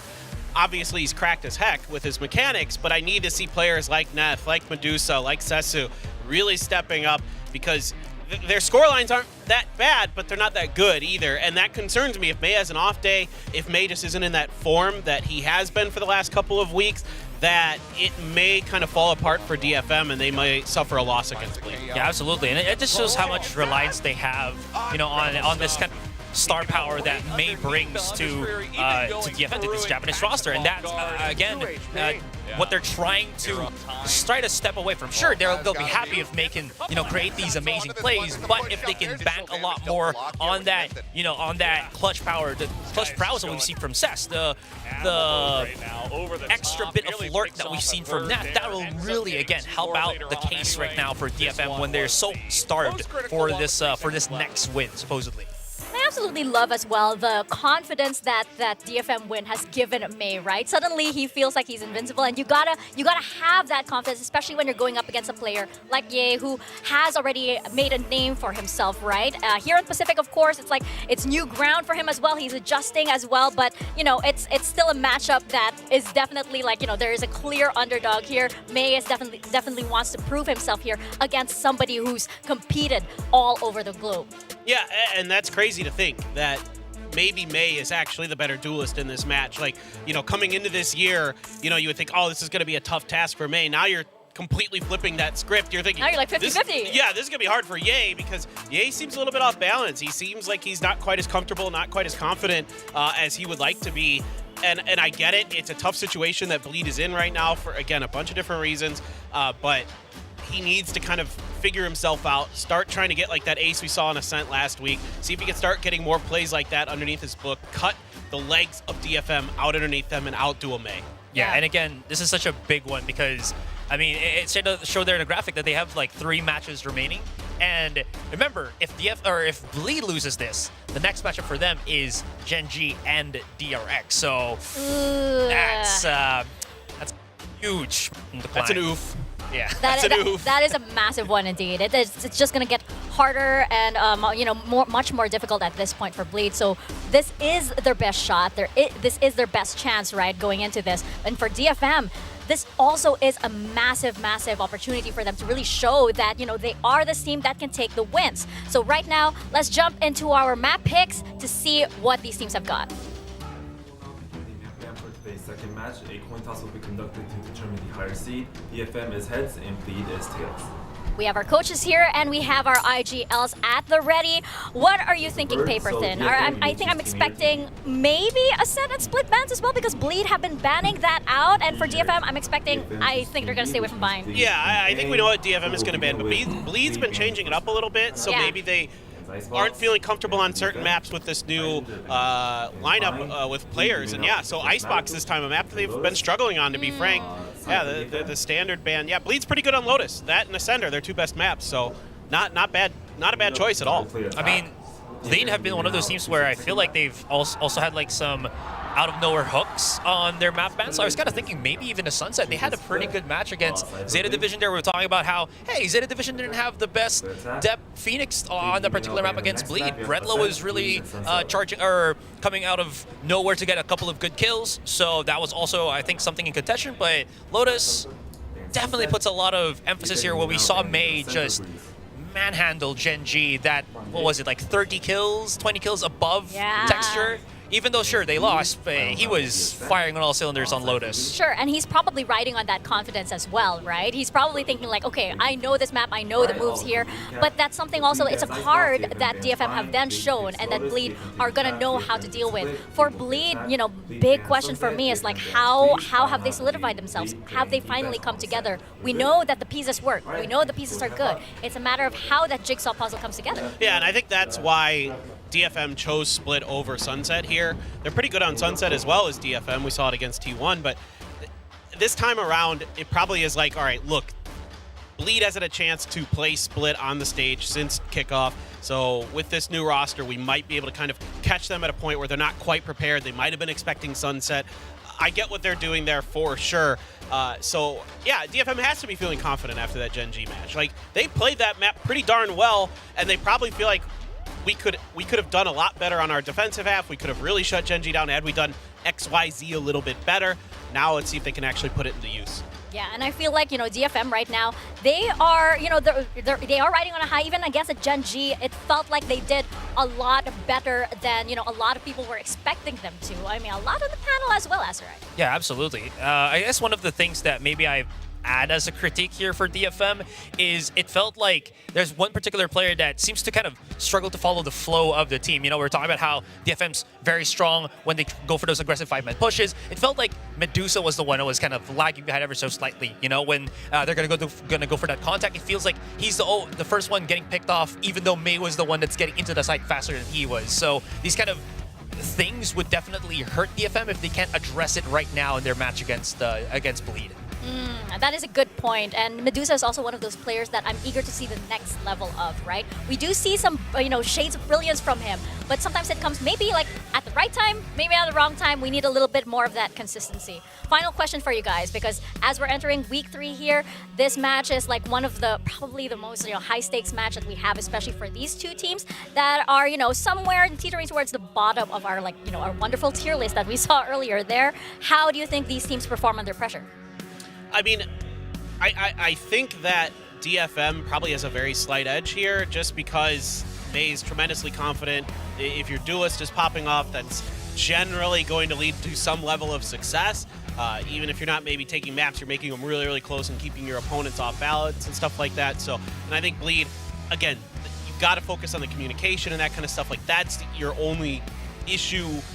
Or not the only issue, but that's that's your biggest issue. Major issue, yeah. Exactly, that you're facing right now. So, week after week, how much is that going to improve? I think you've got a little bit of time to kind of figure yourselves out, kind of take stage 1 and say, okay, let's just practice what we can, let's get better at what we can. Whereas DFM, now the pressure's on them to start winning because they just got a big win. Are they going to be able to kind of continue finding success here and be a real threat in Pacific? Yeah, for me, it's real quick. For Bleed, I feel like they're at the turning point right now. It's now or never at this point. So I feel like that plus the pieces that we were talking about should come to emerge right here in the series. Yeah, definitely. I think so as well. You brought up a very good point about Bleed still having, those communication issues. And it's a major problem, especially on a stage like this, especially in a match like this, where it has to already be fixed at this point. DFM has a much better foundation so far, but we're gonna see as we step into our second series of the day. It's gonna be Bleed versus DFM. Let's head on over to the stage.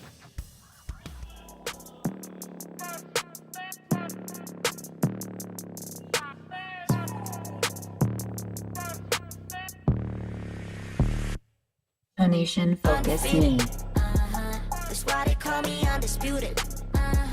I'm breaking up another season. I've been up on my stats. Now would you look at that? Undefeated, locked and loaded. We about to go. Caught him with that left, I leave him tapped out on the floor. Sounding itchy, sticky, swishy, watch me bank a score up in the ball. A match to prove that one team can live up to their hype and that the other isn't a one-win wonder. You just gotta love how contrasting the red and the blue is on that stage. You can see just how far apart these teams are in everything, how much they need this win, how far apart they are in terms of their journeys as well, Paper Thin.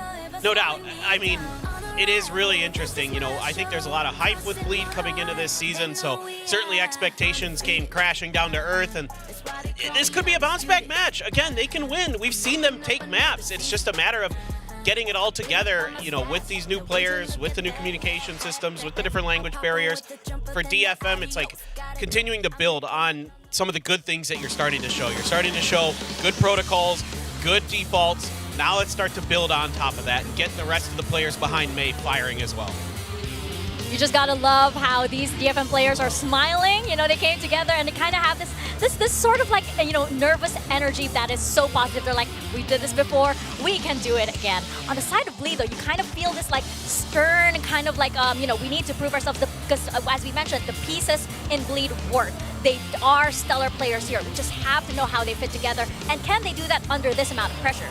It's hard to imagine because, again, this roster just came in from Split 1 kickoff. It was 2 players that was still, again, that just went away from the team that was Egoist as well as, I think it was Crazy Guy or some point. So, again, there's so little time for Bleed to get this working for themselves. Not only that, they also had, don't forget, Ye that was playing on so many different roles. Darion was the one initially on the Duelist, and now Ye got his... or maybe the France got their wish where he's back on the Duelist, but then he's not able to bring out that output that we were kind of hoping for, since maybe it's because it's been a long time or whatnot. There's so many things that is countering Bleed right now, and like you mentioned, there is maybe that's the reason why we have that stern energy coming from them. Well, here we go into our second series of the day. Bleed versus DFM. Once again, here are your casters, Quack and Valdez. Oh yeah, it's gonna be Bleed versus DFM. Hey, I'm Quack, and this is Valdez. Bleed's looking for their first win, but DFM's looking for their second. Yeah, I think that both of these teams have showed some good sides of their play, but also for the majority, unfortunately, haven't really shown what they're fully capable of, but I'm glad that they've shown a little bit. They've taken some maps here and there, so we know kind of what to expect if either of these teams is going to win. Kind of unsure who to favor in this one. You know, a lot of us did predict DFM at the end of the day, but Bleed, I think, has a chance, just like DRX had a chance in that first one against Gen G, even though they were the underdogs. Maybe Bleed just come out and have a good performance, right? They could just, you know, maybe this is the day. Maybe it just takes them longer than every other team. And I think we're going to figure that out very quickly here as we do move on to Lotus for our first map. The comp's looking pretty standard. Nothing too different. Everyone's pretty much going for the same thing. If anything, it is that mirror matchup. So it's a bit of a test to see who's going to be better coordinated or who's going to be calling the better strats. And in the past, or at least every time that Bleed has played, they've always picked Lotus. So this is going to be a bit of a challenge for DFM. Yeah, absolutely. They're going to get that going on their first map here for this best of 3. Our first match, win 3 maps. Would not be surprised if this one also goes 3 maps. I think, yeah, these two teams could be very close in terms of their ability.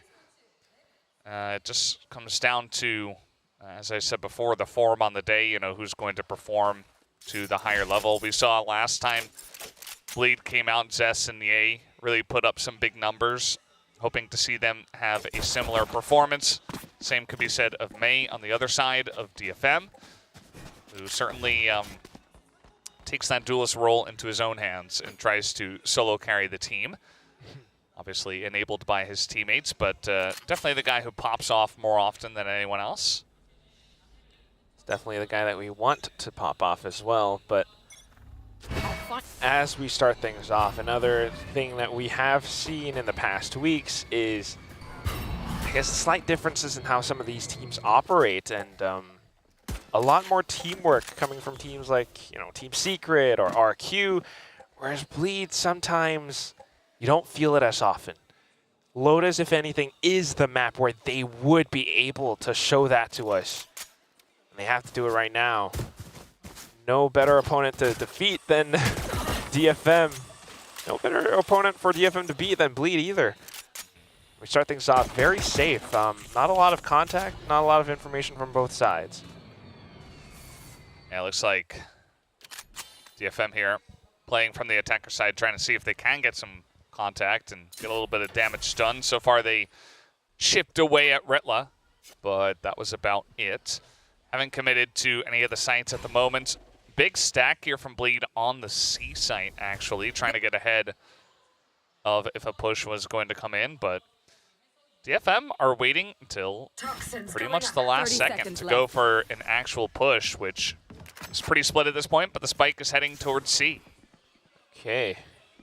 Zest hears this as well, but he's backing off. I'm wondering why he's not tossing the C's or just getting a better position, but trying to hold things up from around Waterfall. DFM's working against the time. There's the C's, there's the Paranoia, but May, with the crosshair placement, still able to snap on towards Ye's head. A bit of a trade going through, and then Mace fires right back. He's got paint shells at the ready as well, and that does not give Zest any room to work with. So you already have the site, you already have the plant, you also have Anthem coming up from behind. How can Bleed retake? It's not going to happen too soon. There goes the first body. Right clicks onto the second. A bit of a whiff, but nonetheless, a cleanup from Cess. And it's going to give DFM the first win. It was pretty interesting because Bleed, they were kind of stacked on the C side. It looked like they would be ready for the push to come in, and they got onto the site, and you know the utility usage was decent, but it's kind of rough when May gets blinded and he still picks up a couple of headshots. It's like, okay, well, felt like the positioning was good, but May's crosshair positioning, as you mentioned, was just better, and he was able to lock down a couple of kills. Team was able to get in with a pretty safe push without much of an answer from Bleed this time around, and once you get set up there, you know, it's pretty difficult to retake that one. Sometimes that's all you need, right? Like just that few seconds before your screen really goes blind, and May's still able to get a sense with the muscle memory to aim over onto his head. So it's a little bit unfortunate for Bleed. I mean, the ideas were still just about right. But nonetheless, May wins out the battle against Ye for the time being. May versus Ye. Ye versus May. That's right, that's right. Who's got the better raise? For now, it's going to be May. But I would not put Ye down. I mean, a lot of respect to all players on the server right now. As Bleed pushes out onto Mound. Oh, with the classics. Scary lands the shots. A bit of support coming out from Retla as well. And he continues to pepper them full of bullets. 9mm and DFM has to fall back. It's going to be the Outlaw that gets the first pick up from DFM. Cess trying to barrel through, but it's not going to do all too much. Scary now. It's on for the third kill. Continuing to shoot through with the pistols. Are you kidding me? Do not give me a classic ace in the second round. Tries to stabilize the team. A round almost gone horrendously wrong due to a classic. Yeah. I mean, it was a classic 4K, which is bad enough. How did they let that happen? They were like, oh, okay, you want to fight us? Sure. Surely we'll just hit our shots. You know, your head's peeking above Mound. Like, that's easy enough. We got a Bulldog. And then they just kind of miss everything. And Scary doesn't miss a single shot. That is the most impressive thing for Bleed right now. I mean, as the controller, he's being supported by his teammates to push out, to collect on all the kills. The IGL calling such a strategy as well. I mean, perfectly matched. A little bit misinformed for TFM, if anything. Ye down to low HP. It's a 1v1 here between these two. I mean, Ye also has a classic versus a Vandal. Look, if Ye wins this. Also, there's a turret. Okay, okay. Just hold it. Faking the door a little, I guess, and Ye just decides to hold it, thinking that maybe he's gone through the other side of the door. And apparently that was a clutch. Fantastic clutch going the way of Ned. Excellently done. Yes.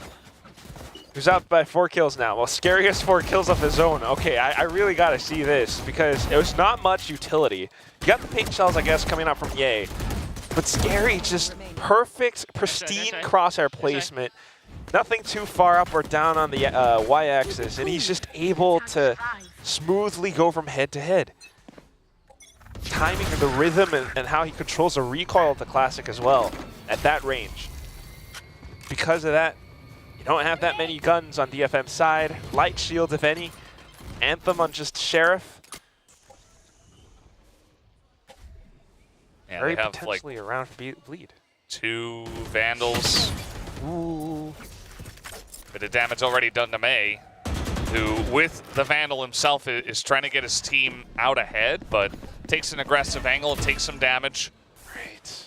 I mean, the desk was right. There is a lot on May's shoulders.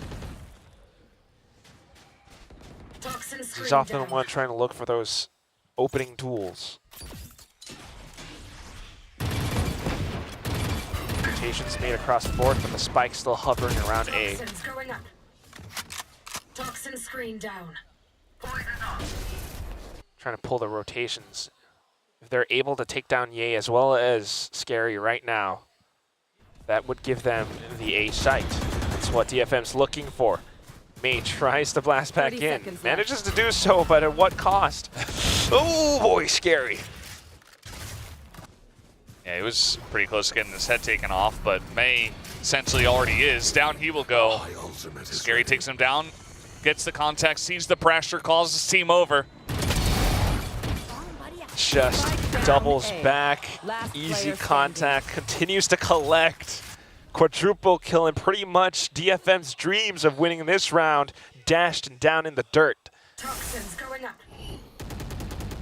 Taking a little bit too much time, and just Bleed doing a phenomenal job at controlling the map and doing early damage to DFM. Yeah, Scary able to pick up the majority of the kills. Really crisp stuff. I mean, you know, pokes out, doesn't take any damage, and then just lines up. Very nice crosshair placement, sees Cess as well. And, you know, a little reaction, but so far seems like he's pretty locked in. Talk about Ye versus May all we want, but nah, it's Scary. Scary is actually on top. with a 4K classic epic montage. Yeah, well, it's good, you know, if they can get another person. We saw Zest, we saw Ye have their moments. If they can get another one on that list, maybe Bleed have a better chance. For now, though, DFM trying to change things up. They want to be a little bit more decisive, Valdez, about how they want to hit a site. So a lot of utility is just to take control of a round. They don't want to repeat of that classic round. But then holding just in case they lose any early players. Neth on a bit of a lurk will be able to find Ye's head. Now rotations pulled and split across. Perhaps slightly easier for them to take down C. No, still playing around the door. And it could go quickly into B here. We do have Zest in position trying to feel this pressure, but he's got a lot of utility in his face. As now the push is going to come into C, actually. Wow. And Bleed continues to fall back bit by bit. Daron takes down Anthem. It's going to be a simple trade. It's almost as if Bleed wants to play for retakes. Looking for some of these simple duels where they're not able to trade. They don't want to allow DFM to trade. Scary is pretty scary right now. He is so locked in. I believe that's like his 9th or 10th kill at this point. As he continues to work with the rest of the team, they're all kind of split up. He's got his smokes, and that's what he's known for. That said, it's not going to do all too much if DFM has the spike and they're playing the time of it. Zest trying to take matters into his own hands. Scary makes use of Zest's position to come back in for the clutch. He's able to get the defuse as well. 11 kills right now in round 4. What is going on with this guy? I mean, he's not missing a single thing. And this one is a real clutch. Like watching how the fight plays out, right? That's really how Bleed operates, because Scary is the IGL now. The first 2 rounds where he got all those kills as well, he gets the information because he makes use of his teammates to go out and retrieve the information for him. And then he's able to collect on all these kills. Yeah, he looks so happy. Yeah, because he's finally getting these clutch moments. Yeah. But remember, if he wins, he's got to do that little dance. He does, yeah. Maybe he really wants to do it. That's why he's popping off so hard. He's like, I got to get that dance in. I got to show everybody my dance. There. Uh-oh. Wow. A little bit of an unfortunate whiff from Ye. That's going to open things up here for DFM to potentially push on to B. It's almost certain at this point. So there's some extra utility in. Here comes May as well. Nice. Along with the lockdown and the blast packs, just to bypass a bit more utility. They get a little bit more space, and now the spike planted. Scary continues to play it safe. Not really exposing himself too much. Waiting for his teammates and reinforcements to arrive. Cess gets further information. Oh, he actually... Huh, interesting. Lets the ultimate complete. Meanwhile, the rest of DFM, though, because the spike is down, because they've got Showstopper and everything, they're actually hanging back. Spike continues to tick away. Look at this lineup. And the snake bite down as well. Oh. Showstopper. Bit of just a buying combo time. Too. Just going to let it happen. There's not much they can do about that. Lots of nice lineups there as May will go down, just making 100% sure that they do not defuse that one. I still like that. I can respect that a lot from DFM. I mean, first of all, incredible shot from Medusa onto Ye. But secondly, making use like clear strategies to push back Bleed, get the spike down, and then lineups and strats to secure the site. Imagine using strategies instead of just shooting them in the face. I know. Crazy. But which one's more fun? The classic kills or post-plant lineups? I think shooting them down and you know, getting the audio cues definitely feels a bit better. Well, if you like people shooting things down, I got a surprise for you, Valdez. But a win is a win, right? So yes. Even if the lineups are what get you the win, I'm going to be feeling pretty happy about that. And DFM, pretty nice setups so far, but they did have to use Showstopper, Lockdown. They didn't have much firepower in that last round, which is part of why it feels very nice that even though they used those ultimates, you know, they still got the win. They got a lot of money back in their pockets. They're able to buy up now. Bomb grenade out. And get into a position where they can actually challenge for the future rounds. Toxins going up. There. Back to their pistol round strategy, though, Bleed. Pushing out together as a bit of a squad just to take control over B main, checking pillars. If they can play around the door, that would be cool as well.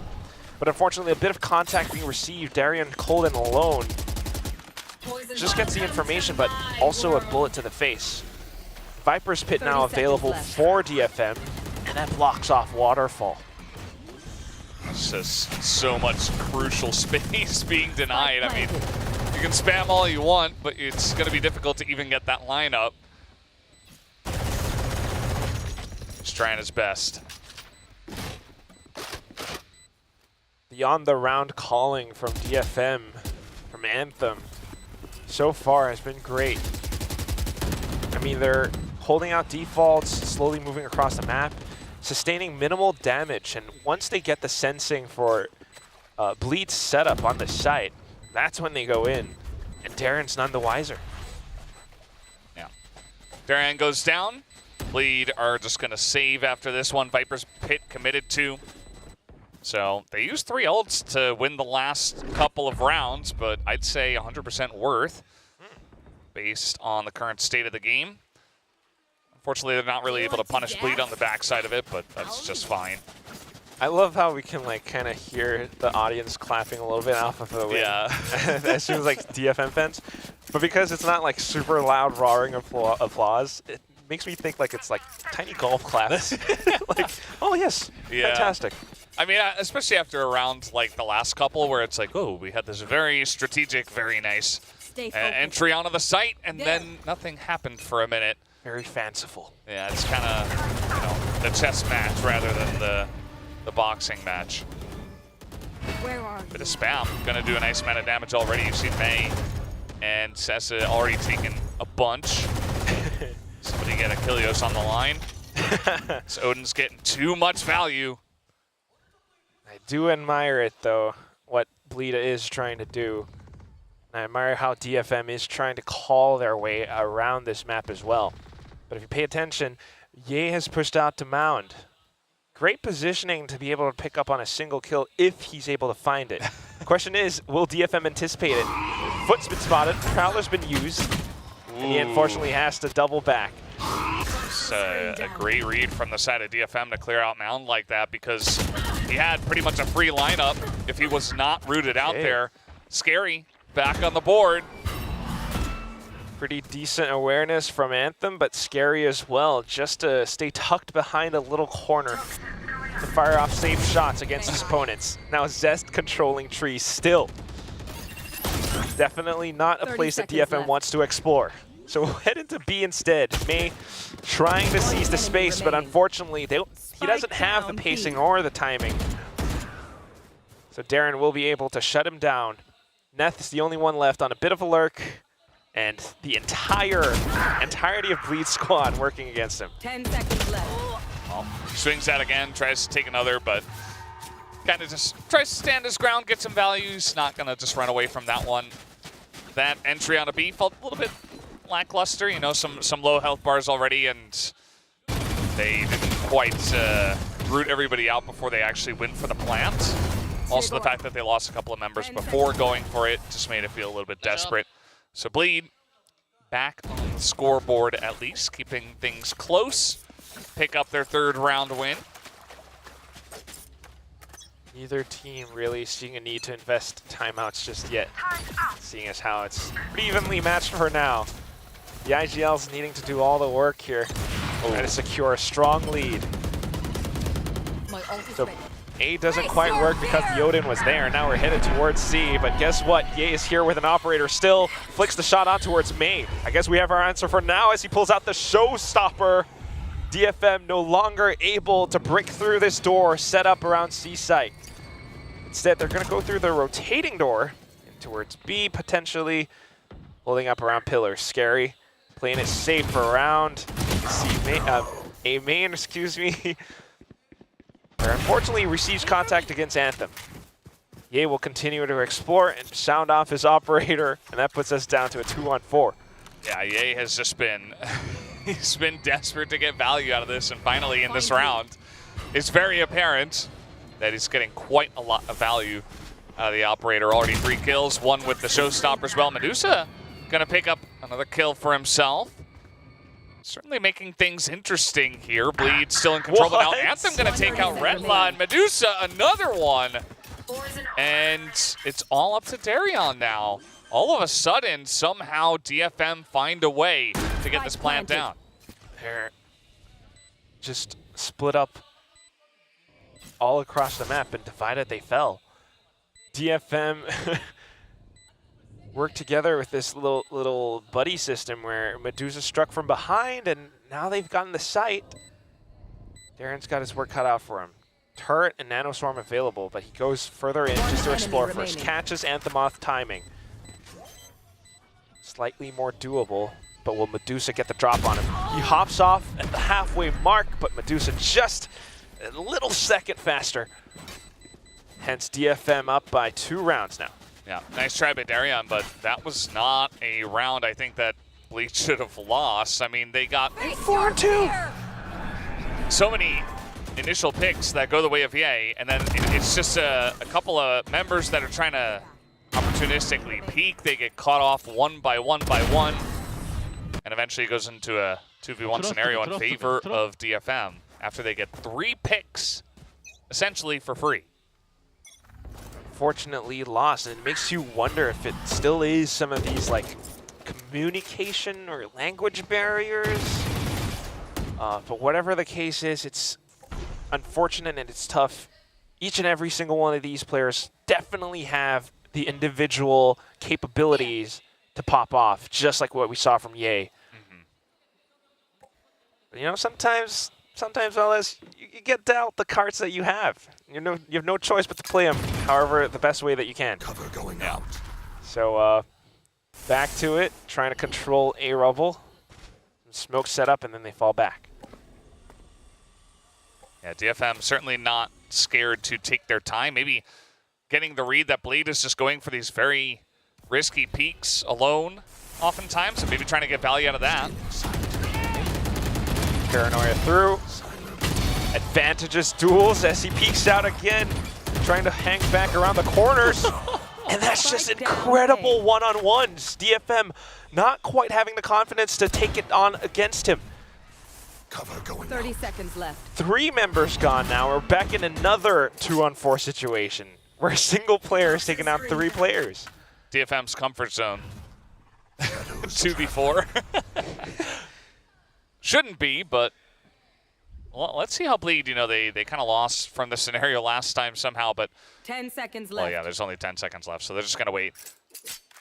And that should be the end of the round. Doesn't look like they'll even push, but definitely a better look this time around. Nice defense out there from Rubble, especially from Scary, who was able to line up some really fantastic angles to allow him to take a bunch of consecutive 1v1s. That's just incredible. I mean, I gotta see this again. Because the way that he takes on some of these duels, isolating every single little angle, he knows when they're about to peek out against him, and he hangs back behind the little corner of the wall. And he uses that little spot to actually wallbang against them. Yeah. Very, very incredible stuff. I mean, it looks a little bit cowardly, but it's the right way to take on those duels when you don't want to expose yourself to too many angles. It's the best way to play, cowardly or not, you know. Tactical. Yeah, tactical. That's a better word for it. So Bleed actually calling the timeout here, even though they did win that last round. Just saying, okay, well, it's not exactly the cleanest game I've ever seen, so let's take a moment here early on, somewhere halfway through the first half, near the end of the first half, to say, okay, let's calm things down, let's fix this here, and see if that does work out for them. I mean, yeah, right? Like, you know, it's not the cleanest rounds, but some of these plays can be really clean, especially when you have these players from Bleed who are able to perform to such standards. Then you got to think about the timeouts as well, because Scoreboard of Bleed. Lagia has some kind of an idea, you know, to take the lead in this first half. This is their map pick after all. They might have fallen to Zeta last week, but there is a chance for them to really take this win against DFM. Remember, Bleed are still looking for their first win in VCT Pacific Stage 1.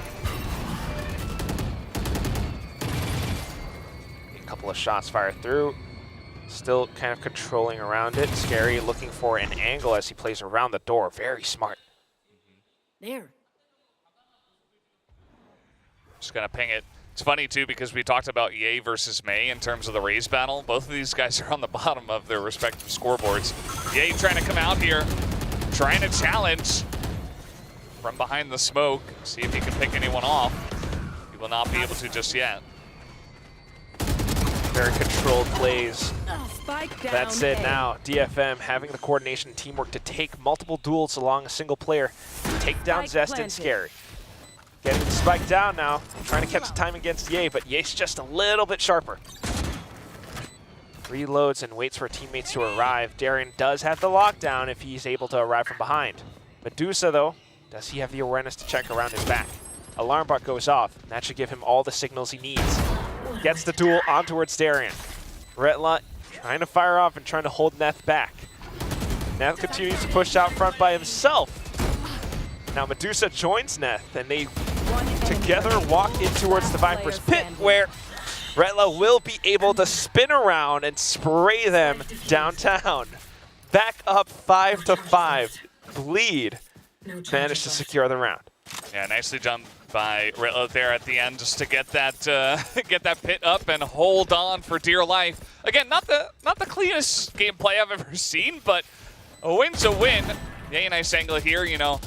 He's able to go for the double peek with Retla as well in order to get that pit online, and then essentially just sees where the shots are coming from, and Retla is able to spray them down. Thanks. And that's he's like, no problem, Retla. Nice round. Thanks. I mean, it's incredible because DFM, I mean, both teams sometimes, they have these advantages where they are actually able to sneak out rounds. Medusa was able to hold it down with Seth. But once they tried to walk into the Viper's pit, just kind of not covering each other or some slight misnomers due to not so well coordinated plays, they actually lose the advantage to Bleed, and that means it's credit to individual performances like Retla. So as they tie things up 5-5, now Bleed does have a chance of turning this into a 7-5 first half. DFM tries to go on the aggressive into the site, but they burn down to the defensive setups from Bleed. May still kind of stuck in there. The call has been made to hang back, and as he tries to step back out, Scary along with Darren will be able to find these angles. But they just shoot them down. 6-5. Yeah, they got pretty delayed by that lockdown, and then a couple of dinks. Nice shots there from Darion from range to just push them away. Lockdown did get destroyed, but they were already backing out and kind of on their hind heels, not really ready for the pressure. Really good position there, kind of delays the push as well, and then Scary up top as well. Able to line up a couple. This guy is really on fire. I mean, he's almost at 20 kills before the first half is done. Oh my god. So, remember, 4 of those were classic kills from that second round. That did happen, yes. Thank you for reminding me. Double the top fragger from DFM. That's unbelievable. Now, Nightfall has been invested just to either push DFM back or get further information. DFM's already lost a player now. Trying to find another opening. They got a little crossfire here in B-Main, and that's going to be a kill going over to Ye already, but look at this. And now they get contact, and then Zest is able to swing out and take down another. Going to be big advantage to Bleed here as DFM. Seems like they have fallen off the horse a little bit. Okay. Just a little. We'll see if Cess can bring us back from the brink. From the shadows back in towards A site. Goes in to check stairs. but look at the positioning from Bleed. I mean, this is great. How they're holding around these smaller corners, not in open areas. It's going to be tough for Cess to find even a single one. And if he does, he finds Darian. Retless should be able to swing out. 10 seconds, and he takes a little bit of damage. Scary right behind him will be able to secure the frag. That's a 19th one for Scary right now, as Bleep ends this first half with a 7-5. Whoa, a little whoopsie. Yeah. Scary going to end the first half with 19 kills. And certainly the main character at the moment, with multiple big clutch moments for himself. DFM, not the cleanest attack side, I would say. I know I've said that a bunch of times, but certainly coming out a little bit sleepy here. I think May not really able to get much going on the Raze either, not any big entries or big moments from him. And now they're going to have to move over to the defensive side. So Bleed definitely in the driver's seat at this moment, winning 4 rounds in a row. And feels like, you know, even though things were a little bit wishy-washy early on, they kind of just hunkered down and played better Valorant and were much better there defending. Back. It's the Bleed second fans. half. he came here from France. That's so cool. Sign in Korean as well. I mean, I do feel as though it really is because slight moments of hesitation from some of the DFM players. But apart from that, also, Bleed doing a really good job. That's a really cool drawing. Wingman. Bleed doing a really good job of stopping DFM as they try to execute. You know, you always have these traps from Darian, or maybe Retla, a well-timed snakebite or two, or maybe just Scary holding down a position by himself. And DFM not having the coordination nor the confidence to really dive in. Slightly different from the games that we saw from before. We'll see if they can redeem themselves in this second half, because if not, right now Bleed are in control. Yeah, they definitely are. I'm excited to see how fast they're going to come out here and how spicy this is going to get for their attacker side. I think when they've got this much momentum, you really want to put on the pressure as much as possible. Let's see how their pistol round is going to look at first. They clear out Mound and now immediately rotating over towards A. Okay. They do have that toxic screen that allows them to walk up, take control of the door if needed. Toxin screen down. Meanwhile, it's a little bit more crucial for DFM to take matters into their own hands. I want to see how the calling from Anthem can really shake things up if they are to find that lead again. Sends out the Prowler, doesn't see anything around pillars, opens door. We know they're not around C. So Neth's calls should be accurate, but it's a little bit too short, too shallow. Bleed has the timing to get the spike down and a little bit further for Ye to peek out and get a single kill. Yeah, just free entry into A, trying to go for the retake, but that one pickoff on Aneth is huge here for the side of Bleed. Is now everybody just running in towards the site, and they know exactly which direction they're coming in from. There's a lot of work to get done here from the side of DFM, but they've only got a couple of members left, and Anthem is super low. Last player standing. That's going to do that. So Bleed right back on the board with a extremely dominant pistol round just to get it started once again. Bleed just knowing how to ride this bull. They know exactly how to play this map. That's why they picked it, especially on the attacking side, with the rehearsed strategies, with the way that they know how to go around the map and get information as to how DFM are defending. It's that much better for them. Meanwhile, DFM, they try to get some of these reads, but it takes a little bit too much time. The rotation's just not quite fast enough. Maybe the decisions aren't quite informed enough, it feels like. Wow. Well, that significantly decreases the chances of a classic 4K here in the second half. Oh, yeah. I know we had it in the first. I know a lot of people were very excited. The chances were like, what, like 25, 50% before? And then with that, now it would go down to like 1% now. Scary. continues to pad his stats as he finds more targets to click on. Picks up a couple, now swings along with his teammates, always behind them. Cess, along with May, just trying to possibly find some right clicks or two. It's not quite going to happen. They know they have to die to the spike, so they're just trying to set up for it. I mean, Bleed, they had a decent position to deny it as well, I feel, but maybe not wanting to take any chances themselves, and they're just going to wrap around a little bit too late as they're already in onto the B site. Will be 9-5 in favor of Bleed, and that is their 6th round in a row.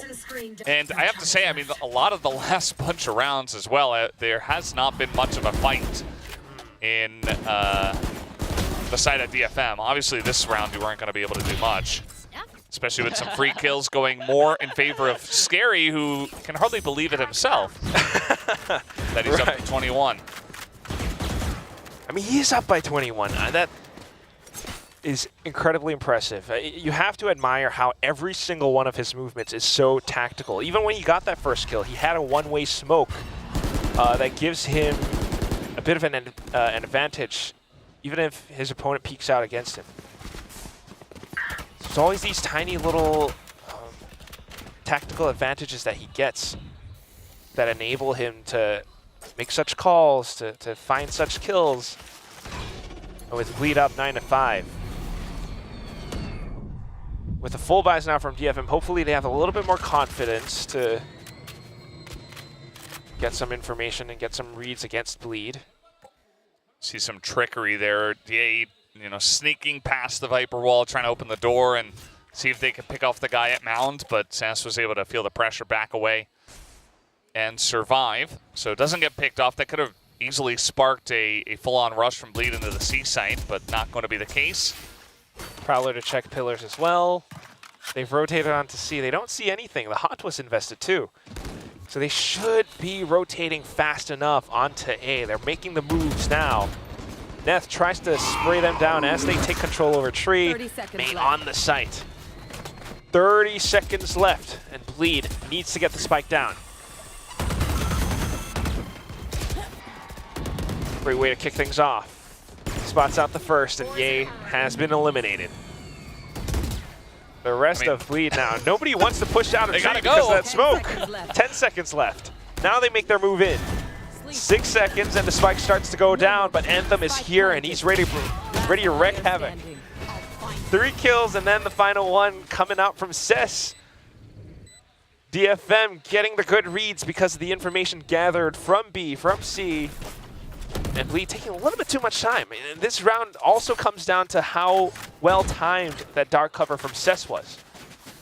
Yeah, that was pretty nice. I think they gave a bit too much time over to DFM, as you mentioned, to just kind of get in position. DFM have been a bit slow, you know, to respond, so I feel like Bleed were getting a lot of advantages by just kind of getting in, being decisive, making plays, but that time they just, you know, they waited, and then there was like 3 utilities right on one spot, which easily all just got sprayed down, and it was just like, huh. That's right. Well, that wasn't really the entry we were looking for, so yeah, Bleed not gonna like that one. And now May out here, out of Mound, is going to be spotted by the turret, and he had the support of 2 other players, so already pushing in here is Bleed. Both teams trying to play as cautiously as possible, but sometimes to their own detriment. The Nightfall now being invested, but Neth able to answer back in kind. That was a single peek from Ye. No support. Retla might have been able to use that timing to sneak up onto stairs, but he knows that he can only hold this position now because he's been spotted. The rest of the team, though, trying to get the spike over onto the site.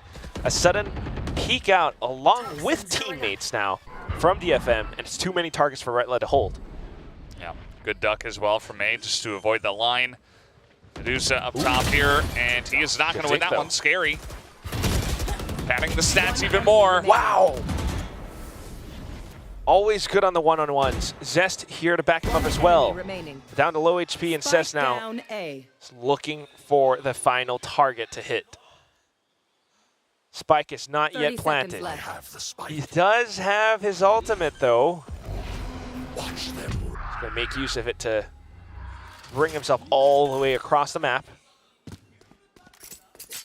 Spike Cutting out planted. space, and that's going to be Cess now trying to find his positioning. This is where Scary shines the most. Even with low HP, I do not want to doubt him whatsoever. He's got a nice lineup here onto where he planted. Let's see if Cess can suss this out. Looks like he has. Oh! What a fantastic shot as he swings out, anticipates him. Omen players, no Omen players. They're bromans. They're bromans. Yeah. Well, a little bit of a Dr. Seuss moment. Susses him out for sure, Veldas. Yeah. Yeah, Ye kind of solo peeks in net, even though he doesn't have audio, doesn't matter. They take out Retla, and then, you know, honestly, Bleed should not really have been in that position. They did a great job to clear the site. Scary picking up another couple of kills. Pretty happy about that one. But yeah, they got pretty close, but now it's DFM, a couple of rounds under their belt. And this is getting closer by the round. That's right. 2-round deficit for DFM to catch up onto. Just got to be a little bit more decisive. I think that's the beauty of Valorant, is that you have all these interesting agents that enable you to find tactical advantages, even if you don't play, you know, that safe and that slow, that cautious. Sometimes you need to have the confidence to be able to dive in for shots and have your teammates here to back you up, and that's exactly what DFM's trying to do right now in this retake. The Nightfall sent out, Showstopper deployed. He's looking for Ye, and he finds him. Explosion goes off. Now Cess comes back in for the trade. It's a bit of a double kill. Anthem snaps on towards Retla. Darian coming back in to trade up, but down to the 2-on-1, he sees them stacked up, and he's trying to play around the corners just like Scary does. But Anthem swings out against him, takes the initiative instead. DFM now 1 round away from tying things up. That's a pretty chaotic round that time. But getting in onto the B site, the Showstopper to take down Ye as well, as the two Rays still battling at the bottom of the scoreboards in the 1v1. But yeah, they were able to get on in there, and it was made pretty close. But DFM, once again, continuing with their onslaught.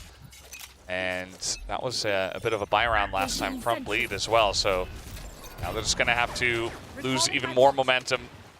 And DFM now definitely feels like they are in the driver's seat.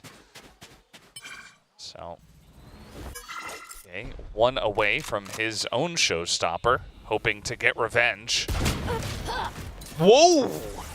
All right, I was just going to say, very much better from DFM as they take more space across the map. But then, once they start to expose themselves in these open areas, you get that shot from Ye, picks up the Showstopper, tries to swing it through, but the space has been made for his team until Medusa swings back around on a double kill. Ratla takes him back down, but the team from DFM has arrived on the scene. Darian and Retla, both Singaporean players. They know each other really well. Hopefully trying to play off of each other, but just proves too much to hold and handle once you have utilities and the entire force of DFM running up against you. Yeah, I mean, at the end of the day, nice try from Ye. Does open up the site a bit. He was very close to hitting his Showstopper, but Medusa did a great job of just evading. Wow. And then he lines up 2 incredible headshots as well. So credit to him for holding down the site, giving time for the teammates to come on over and kind of avoid a catastrophe if they lost to 5 sheriffs. I love that. I mean, we said, you know, especially on the desk, that there's a lot of pressure on May's shoulders because he's often the entry fragger, opening things up for the team. But now we're seeing Cess and Medusa finding some of these frags, finding their impact in the map. Which is exactly what the Doctor ordered for DFM. Okay. Taking decisive control over Mound now, which funnels Bleed towards other sites. And that's where you have a lot of traps and Killjoy utility up around A. Anthem ready with his Prowler to get information outside of B pillars as well. Just going to use the Swarm Grenade just to make sure. Has he fired his Odin yet? Oh, a little bit. Of course, I mean, if you have an Odin, you got to fire through some kind of wall. Otherwise, you're not doing it right. That's true. You're not sitting there with the Bucky in a corner. You gotta make yourself known. Speaking of which, Ye is leading the charge for the team. Okay. They should be able to hear these footsteps up around heaven now. Toxic screen comes up at the right time. Oh, snake bite too. Look at this. You even have Cez with a paranoia. They try to open the door to maybe barrel through C, but there are many, many obstacles in front of Bleed's way. I mean, who's going to be the first player to throw themselves in harm's way to open it up for the team? 10 seconds They try to fan out, but now 9 seconds left. Spike is taking way too long. Cez is already prepared to take them down as they try to walk on through. That's the second shot now. Anthem with a double kill to give DFM the lead.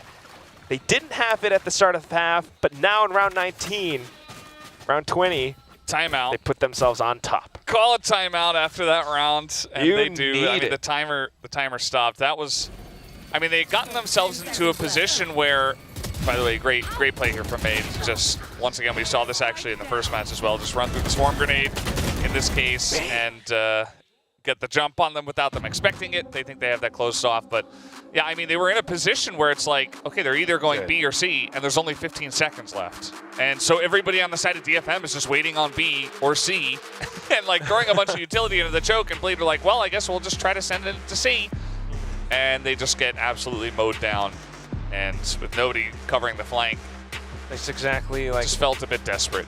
Yeah, really unfortunate. Because you want to have this game plan. You know that a single side has already been blocked off, but every single other pathway, every other road has some kind of an obstacle in front of you. But I like this timeout. I like that Laguio's getting active and trying to, you know, direct them as to where they're needed to go. So perhaps a more coordinated set play, something of a decisive execute from Bleed to take matters back into their hands. They do have, you know, Viper's Pit, a lockdown available to them. But we'll see what DFM has cooked for us as well. Yeah, I do feel like you're onto something. I think Bleed should have some sort of set play. But let's see, it's actually going to be May. Comes out here quickly, looking to punish. And he just gets blinded, still gets the kill! As the rest of the team is there to back him up as well. Instead, it's going to be DFM with the decisive set play. Well, that's something you could do, you know. Opponent calls a timeout, and you're like, okay, here's what we're going to do. Let's get right in their face. Do not allow them to set whatever they want to set up. And we'll just take them down first. That's incredible. I mean, this is how DFM could actually reach map point first. There. Now just holding up around the edges of this dark cover where the spike is. Not quite sure how Bleed can fight their way out of this one. If anyone's going to do it, it has to be the two of these players. Oh. Given their familiarity with each other. But look at what's happening. Darren's actually running all the way across the map. He's on a bit of a solo mission. Sure. Might as well. And they don't have the spike, but at this point, maybe they're just trying to survive. 30 seconds left. Hold on to their guns. I mean, just trying to get to a safe spot here at Rubble where they know DFM are not. And with their economy in ruins, I mean, trying to hold on to a couple of rifles to try to give yourself a chance to win the next round. Yeah. Perhaps this is their best play. 30 seconds. Oh, okay, 10 seconds. 10 seconds left. Medusa just trying to crouch at random timings so that he doesn't get his shot at in case there is someone around the smoke too. Yeah, both teams just trying to play it safe and trying to hold on to whatever advantage they have. I definitely did not expect, I did not think that DFM was going to go hunting. Well. So now, economy not great for Bleed. They do have a lot of ultimates though. Yeah, they do. It would have been nice if, you know, they could have used a couple of those in the last round when they had the rifles to get something going, but DFM just got in their face too quick. Just fantastic stuff from DFM. Whether or not it's the coach or the IGL, great call to seize the day around C. Carpe diem, now we're on to the next round, and it Bleed trying to make use of their current weaponry. Pushing up on towards A. They do have control over Rubble, but here is that Odin It is a stationary turret, though, if you're firing off on this thing, so you're still susceptible to wall bangs, and that's what Bleed is looking for. Oh, brilliant shot from me. This time it feels like Bleed are just like, okay, we're just going to send it, you know? They kind of have to. Yeah. At this point, they are pretty committed. But there's not a lot of rotations, not a lot of, you know, change-ups in what they want to do. It's essentially just let's slowly push forward and try to win some duels. That's right. At least Retla opened up the door, so there is an alternate route if they want to take it. I have to respect Ye a lot, though. I mean, look at how he's trying to open things up for his team, pushing out front, you know, smoothly, safely checking every single corner. But unfortunately, a team not quite there with him, and DFM are just able to pick apart Bleed. Each and every single one of these members from the squad just fall down in the dirt. Yeah, and they're not able to use any of their ultimates. They're not able to set anything up, not even a Nightfall coming through from Zest. You know, some shots fired through, but it's almost like they're trying to set something up, but they don't actually ever commit to making the play. 7 rounds in a row for DFM now. And I think the straw that really broke the camel's back on this map was the one after the timeout. Yeah, that went so heavily in favor of DFM that it was like all the air was taken out of the sails of Bleed. And now it just feels like a very one-sided affair. Scary already going to be taken down, and he's the one with like 27 kills. So the one guy who had the big hot hands from the beginning of this map is now down. Keep in mind also that this was Bleed's map selection. Oh. And you know, they've looked decent on this so far this tournament, but tonight it's kind of hard to say the same. And DFM have risen to the challenge in a big way. You should run. Truthfully. Again, I mean, the battle between these two teams, Bleed's looking for their first win, and DFM's looking for their second, just to prove that their win against T1 was not just some kind of a silly fluke. It's not just a one-time wonder. Definitely trying to make it happen again now. Both sides having the ultimates to barrel on through. Another Nightfall sent out into C site. Zest trying to take control of things. Retla making use of his Viper's Pit, but you do have a bit of a counter from Anthem's Nightfall. A lot of utility being tossed through, but still not quite enough space. Zest, unfortunately, trying to hop back over into a safer position, exposes himself, and that's going to be a shot down in. Bleed. Darian tries to take matters into his own hands, holds the angle and takes down 2. But Neth with the operator chimes back in. Initial pit falls. Retla still alive and up and running. Ye trying to protect his teammate as best as he can. But unfortunately, the numbers prove too overwhelming. And the teamwork from DFM exposes some of the positioning from the Bleed players and gives them the targets they need to hit in order to get 13-9. DFM closes out Bleed's map selection. Yeah, great job from DFM. 8 rounds in a row. They go without a defeat there, and once they move over to the defensive side, it's lights out pretty much from them after only losing the pistol and the follow-up round. Bleed, they're going to have to go back to the drawing board because that attacker side was a bit rough, and they'll have to figure it out as we do move on to the second map. But for now, DFM can enjoy their very nice first victory. We're going to go to the analyst test to break down that first map. Well, it took a little while for them to heat up, but DFM, they managed to take that map. And it looks as though spirits are high, as you can see them exiting the stage, you know, with all smiles. And, you know, looking a little bit more relaxed on their end. Yeah, and as the match went on, they seemed to find their groove a little bit. At the beginning, I felt like they were a little bit off in terms of their coordination and their communication. Players kind of peaking when they probably shouldn't, being out of place. I mean, it didn't help that Scary was absolutely popping off in the beginning of this match, just absolutely dominating rounds. But as time wore on, they seemed to kind of get their ideas together, get their heads on straight. Even in that last round you saw with the counter pit, like setting up for it, you know, spraying with the Odin to make sure that space is clear so they can get the pit down, do all these things properly on the back of the Nightfall as well. Like, once they got in kind of a groove, they never left it. Yeah, and what seemed to be, you know, the the rise of DFM in that first map came like this slow, like just crucifying fall for Bleed. There were some rounds on their attacking side where it felt like they didn't know what to do. They had like, what, one round where they had 15 seconds up on the clock. Is it going to be B? Is it going to be C? I don't know what happens. And again, Pipperton's absolutely right. 26 kills here on Scary.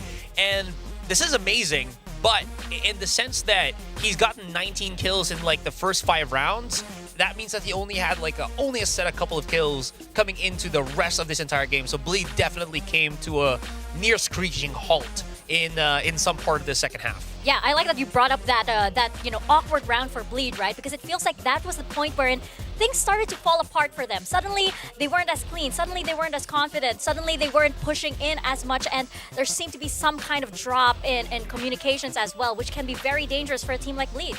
Yeah, it felt like eventually, like, maybe some of the preset ideas they had coming into this and things like that, like their script ran out, and that's going to be where they start to falter, where they just don't have those built-in protocols and ideas behind them to rely on their communication to make adjustments on the fly. And that's part of the growing pains that this Bleed roster is going to have. And I don't really, again, want to dog on them too much because they're in a really tough situation. So they're doing their best. It looked really good.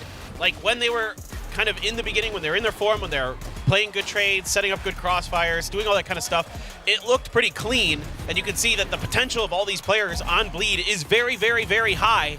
It's just they can't consistently put it all together.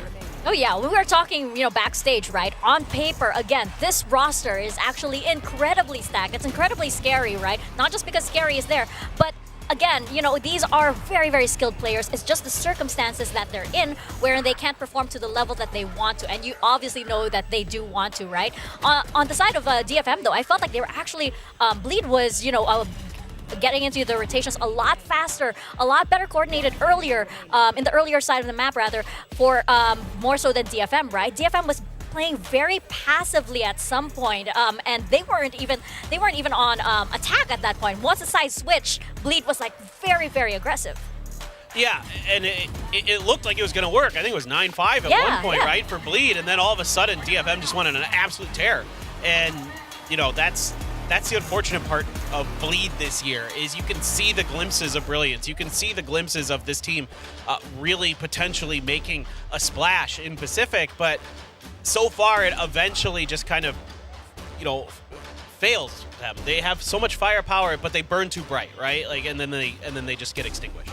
Yeah, and again, now coming into Split, which feels like such an unknown for Bleed here. Sure, DFM did lose that match that we saw them play Split on, but that was against, a very strong team in Gen G. So that, and them still having some pretty stellar performances throughout this one, it's definitely going to be a cause of concern here for Bleed. And just looking quickly, step back into that Lotus map, there were some of these rounds as well from Bleed where it felt like Scary was doing a lot of his own. It felt like Bleed wasn't really assisting him, maybe because they felt like, Scary can handle his own position and they wanted to secure other spots or something of that manner. And then there was also points where Bleed would just take fights when they really shouldn't, when, there was the utility dump from DFM on Mound, I mean.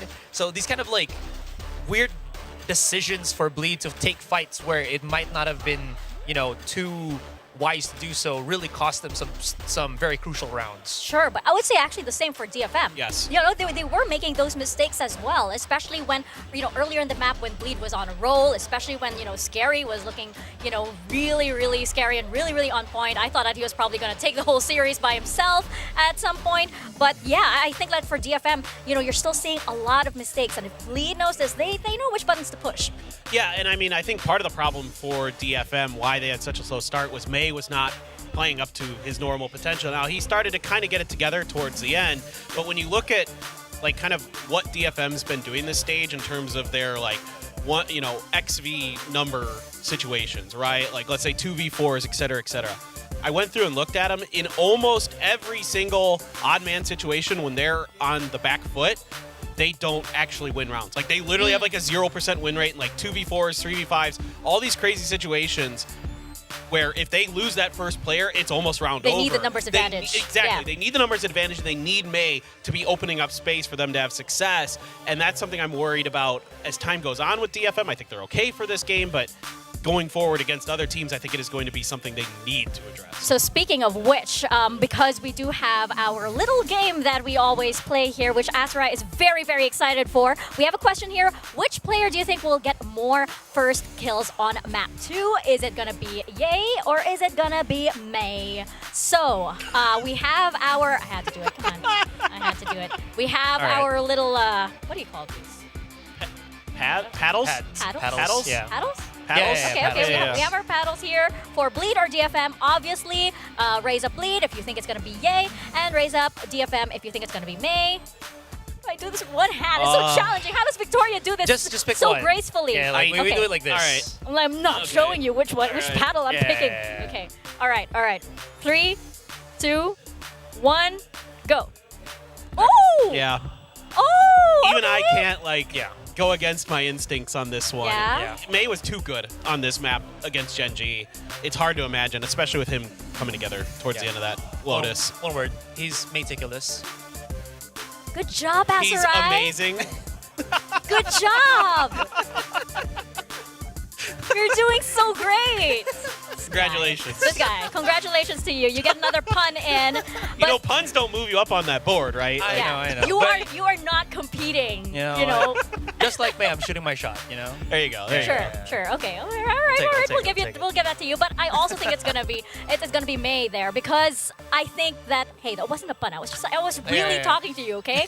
I think that Scary is having a great series right now. I don't think that we'll be seeing Ye with the numbers in this one as impressive as we think that Mei is going to have. So I think that it's probably going to be Scary and Mei for this coming map. Could be. I mean, the only thing is we don't really know exactly what this is going to look like for Bleed. We did see it against GE, but that was the other iteration of the roster. It was the beginning of the year. Things are very different now. Who knows? Maybe this is just a map where Ye feels comfortable just in his own, skin. It's not the most complicated map in the world, right? It doesn't require, I think, frankly, as much communication as the other maps like Lotus, which is a much more intricate map. So maybe you can just get an operator and go to town. I don't know. Yeah, I mean, you mentioned about the stats that you said with DFM. The stats that I remembered I pointed out back then with Bleed is that Ye has one of the lowest first kills win percentage in any of the duelists that we've had here. Sure, he's gonna get that first contact, but he doesn't usually get that W. And looking at that Lotus stats real quick, it's kind of still the same thing that's happening for Ye here.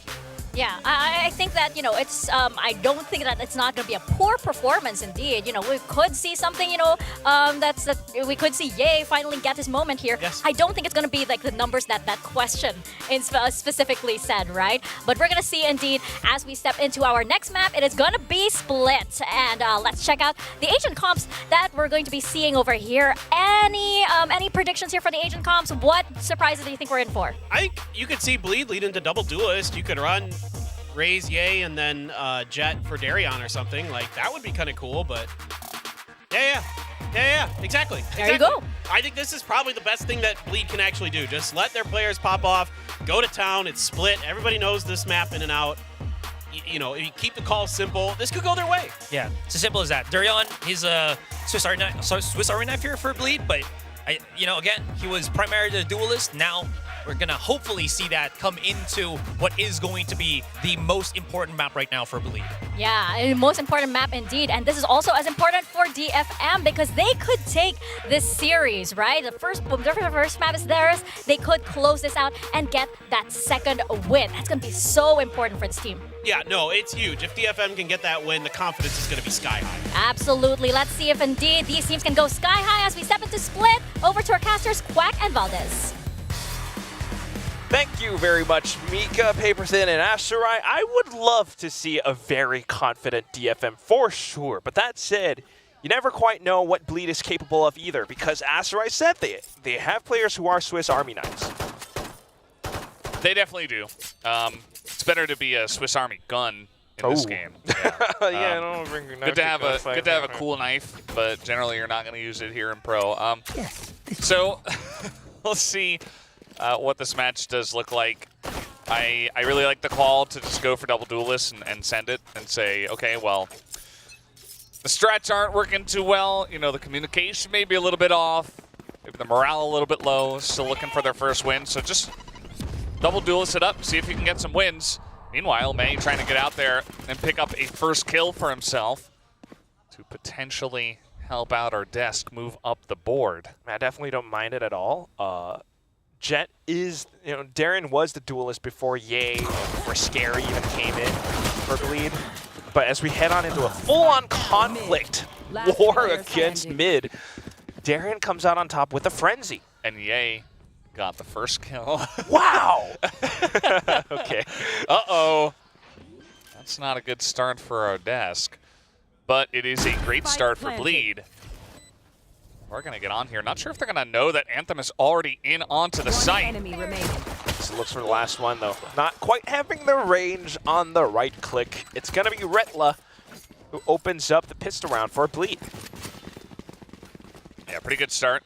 Essentially just a massacre in mid, going very much back and forth. And yeah, just kind of, he got the first kill, and then sitting back with the frenzy, lining it up. Nice second kill there as well, and then Retla.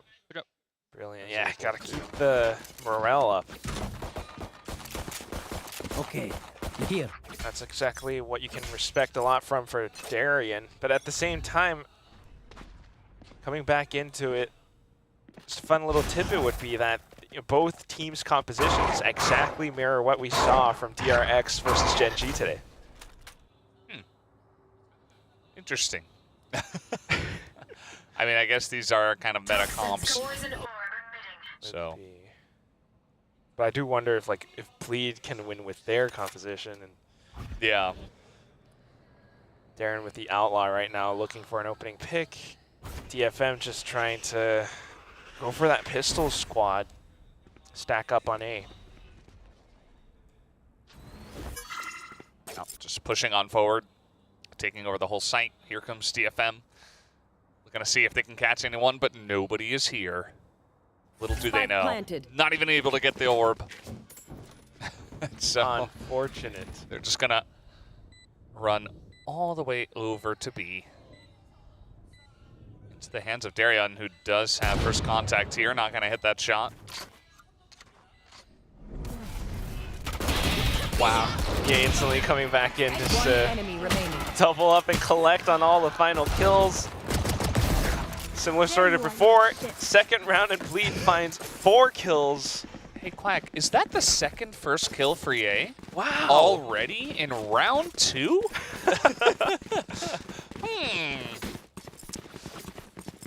Our desk is going to suffer, aren't they? So yeah, pretty much just moves around. He's got a Spectre. It's a done deal. Denied from the ace. But I do definitely love how, it's just that setup that Bleed has. Darren holding the ankle, and then Ye there to support or push out if needed. And Bleed definitely feeling like stretching their legs on this map. They're not so cautious, too overly cautious or too afraid to peek out. Going in for some confident duels, that's what we need. Especially with the double duelist composition. It's going to be Darren with a swing on towards Sis. Instantly already a rifle gone. Ye has the rockets available as well. Important to have the rockets online. We'll see how they do enter onto the site. Sessa already down. Anthem up in heaven, taking a bit of damage already, taking more. Paint shells thrown forward, just trying to take over that heaven area. Is Bleed at the moment. Looking for a bonus. Very likely able to get it as well. They continue forth with his momentum. So much space being collected on. I don't know how you can retake this. They do have some players approaching from behind, but I believe Bleed are anticipating this as well. Zest already watching down this right angle. Scary watching ramps as well. A lot of it is being marked as the spike goes down. Yeah, at this point, maybe you just want to back out of here and save up because... Oh! Wait, he re-peeks it. Looking for the kill. Not going to get it. I think it's like it was a Spectre, so he thought maybe. Yeah. The spray from that range was actually pretty clean. And now they're going to be able to pick up rifles. look to see if they can find Anthem, but it doesn't look like they will be able to. So Bleed going to pick up the bonus here with 4 players alive. So coming out, double duelist, very aggressive here on split already, and a pretty demanding lead, commanding lead rather, at this point in time. A very strong one, because not only do you have the round, you've collected on so many kills. Darren is now 2 points away from his Blade Storm. And it's nothing too, strategic either. If you take a look at how the round breaks down, it's just Darian opening things up with a peek into A ramps. Having the confidence to go for something like that and firing off the Outlaw. DFM weren't quite prepared or weren't quite ready to take on some of these duels, and as they go in for the retake, they're continuing to lose players left and right.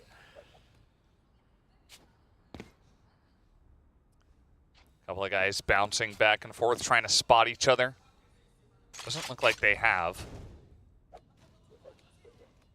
Same for DFM. Don't really see much towards mid for the time being, though. They might have heard some footsteps.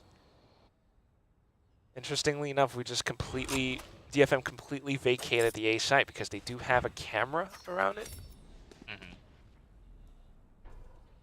So just going to utilize that and just be ready for a quick rotation towards B. It does come through. Trailblazer through here for Zest. Going to barely see one guy. All right. Still not really seeing all too much.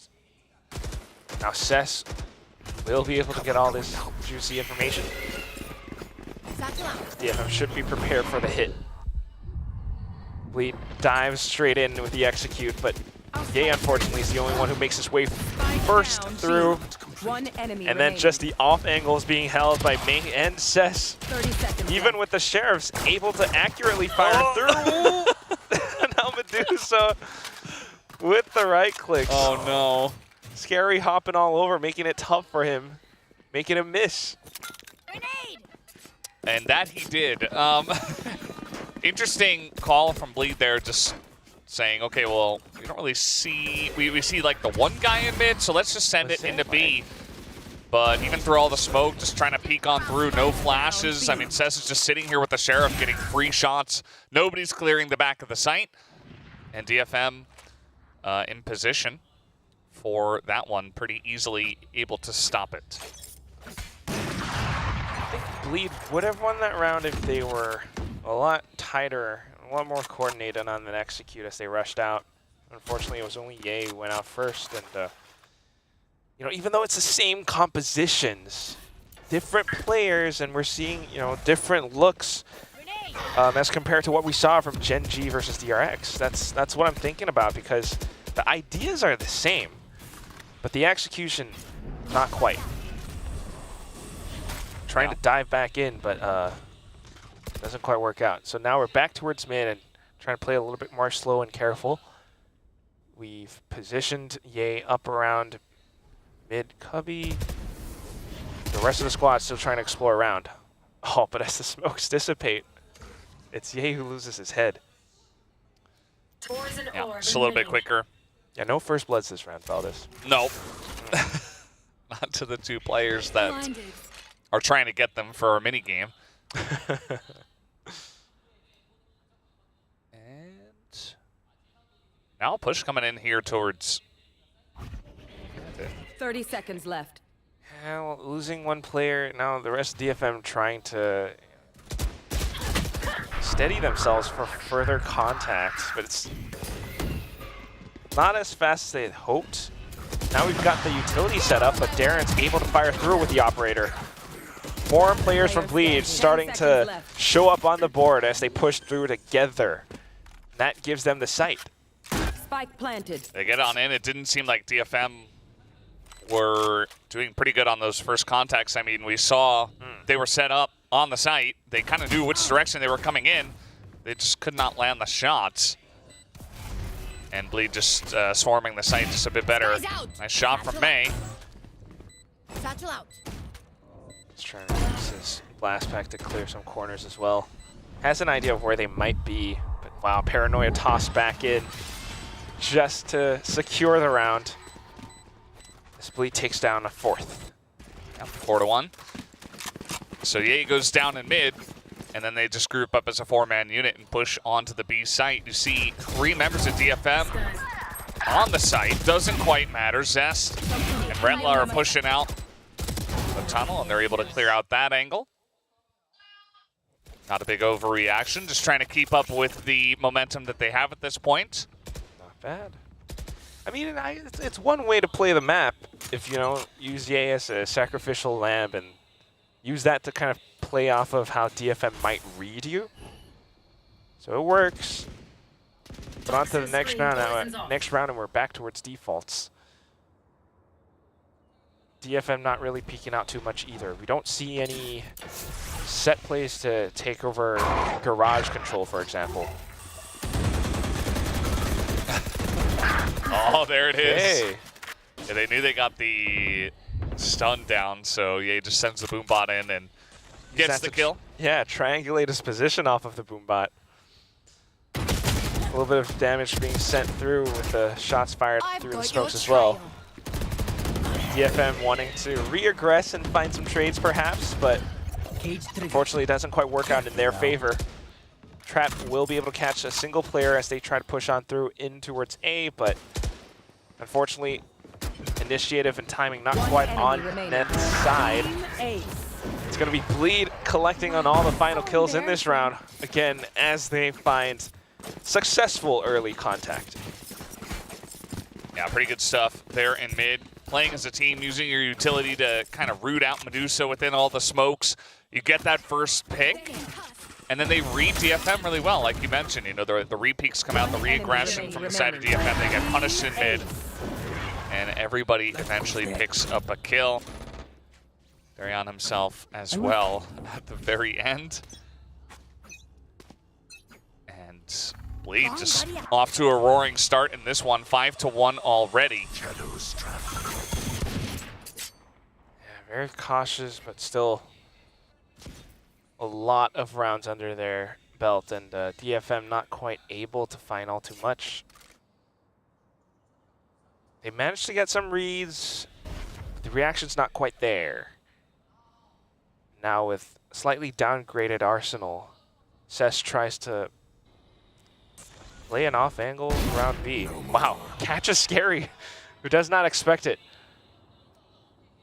That's one way to start things out. Yeah, that's certainly going to help. Starion's just trying to poke his head in here with an operator. That's not going to work. I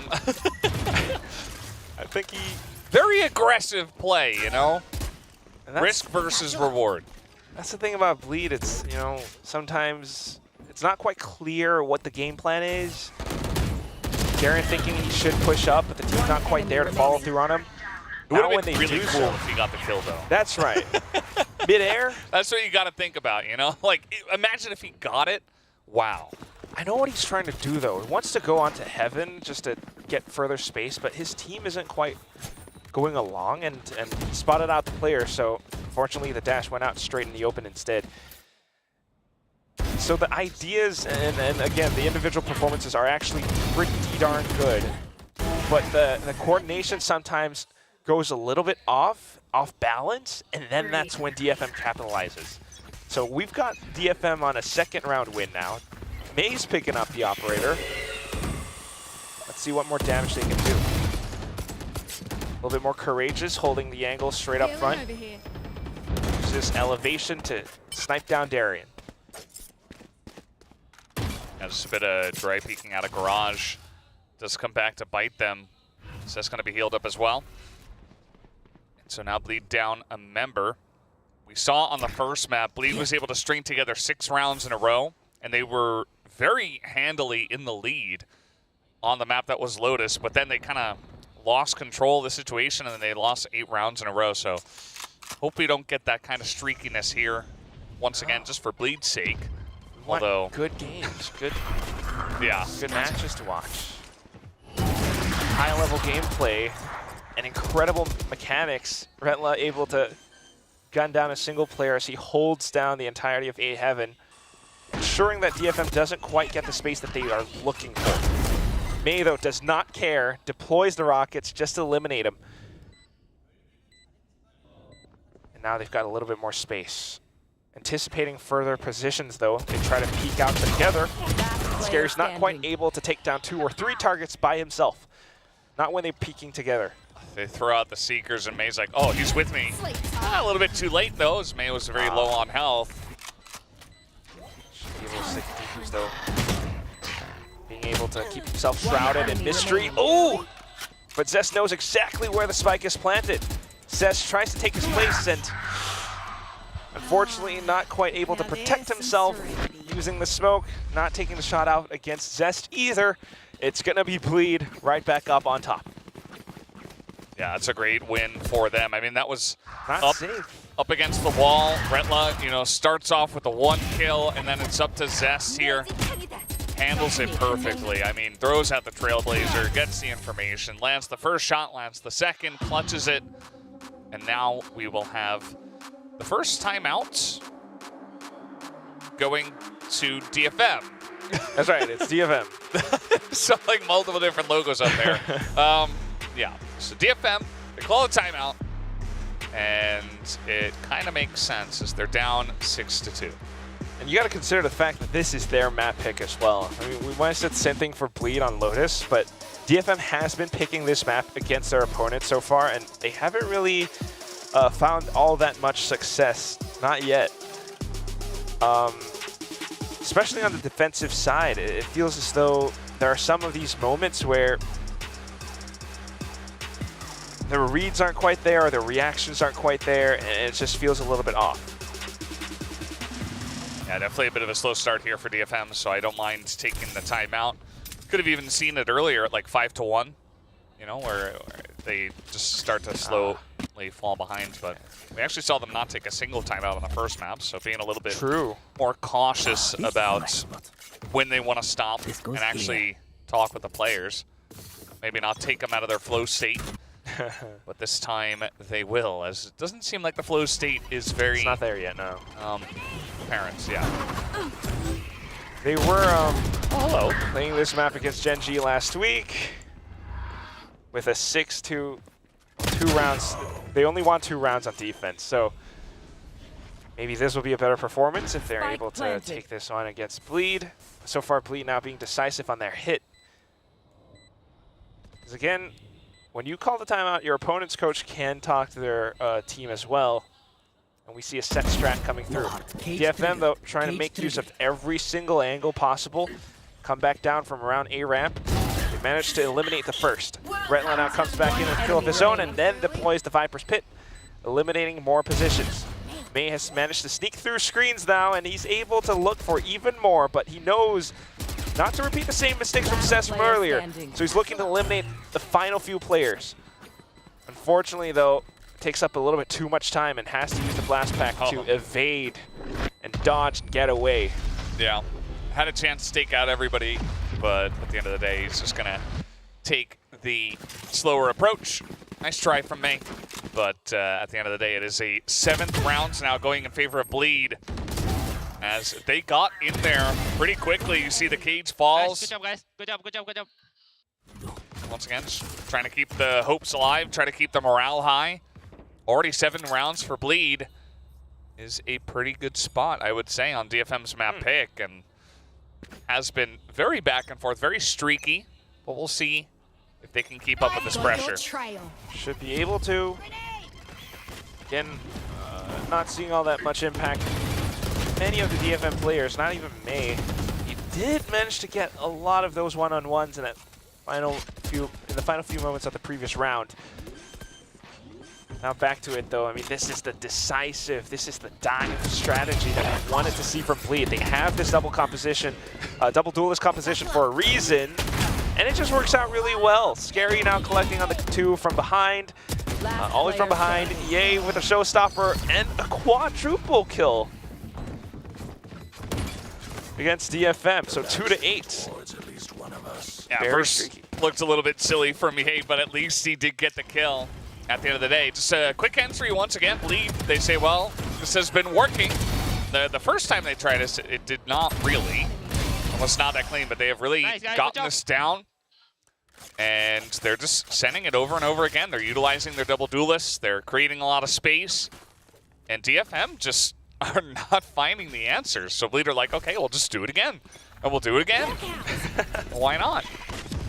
You're not really, seeing any plays to kind of slow down the offensive push from Bleed. In fact, in this round, they are not anywhere to be found on site. So it's a completely free plant, free real estate for Bleed. Oh, now it's just a firing squad watching down Heaven. Oh boy.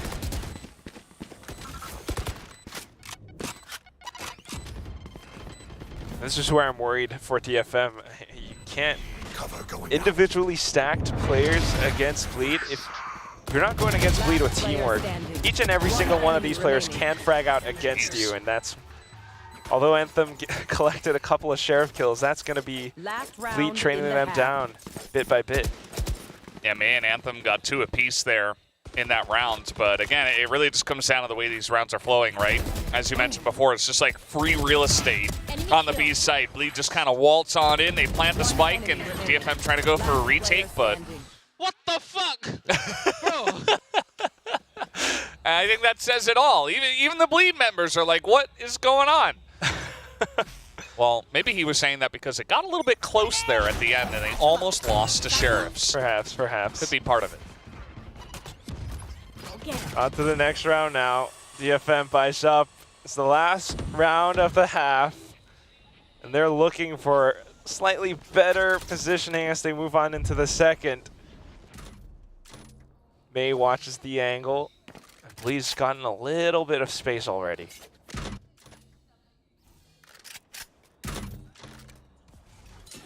Just a little bit. Though, okay, Neth. Cage triggered. Darian evades all of it. Neth pops up the cages just to play around. He wants to stop the dive composition. Able to take down the first player, but not quite on the second, as the New York Theft continues to pulse through. Further information as to where the players might be positioned now. Not quite seeing all too much, though. And slightly disjointed peaks. It's DFM going in one by one, and Bleed completely feasting on each and every single one of them. I mean, they had that angle covered by about 3 people, and there was no peek from Heaven at the same time. So one person goes and dies, another person goes and dies. And Bleed, it was like a nice hold on the site from Neth to get the 1 kill and delay the plant, but then they still got a free plant, and the retake was very lackluster. So Bleed, total control at this point, and they are sitting here at 10-2 at the half. Incredible stuff from Bleed. I would not be surprised if they took the pistol, and if they do take the pistol, then it's going to be a really fast map. DFM definitely struggling a little bit somehow. Not quite sure what's going on, but you could see like some slight,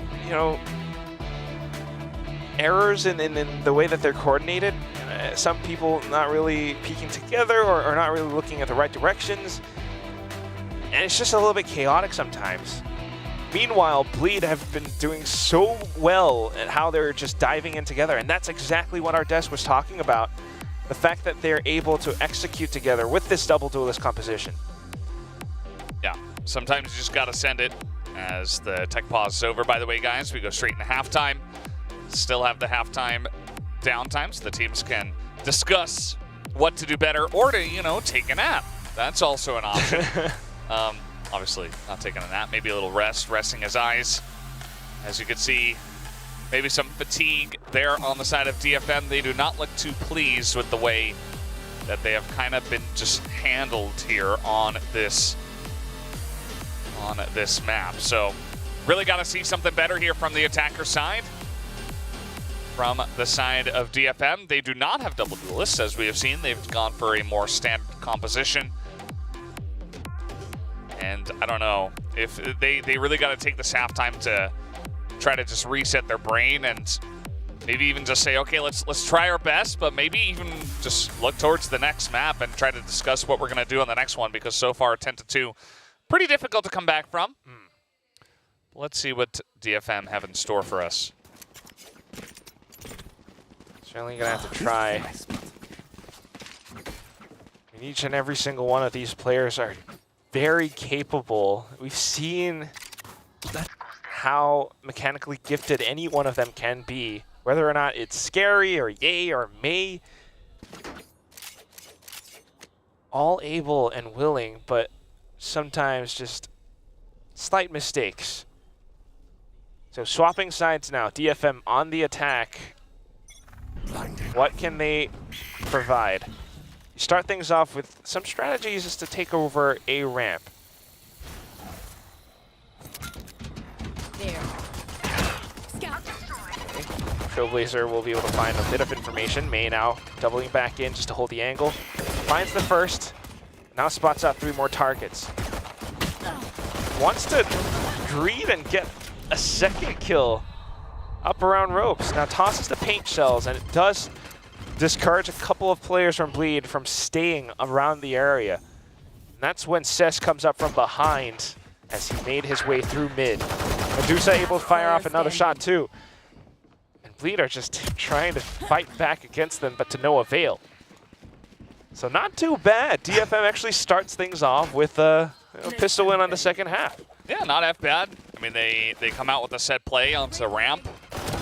And essentially they just say, okay, May, go kill a little bit, you know, send you in the front. You have a frenzy, you've got a Viper wall to protect from one side, pick a couple people off here and there. Oh, wow. As at the viewing party, everybody is very excited for DFM to finally put up some more numbers. Yeah, not too bad. Especially if Bleeds wants to play against them. But the next round now, Bleed just diving, clashing straight into DFM. The better firepower team wins. Down to the last one, it's going to be Retla. Showing off the Bleed Classic. Toxin screen down. I don't know if he's going to be able to find too many kills with that one. Not this time. Yeah.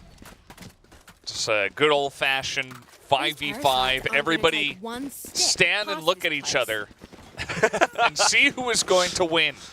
Not a lot of utility, no need, especially for the side of DFM. 5v5 standoff. Is Neth going to buy anything? Yes, please. Or not. Armor and a Sheriff. That's about it. You got 1 Vandal, full armors for everybody else. They do lose quite the number of players from the previous round. Now the question is, how is Bleed going to take control of the round? Uh-oh. Try to push down ramp. Zest providing Darren with further support from the top. It does do a little bit of damage against DFM. Poison's off. Neth continues to lurk because he's got the Sheriff. Spike dropped. DFM continuing to try to aggress onto this A site. They have not tried anything in mid or B yet. This is only the 3rd round. Maybe they're going to look elsewhere after the trade of 1-for-1, especially with May down. Might look to mix it up.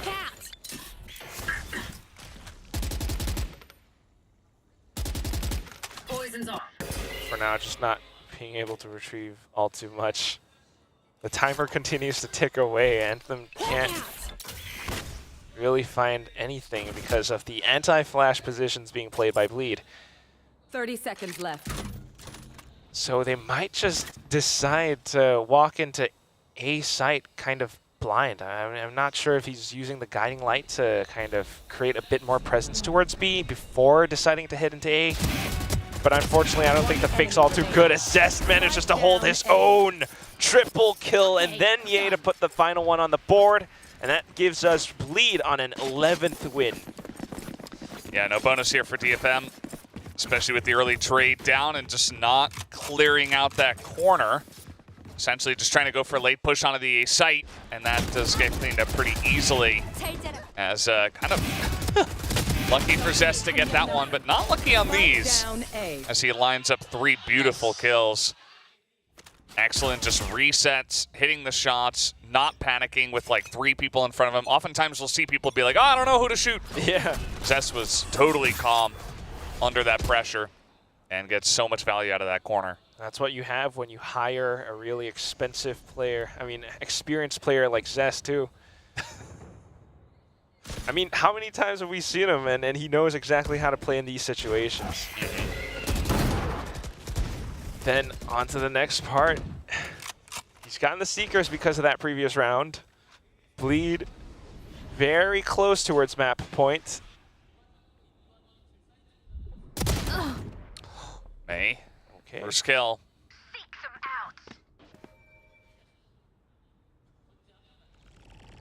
And then the Seekers deployed really early on. Unfortunately, they're not quite gonna find all too much, though. Just the fact that there are several players around mid. Yeah. It's like, well, they haven't moved yet. We have delayed their push. Ooh. Medusa gets another pick off here before they actually go into ropes, too. And maybe another. Not this time. And not that time either. Oh! All right, not too bad from Scary, though. He's able to come back in just to even out the odds for a little.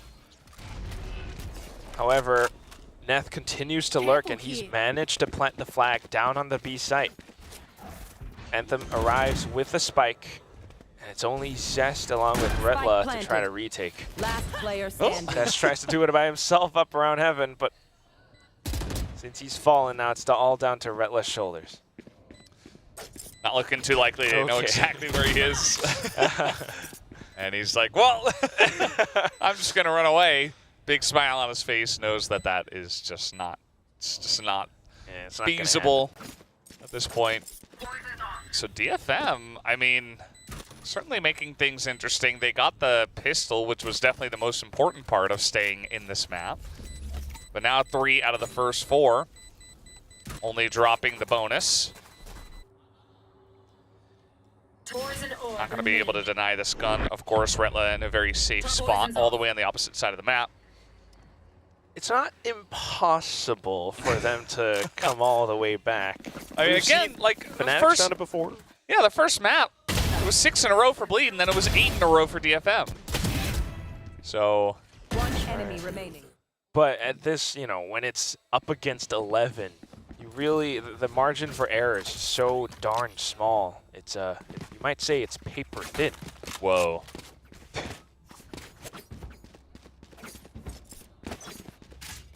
Nonetheless, this round would have Bleed on a slightly weaker buy. So on paper, DFM should be able to capitalize off of this. Got Neth on another lurk while Bleed tries to push up through. If they can actually take down Neth, they might be able to retrieve a weapon. Uh-oh. Neth has to be very, very careful. Here's that. Well, that could be information for having his team rotate back towards A. And that's exactly what they were going to do. Just saying, okay, well, they pushed out of A and they killed the tripwire. But here's Retla. They pinged his position on the map. Might have heard something, or just at least calling to check out some of these corners. Well, they're certainly waiting. I mean, they have some sort of information, I think. And there it is. Gonna take him down. Oh, wow. This is actually pretty smart. And Bleed have to stack up on B2. All of a sudden, Medusa and Anthem were like, Neth, I thought you said they were on A. But here comes the showstopper from May. Spots out Darien. Unfortunately, clipped against the wall with that tailwind. However, even though the spike goes down now, Bleed has a couple of rifles in their hands. They might be able to make use of them. Ye tries to go on a solo mission from the back, but unfortunately shut down by Neth. That's going to be the site being held perfectly. Dark cover blocks off that initial route. The rest of them having to walk back up through. Very potentially going to be mid, and Neth knows this. Yeah. Hello. And Neth is just going to back away. Doesn't want to check it by himself. But it is going to be Bleed holding on to a couple of Phantoms here. Just try to save it for the next one. But again, DFM, another round. I mean, this is getting a little spicy. 6-11. And 1 by 1 these rounds. I mean, that looked pretty decent for the side of Bleed. I like how they were moving as a team with the lower firepower, really trying to catch people off guard. Darian hit some really crazy shots, but at the end of the day, just not quite able to put the full win on in. As you mentioned, pretty unfortunate there, and then they're able to pick up the spike with the Omen and then get the plant down, and there wasn't really much hope for the side of Bleed from there, so they just give up on that one. And now it is a full buy round from them. They have an operator as well for Darian this time. But otherwise, yeah, incredibly smart attempt by Bleed. Darian still trying to take the lead for some of these rounds, but hearing a lot of presence, a lot of pressure. He's going to kind of hang back up around A ramps just to watch if DFM does decide to push up ropes. Not going to do that for the time being, though. DFM just doing similar things from before, trying to create a bit of presence across the map and then to hold back. Thinking as there might be DFM players around mid, Scary and Ye both push into Garage into the crosshairs of Medusa. Yeah. I think as an information play, it's okay. But, you know, Ye clearly did not expect somebody to be there. He gets taken out. And then the second peek as well to give a second member over. As Darian at least is going to be able to hold on to this angle for now. Gives his team time to rotate over. There's still 40 seconds, though, and Anthem has snuck onto the B site, which is going to just spark a full rotation out of his entire team. They say, well, let's not just go straight into Darian's operator. Let's just rotate over to B. There's nobody here. And Bleed, understandably, down on members. They have stacked the A site. And now they're just going to have to retake this one because they are nowhere near the B site. Still expecting the A push. It might even just be a save. DFM even investing the Viper's Pit for this round, just in case Bleed decides to go for a retake. At this point, with the Viper's Pit, as you mentioned, maybe they just they definitely won't. But if the Viper's Pit wasn't there, 3-on-4, there is a chance. Yeah, you got an operator, maybe pick someone off, but I think they want to save that off. That's the main thing that I'm thinking about. Especially because they have now lost, it will be 5 rounds out of the last 6. So not much in terms of momentum or economy at this point. That's what's interesting about this match too, is that, I mean, first of all, yeah, we've got the 2 teams in the whole Pacific, you know, league where maybe they don't have a lot of wins under their belts. Some of them are experienced. You have the one roster which, you know, has a lot of international players from different regions. You got Ye, for example. You got Scary. You got Zest. And they're all mixed in together, trying to gel, trying to coordinate themselves because they are all so capable. Meanwhile, you got a squad like DFM who, you know, maybe legacy-wise, they haven't been too great since last year. Now a new roster. And they managed to take a win up against T1. Of all teams, it's T1 that they defeated. Surely looking for the confidence to go even further in this league. If they can take this map from, you know, a 10-2 scoreline, that would say so much. It definitely would. And, I mean, they are still up a map, so still potential for map 3, even if they don't take it here. But it would show a lot. As you mentioned, if they could just get the job done in 2. But Bleed, they really need to figure something out here. They just need 2 more rounds. So far, they've only got the 1 on this half. Scout destroyed. Here comes the Trailblazer, just gonna scout out a couple of people. They throw down a dark cover. Say, please don't come through mid. No, please don't. We'd rather you not. Rather you just kind of wait out the rest of the round on your half of the map. But no, DFM slowly inching forward. They're just waiting out these bits of utility. In fact, maybe even baiting out some of these utilities just so that they have an easier time on the site. But in all of this time as well, Bleed needs to kind of get a read for where DFM are. Hearing some of these movements across B Heaven now, Darian turns his crosshairs around, and this could be the thing that changes the entire fate of Bleed right now. 10 seconds left, and you fired off the showstopper. You fired off the operator. 2 players remaining on the side of DFM. They're going for the save instead. A little bit too far from the spike. And that puts Bleed up on map point.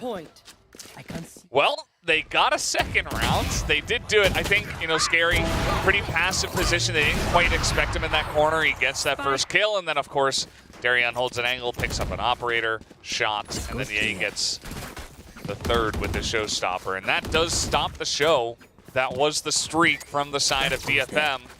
Map isn't over yet, but we will have at least overtime at this point in time.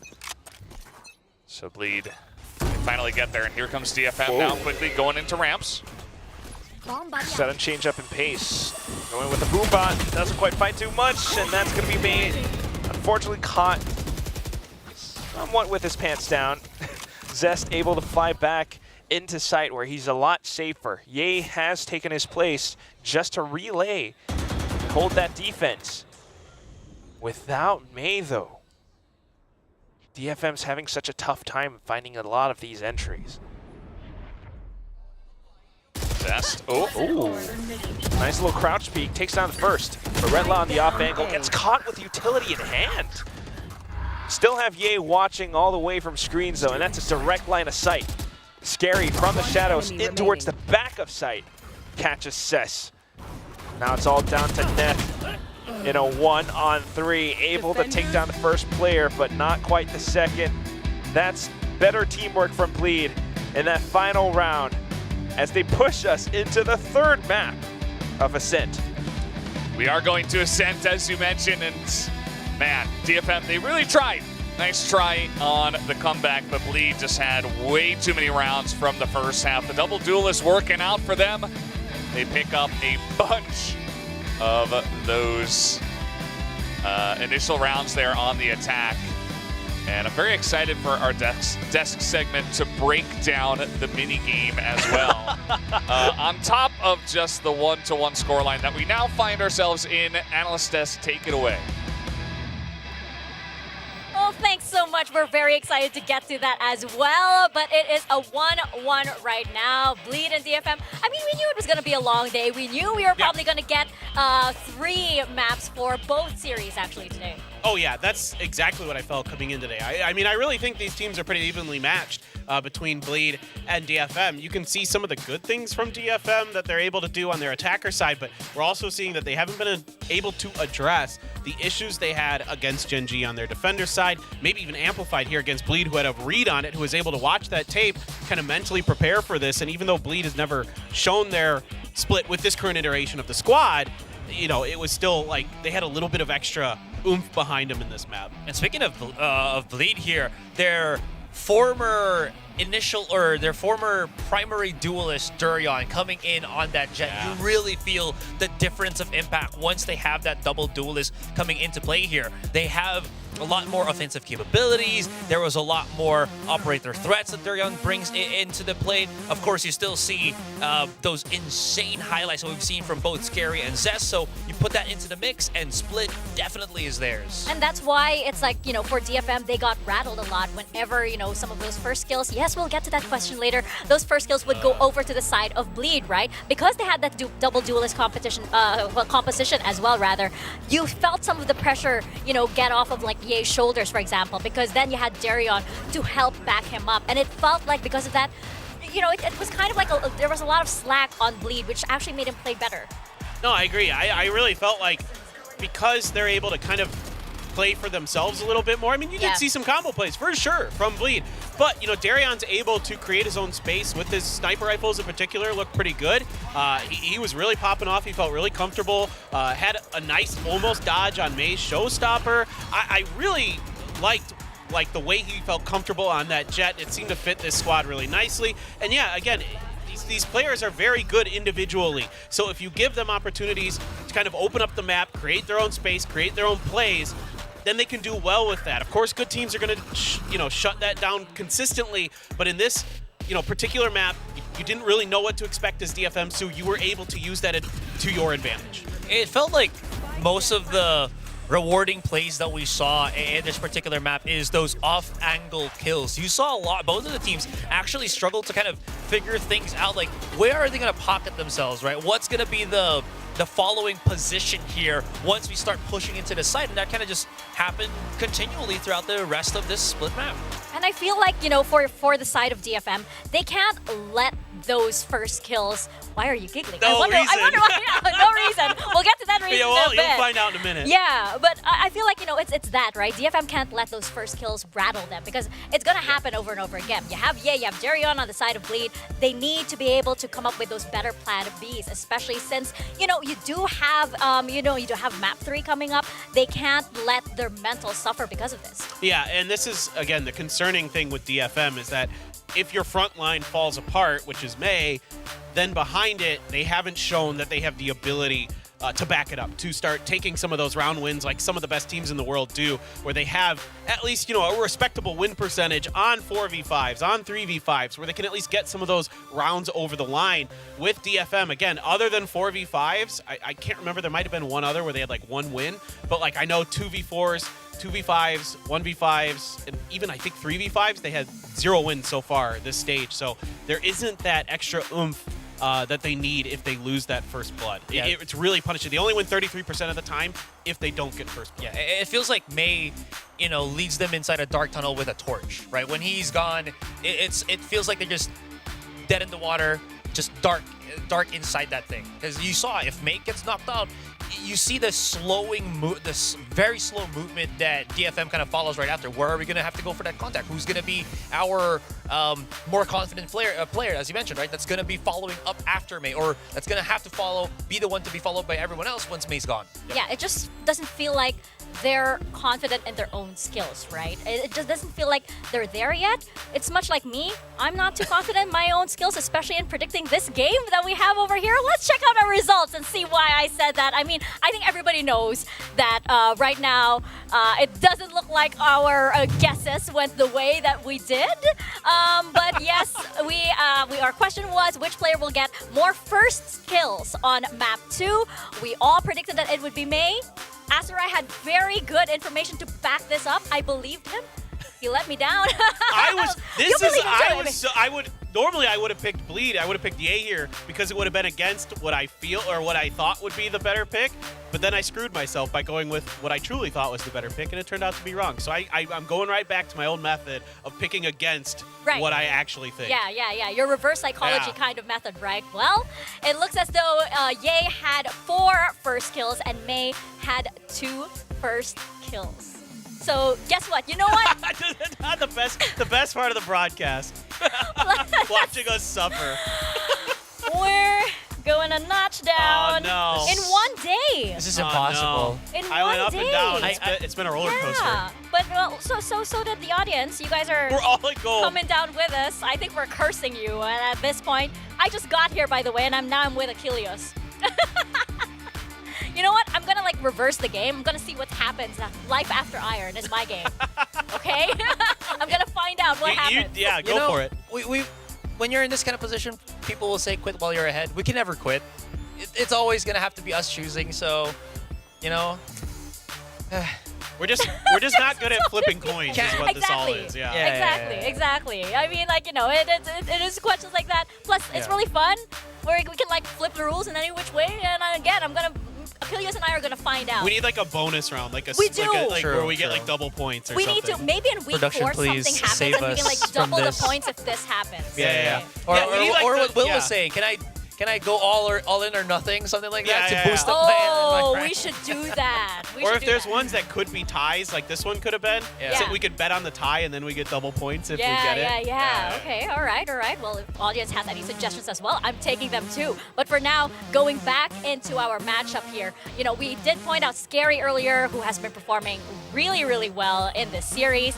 And, you know, right now, I feel like he's definitely always been one of the X factors of Bleed, but because he is the IGL, his performance really comes into play this series. Yeah, I mean, you can see that when he's able to isolate fights, he looks extremely comfortable. The map stuff kind of still needs to be worked on overall, but individually, there's no doubt about Scary's ability. And I'm really happy to see Sesu stepping up. You know, a guy who, again, we need to see players behind May start to pick it up. he in particular, as kind of one of the controllers, the Omen role here, looking really good, really sharp, had some nice clutches too. So I'm really happy to see him have a good map. Now we need to see DFM start to put all the pieces together at the same time and see if they can really, make a Voltron that can actually do something here.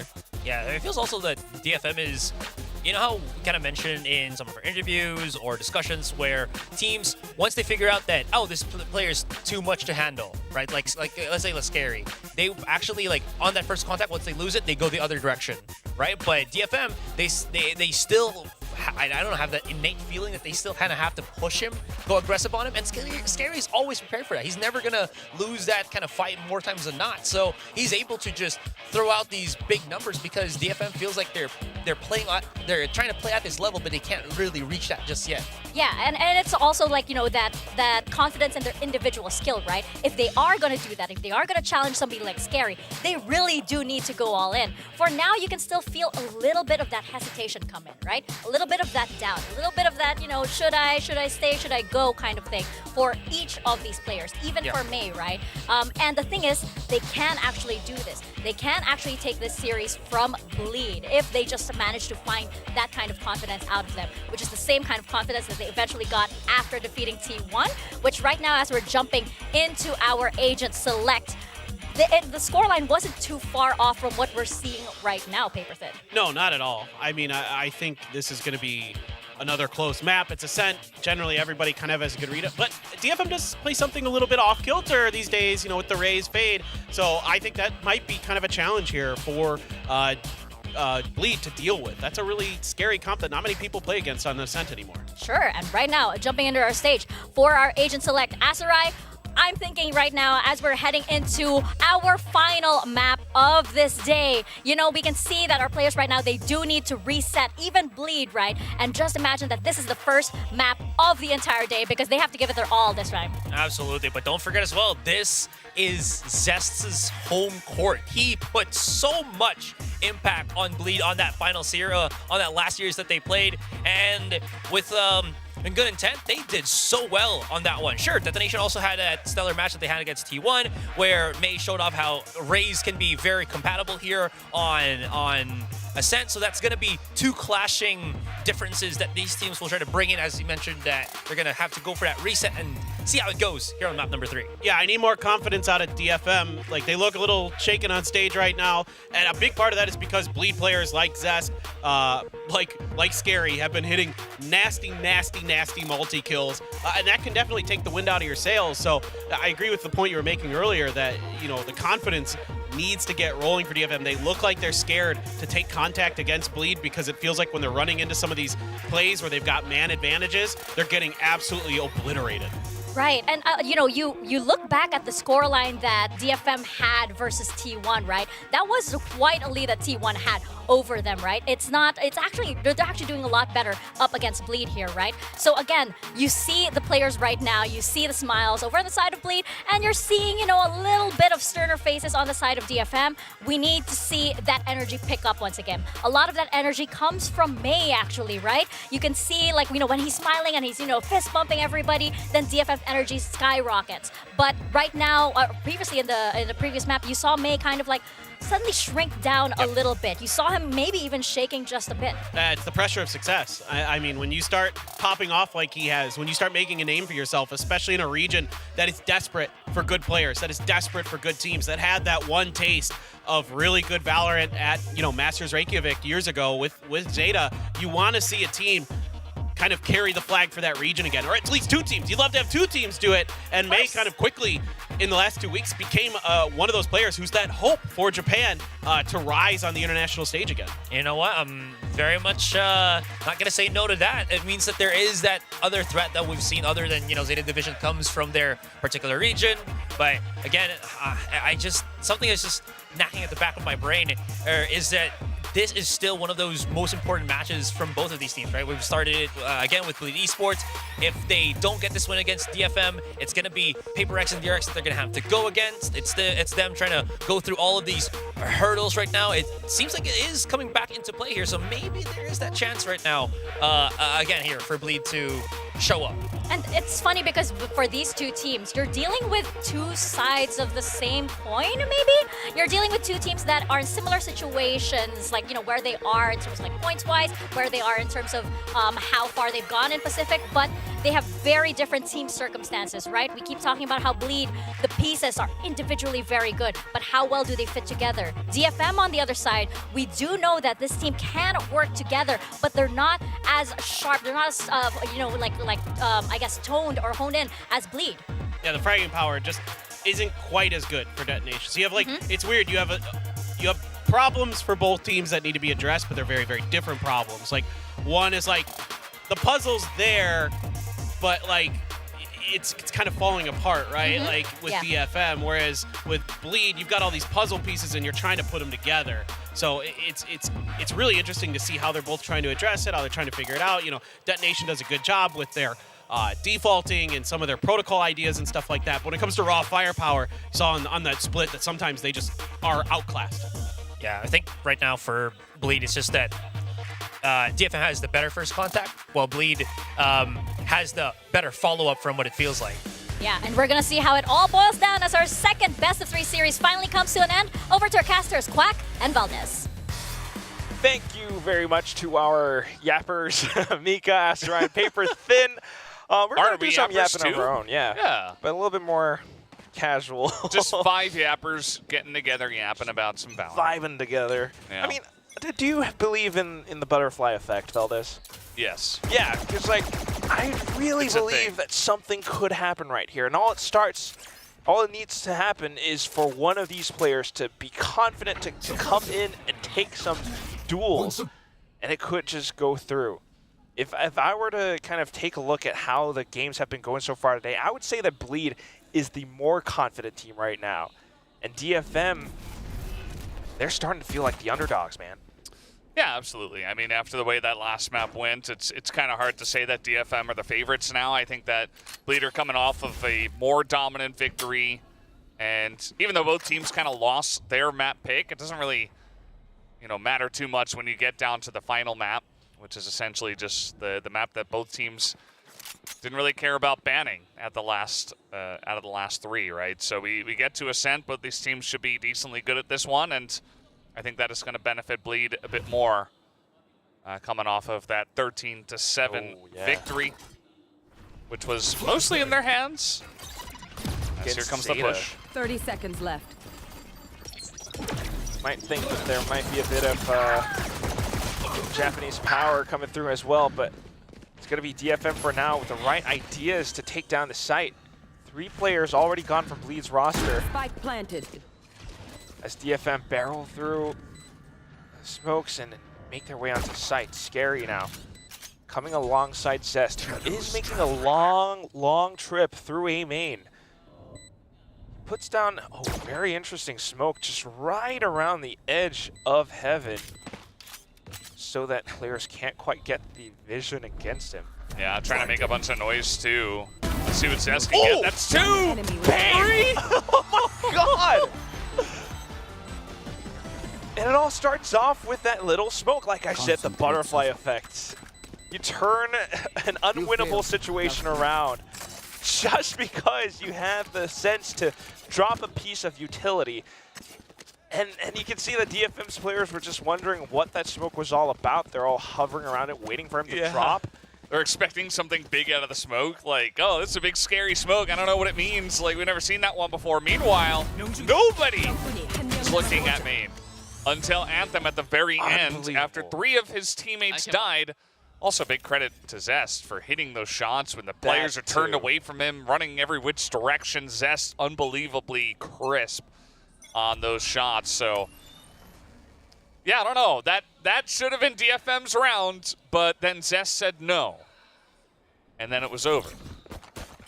That's exactly just what Bleed can be capable of. DFM has to watch out. Even though DFM did do pretty well against T1 on this map with their really interesting composition, they have to be careful and they can't let themselves get too discouraged from taking some of these battles against Bleed. Off to pistols now, though, and that's all that they can find. Walking into an outlaw is not something that you want to do. Of course, they had no idea that that would be around the corner, but now walking really deep behind enemy lines. Anthem tries to hold the angle, Enemy remaining. not quite anticipating the back. Bleed makes quick work of DFM in round 2. Yeah. Not much they could do there. They tried to send it into A main and throw some stuff in the back of Wine, but nothing really stuck. Ye gets a free kill on the Outlaw, and then one by one, the chips did fall. Party's over. Yeah, if you're gonna run by that, maybe go a little bit faster, but as you mentioned, it's kind of hard to know who would be holding that exact angle. So 2-0 here for Bleed. Let's see if DFM are a bit more woken up after that last map. Bit of a game plan from Bleed of their own, and this is like I mentioned. Once they have these set plays, once they have the confidence, go for it. Very great stuff as they send out that paranoia along with a dash from Ye just to take over B.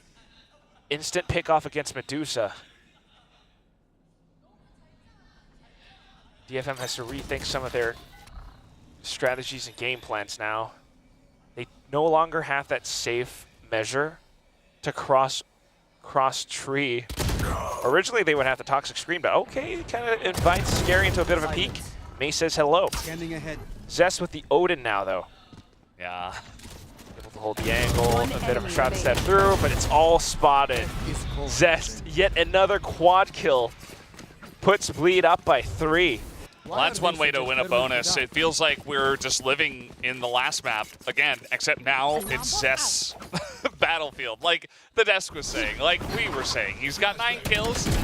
Really nice set play here first off. But then look at the way they handle this. Just very passive on the back. They know they have the Sova to get contact, and they don't even necessarily need. He fires off one recon dart, and then he just hops out with his Odin and sprays everybody down. Oh, yeah. And they win the bonus with 4 people alive. So that's an early timeout from DFM. I don't mind it. I don't know if it's going to change anything, as these guys seem to be very deflated.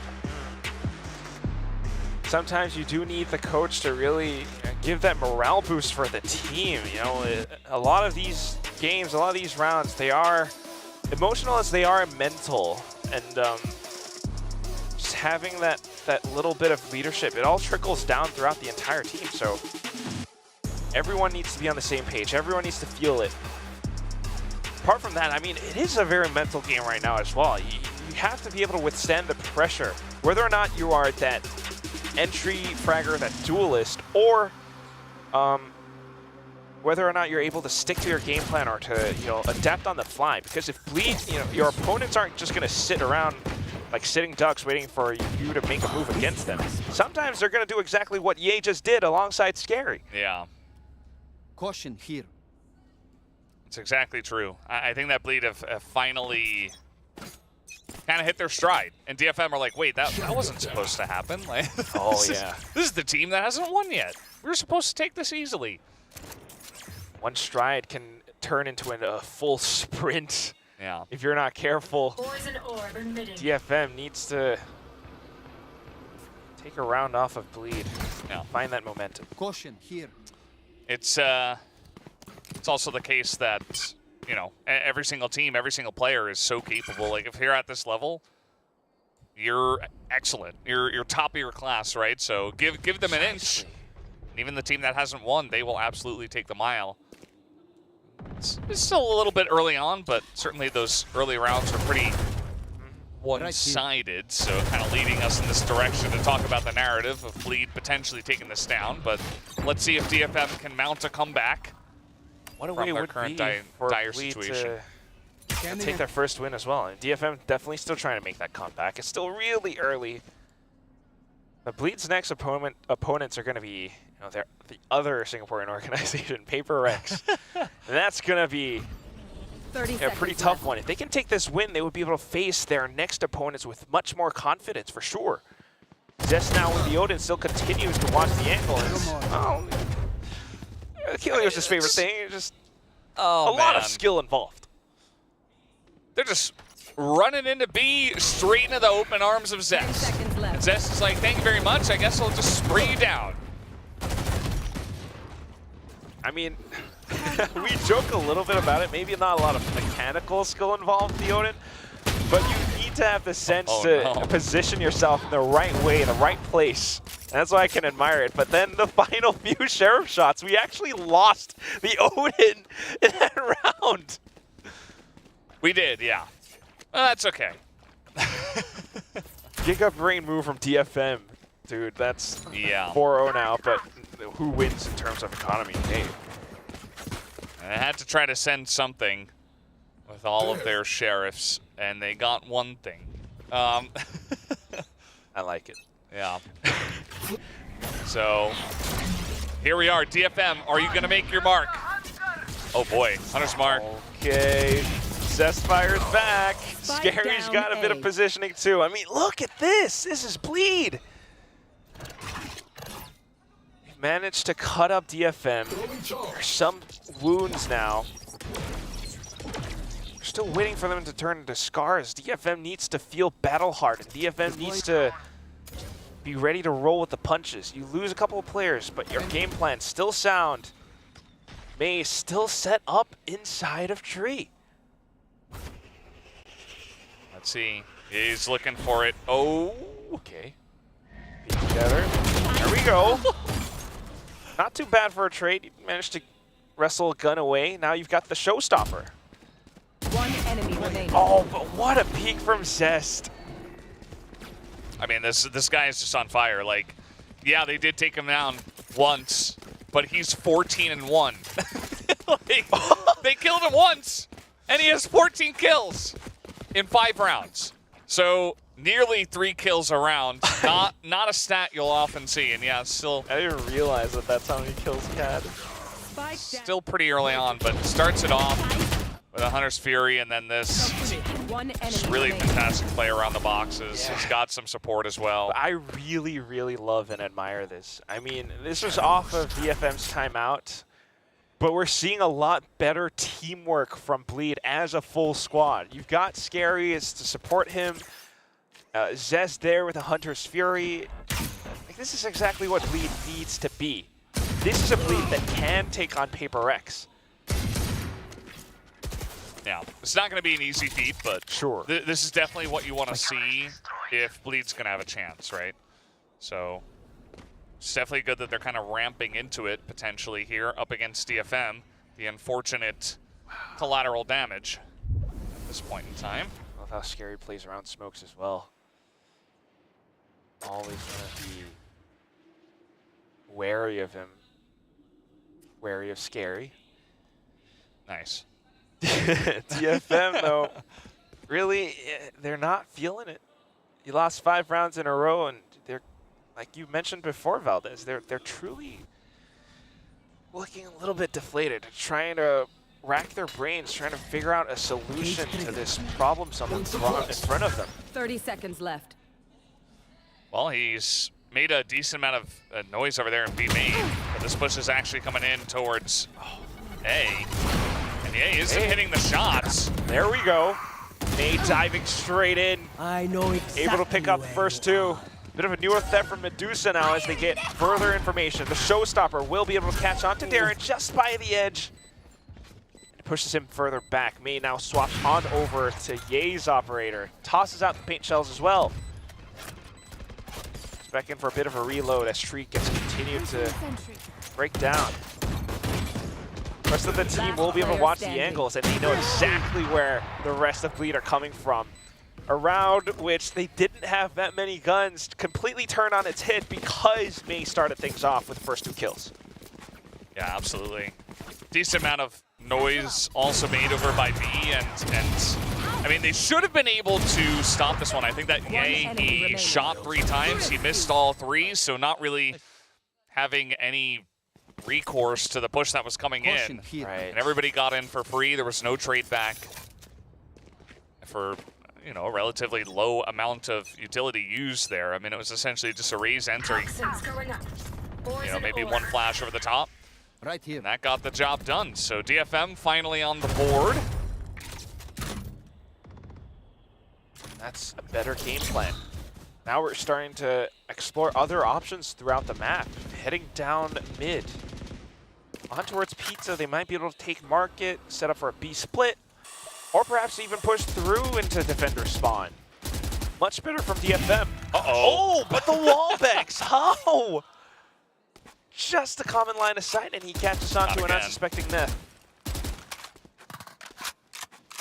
Gotta be wary of Scary, you know, I'm telling you. Also, if you're gonna go for this push, you gotta move your feet. You gotta be going in there. You can't stand outside of the wall.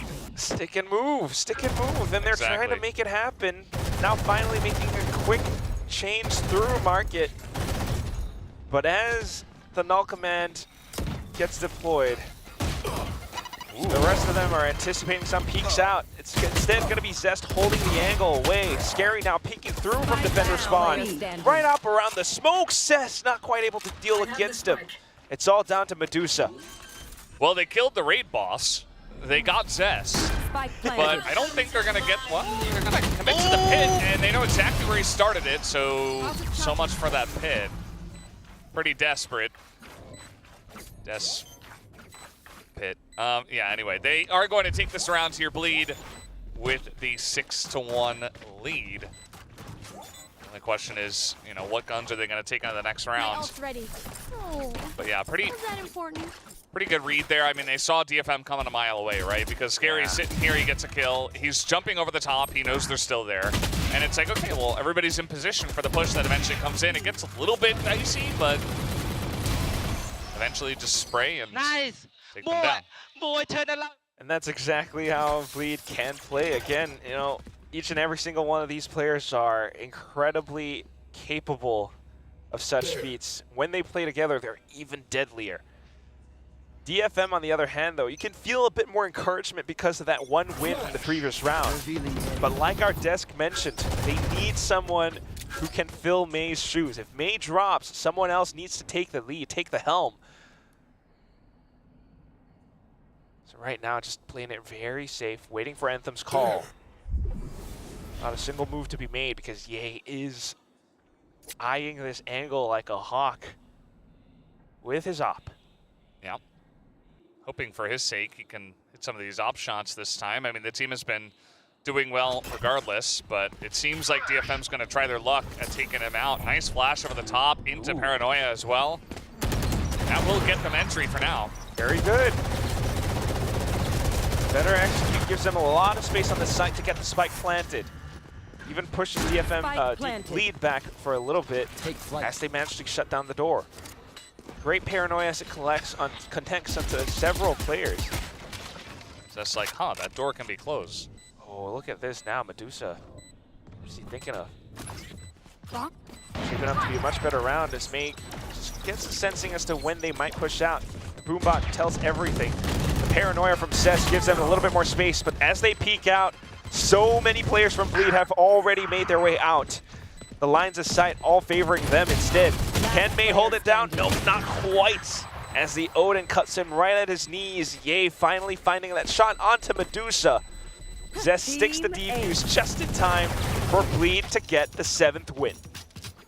Yeah, pretty nice retake that time around. You know, they have the weaponry to do it as well. You got the Odin to clear out hell. You've got a lot of utility and flashes to push your way out of heaven. That's exactly what they do here. So they clear out one side, a flash goes over the top. They've got Retla. Very nice first kill to open it up, and then Scary on the off angle as well.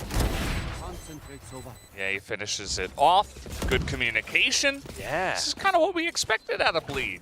Exactly. They're finally showing it. The Bleed that we saw, you know, at Ascension now coming into Pacific. Fully upgraded, fully revitalized. A lot more confident. If they took a second further back on Heaven, that might have been a different round. But no, they actually pushed out, wanting to take those duels against DFM. Now Zest back on with the Odin. A lot of presence made around B main. He's going to be able to hold back. Just collect on so much information. Anthem with an Odin of his own fires right back. Yeah, since that wall goes two ways, buddy. Takes him down. They already did a nice number to the health bar of Zest before that. So they're going to hold Zest to only 16-4. As looks like they are committing to going for this. A little peek on A. They say, okay, let's send it. Right? Maybe not. 40 seconds, though. Because it doesn't feel safe enough for them to make a hit. They know that there are at least a couple players who have come to take Zest's 30 spot. seconds left. So rotating on over instead might just give them a bit of an advantage. They could just overwhelm Scary. Scary's continuing to jump spot from Hell, though. Oh, the timing. Wow! Spun around 180, takes down Medusa. Maybe Scary doesn't quite survive, but still. Ye will be able to hold on to his operator, and that could give Bleed so much more if they play the long game. Anthem's Odin continues to sound off, and now the rest of Bleed rethinking their moves. Do you want to retake this? Both Darren and Retla continuing to make some noise. I don't see all too much. So it's going to be the call to save instead. Yeah, probably a good idea. I mean, EA's pretty low. No reason to try to force it with an operator 3v4. And it's probably the call, you know, right from the situation, but maybe seeing what they could see. Maybe if someone was going to get aggressive, they could pick them off, and then they could save. Either way, that is going to be DFM finally picking up a second round for themselves. Bit by bit, slowly becoming a competitor in this third map.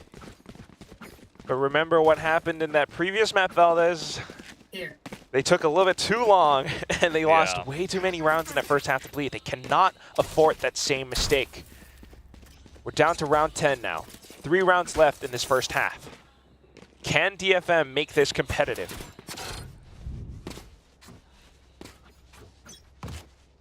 Got a couple of ultimates on Bleed's side. DFM has to watch out for it. Anthem is 1 point away from his null command, though. One suppressed. Great information onto Wine. Yeah, might look to try to peek this May. He's thinking about it, but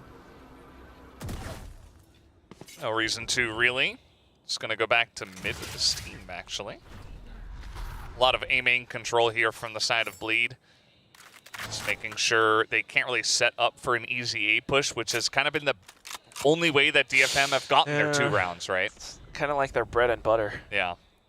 That's exactly what this toxic screen is set up for as well, but perhaps then the option would be plan B, take down mid, take down Pizza, straight into a B split. Not really going for that this time, though, as they're waiting out for a lot of these pieces of utility from Bleed. The one-way smoke goes away, a second one comes back up, the fragment has been spent as well. Now is the time to hit down to B.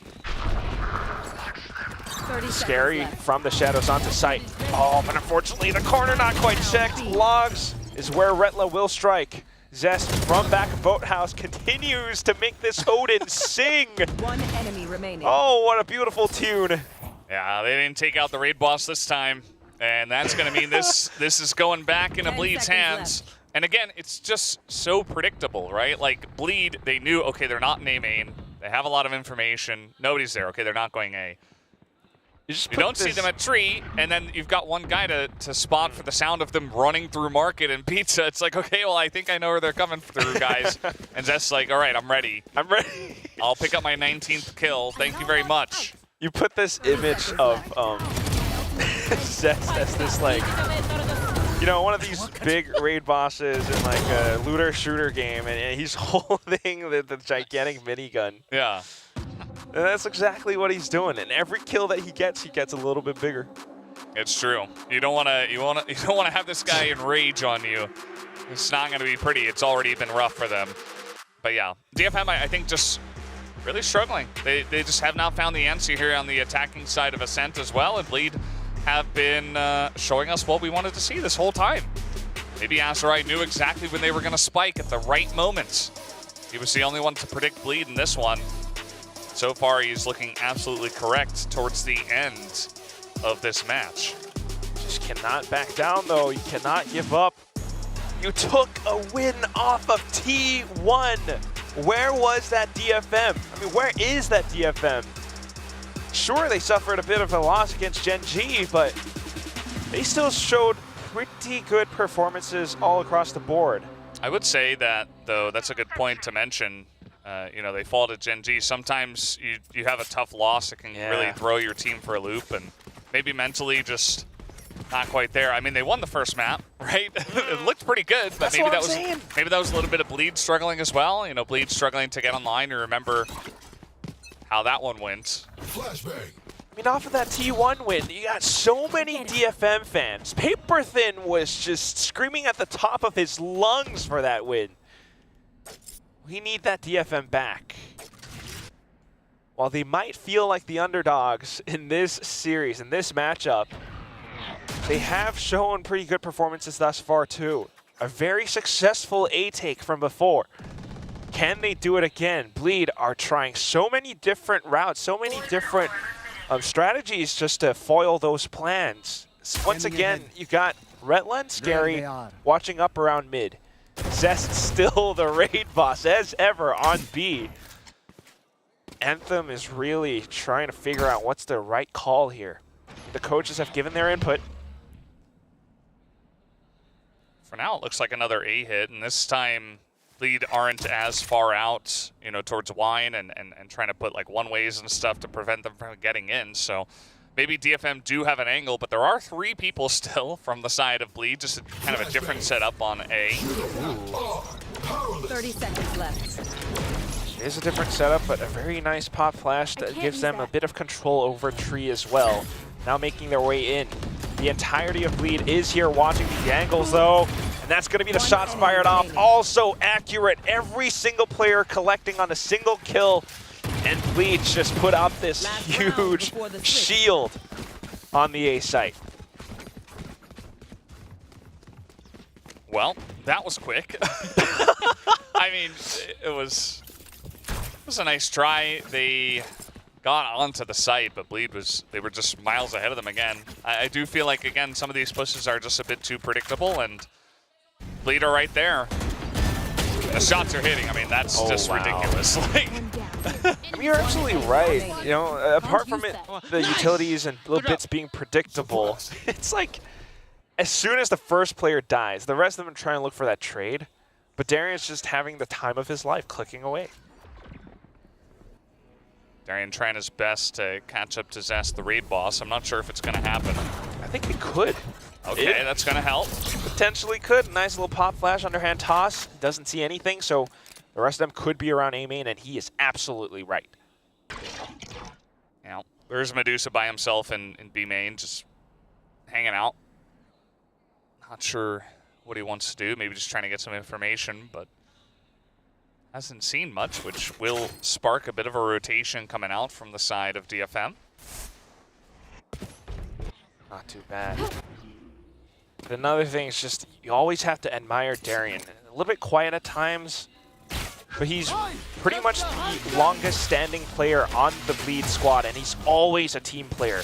Now Zest, you know, playing for the team a little bit with that Hunter's Fury, gets the information. They are reading and controlling the map so well right now. Bleed. 30 seconds left. Zest is ready. Oh. This last DFM, and now just waiting for that wound to bleed open.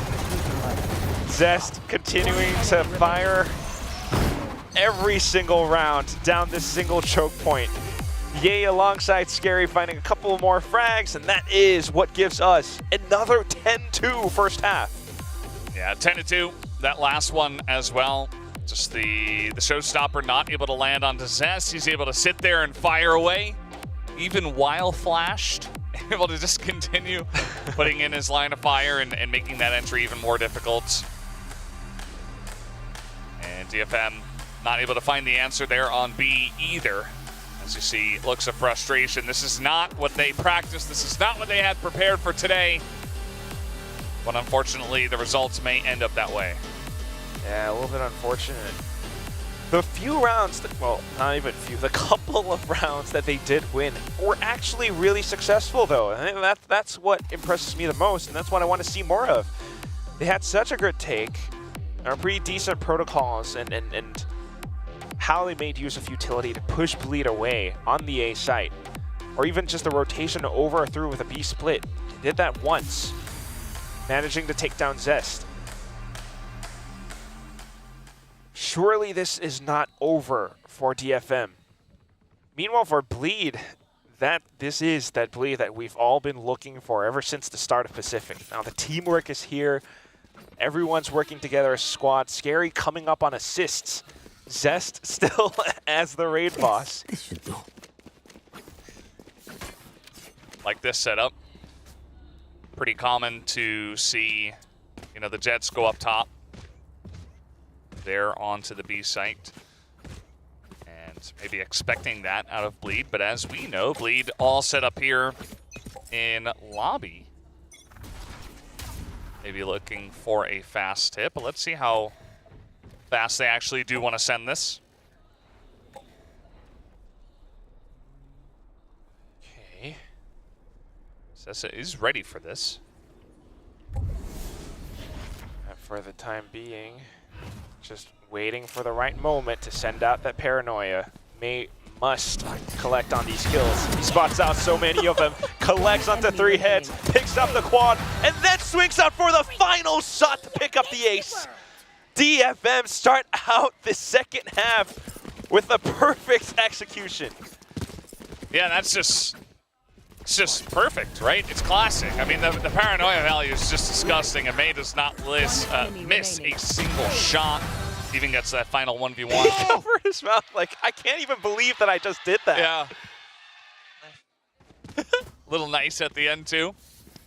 Maybe that's a little morale boost you need to get back in this map. And again, once again, it happens because of May. He's the one with 29 kills on this map against T1 on this, you know, slightly unorthodox agent. Can it happen again? This time with the rifle, watching the angle outside of A main, picks up onto the first, gets pop flashed by Darian. What if he gets support comes right back? Aces? Ooh, that would be even even more morale. I said they needed May. Truly the savior of DFM right now. Here. Neth will be able to spot out a lot of information. They are hearing all of these footsteps. Little spray. No. Okay. Lines it up. Stays composed. As he should. Anthem controlling the back, making sure that Bleed does not have any exit plans either. 30 seconds left. Ooh.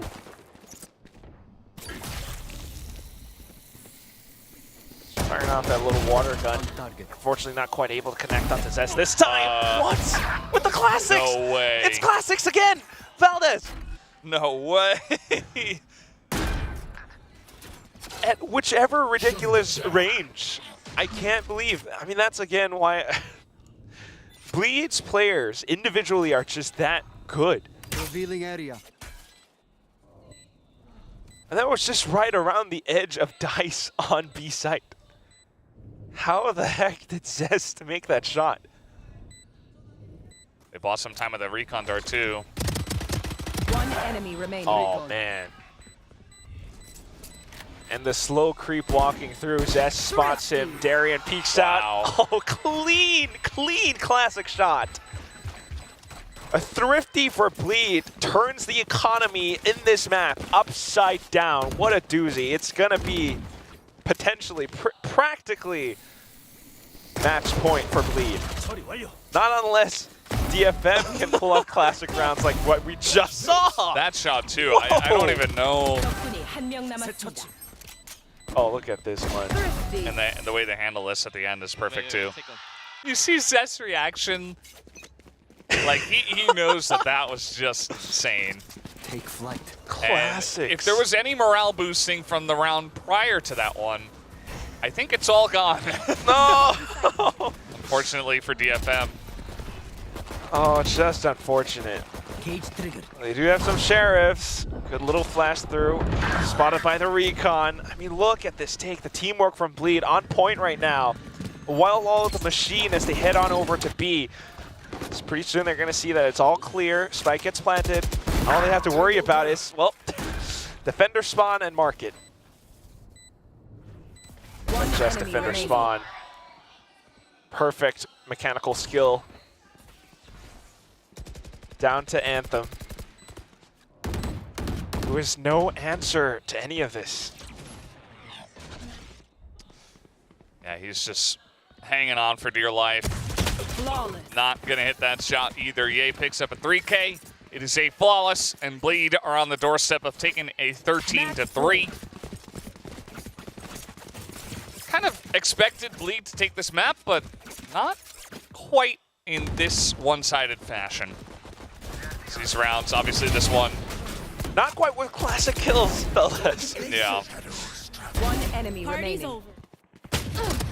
But unbelievably talented if they can, as how they made that happen. One more round. And this would be Bleed's first win in VCT Pacific Stage 1. Looking to make it happen, looking to collect even more wins. They press forward. Seeing a bit of smokes, they will be able to rotate over. May tries to spot the contact against them. He does have a full kit of utility. Expends one satchel just to make it safe. Neth, what is this? Pushed all the way out into Gelato. Trying to get a little interesting with the positioning on Death's door. Nice little crossfire. The flash through. Anthem stays tucked away and hidden. Spike down mid. Teammate coming back into support from Pizza. All that's left is going to be Zest to see if he is truly the raid boss. I mean, he is, regardless. One of the most experienced players on Bleed's squad. Knows where the spike is. Wants to opt over to retrieve it. But Anthem watches the angle instead. And that's going to be DFM extending their lives by one more round. Well, they'll make it interesting for one more. I kind of like that round, you know? It was kind of funny how Anthem survived for basically forever. Flash staring at the fight happening. Through our lens, of course. He just saw a blinding light. But, yeah, pretty cool setup there. Predicting the push coming in from Bleed. Unfortunately, you know, just a bit too little too late. Nice setup. We'll see if they can get something going. Revealing area. This time a little bit spread more even. We have Retla kind of lurking up around B lobby. Rest of Bleed continuing to make a little bit of noise. Yeah, collect up on that alt point, alt orb. Darren has the null command now. Spike drop. Perfect catalyst to take down a site.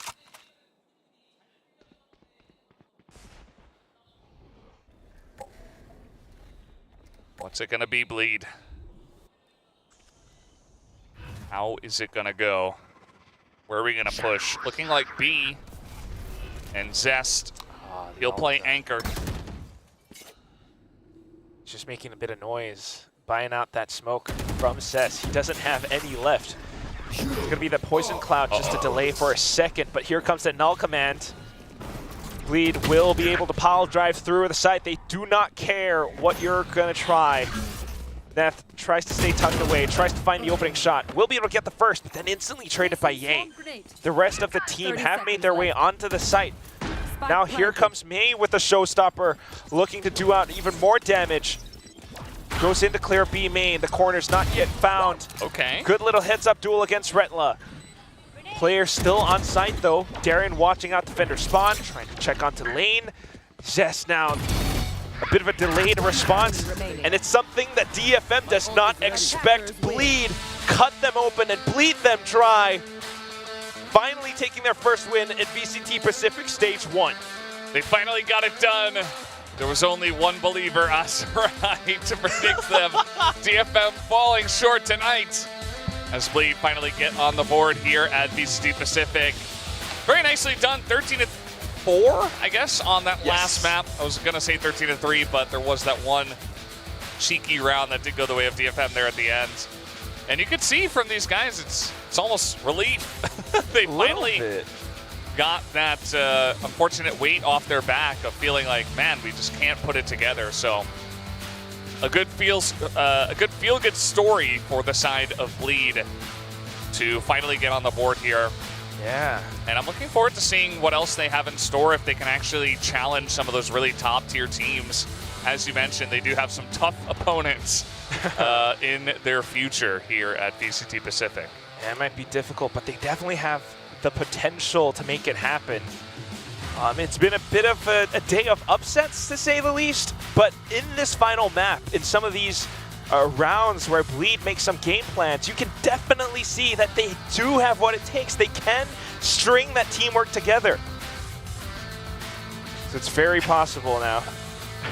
A little bit of a nod to the Thai fans, Scary, and you know what, our desk will break down how exactly Bleed took this map away from DFM. Oh yes, it was a very dominant showing from Bleed, finally on Ascent and paper thin. I think there was really only one player we had our eyes on for that entire map. It had to be Zest with the Odin. Come on. Yeah, I mean, he is just phenomenal on this map. He always has been, but he's been truly special the last couple of sets here for Bleed, and you can see that his time with DRX has really got him to understand the timings of everything that happens here. He's always so prepared, not just with the Odin, but in his lurks and his rotations, all this stuff, just mentally so well conditioned on this map. And I gotta throw something out here real quick. It's been like, I wanna say it's more than 470 days since Ye has gotten an official win. So huge hats off to him. Congratulations to Ye. Like, that's gotta be, yeah, that's gotta be a huge, monkey off his back. Oh yeah, I feel like, for Ye, you saw that smile that happened on stage. He is definitely happy to be bowing in front of an audience to a victory, right, Asarai? I mean, it's been a long time coming too. Yeah, absolutely. Again, his performance here on Ascent, definitely complementary to what we've seen for Zest here. And that's a really good thing. That means that he is jiving right now with Bleed and knows how to work on those advantages. But man, you guys are absolutely right. This was Zest's domain. Everyone else was just playing with him. And I don't usually say this, but it felt like it was a hard carry that we saw from Zest. What was that? Two 4Ks in the span of like 3 rounds? Absolutely and insane a 3K, numbers. I think, right after that. Yeah, Like, exactly. Yeah. It was just Really big multi-kill numbers. after multi-kill, right? And for the side of DFM, though, they were making those mistakes, right? You do have the Zest skills, you do have the Odin spams, right? But it was also DFM, making those mistakes. They did have a few great rounds, right? They did have that Mei Ace, for example, and I thought that the confidence that we were looking for was about to, show itself once again. I mean, DFM has had comebacks before. However, it was just way too much and too late for them at that time. Yeah, exactly. I mean, we saw Mei kind of come down to earth overall today. I mean, he still had an okay day, but this isn't the Mei we've seen from the last 2 weeks. And again, this is what starts to concern you for DFM, where you can't rely on this one player to be just a world beater, to be the best player in Pacific to get you wins. You're going to need some other things, some other ideas behind it to really start to showcase. There's potential in his roster. There's good ideas. We can see some of it from time to time, but when you go up against players who are in good form like we saw here with Bleed, especially on Ascent, they just don't seem to really have quite the ability or the mental preparedness to overcome it. In particular, like I saw players like re-peaking Zest Odin when they absolutely cannot be doing that against an Odin. You gotta, that, wait for the reset, try and break the angles. They just weren't quite prepared for all that. Yeah, the amount of threats that DFM had in that game just felt like it wasn't really that many, to be honest, that they can, employ here against Bleed. And like I mentioned, because it wasn't really Mei's time to shine, there wasn't really too much that anyone else can kind of do. Sure, maybe they circumvent Zest, but then you see Scary at the other position, at the other location, at the other site. He's there to just absorb all of that impact, and he's able to do it. He's Scary. He's gonna be able to make it happen. Yeah, and when it comes down to a map like Ascent, right? It's down to the mechanics. You have the aim duels that happen even on maps or rounds rather, like that.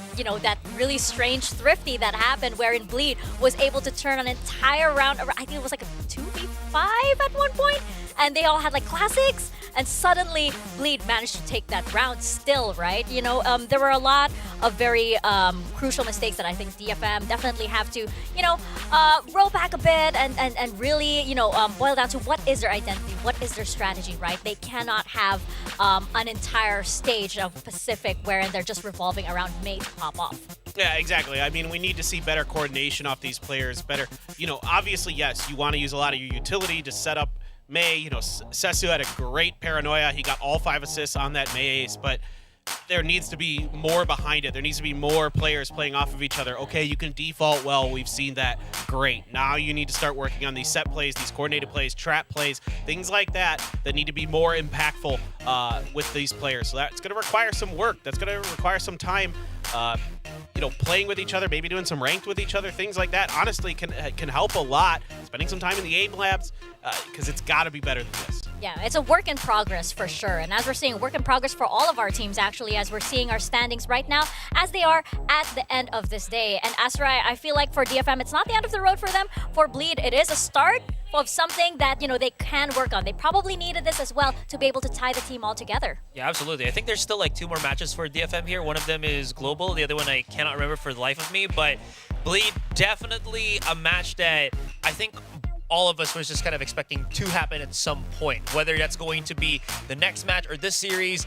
Again, we were just talking about when it's going to happen, and it seems like it's, you know, it's coming around Bleed right now, which is a really good thing. This is what we're kind of expecting for Zest into this team, really paying off, especially in this last map. And people and teams, if they're going to be coming up against Bleed, have to think twice about what they're going to have to do if Ascent is in question. And I think the good news here for Bleed is that you've got some of the old maps that seem to be looking better because players are comfortable with them. They just kind of know what they're doing with these maps. So that to me is a good sign that the protocols are starting to get there, communication's starting to get better, and you're starting from the basics. But that's okay. You got to start somewhere. Yeah, you could tell Bleed was so comfortable on this map, and they absolutely deserve it. So that is it from us. We're going to toss it over to Jen on stage with an interview, post-map interview with Bleed.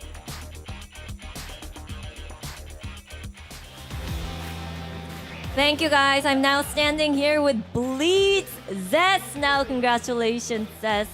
This one, first Pacific win for Bleed and first win for you as a Bleed player as well. How do you feel at the moment? So Phil is just happy to win. That was so hard. I don't think we win, but we get it.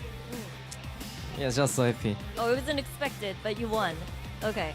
Now, how are you fitting in with the team? I mean, you've been playing with DRX Boys for so long, so a lot of work has to, you know, go into gelling into a new team, getting used to a new system, even the new jersey as well. So how are things going with you and the Bleed Boys?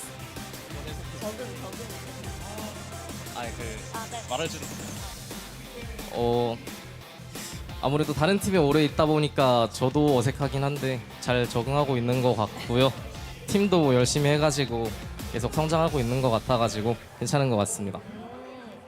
Yes, I've been playing for one team for such a long time that it's still new to me playing for a new team, Bleed.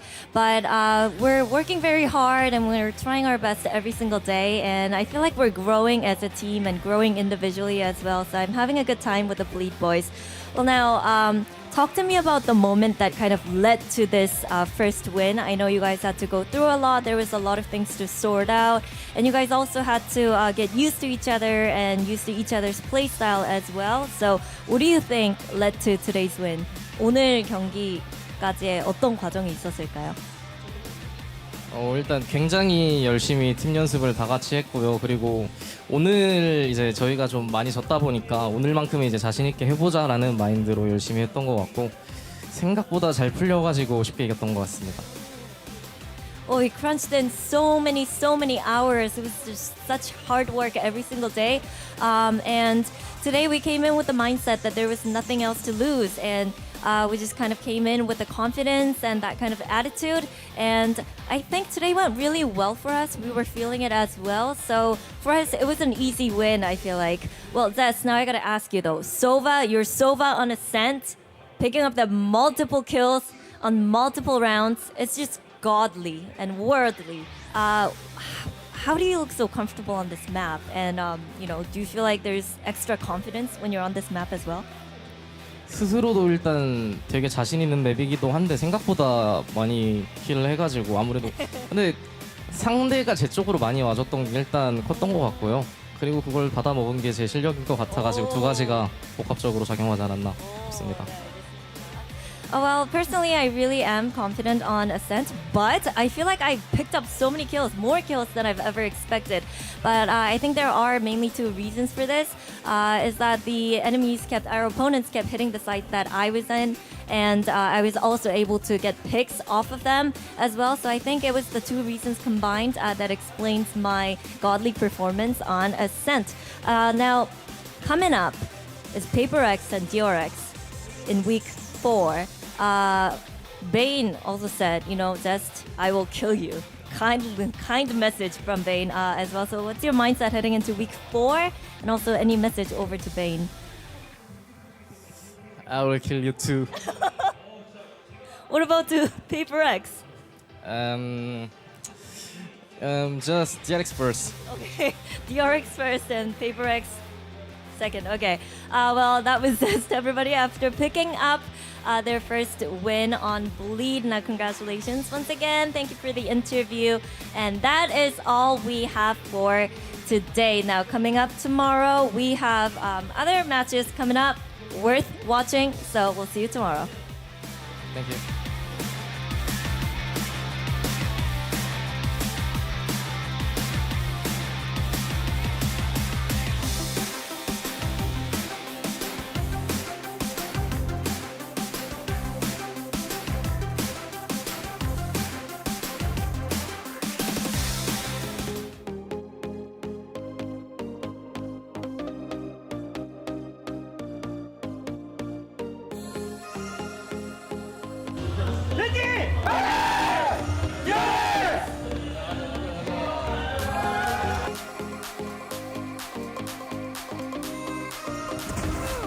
One enemy remaining.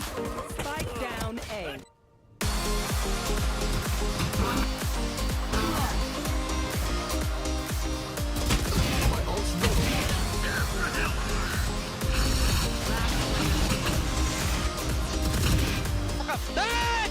나렉 좀 돼서.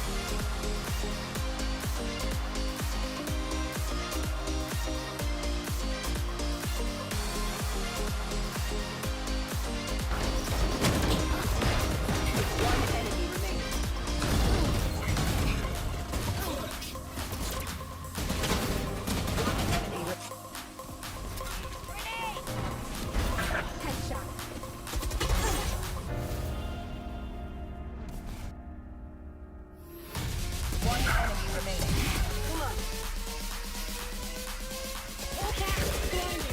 Last player standing. Let's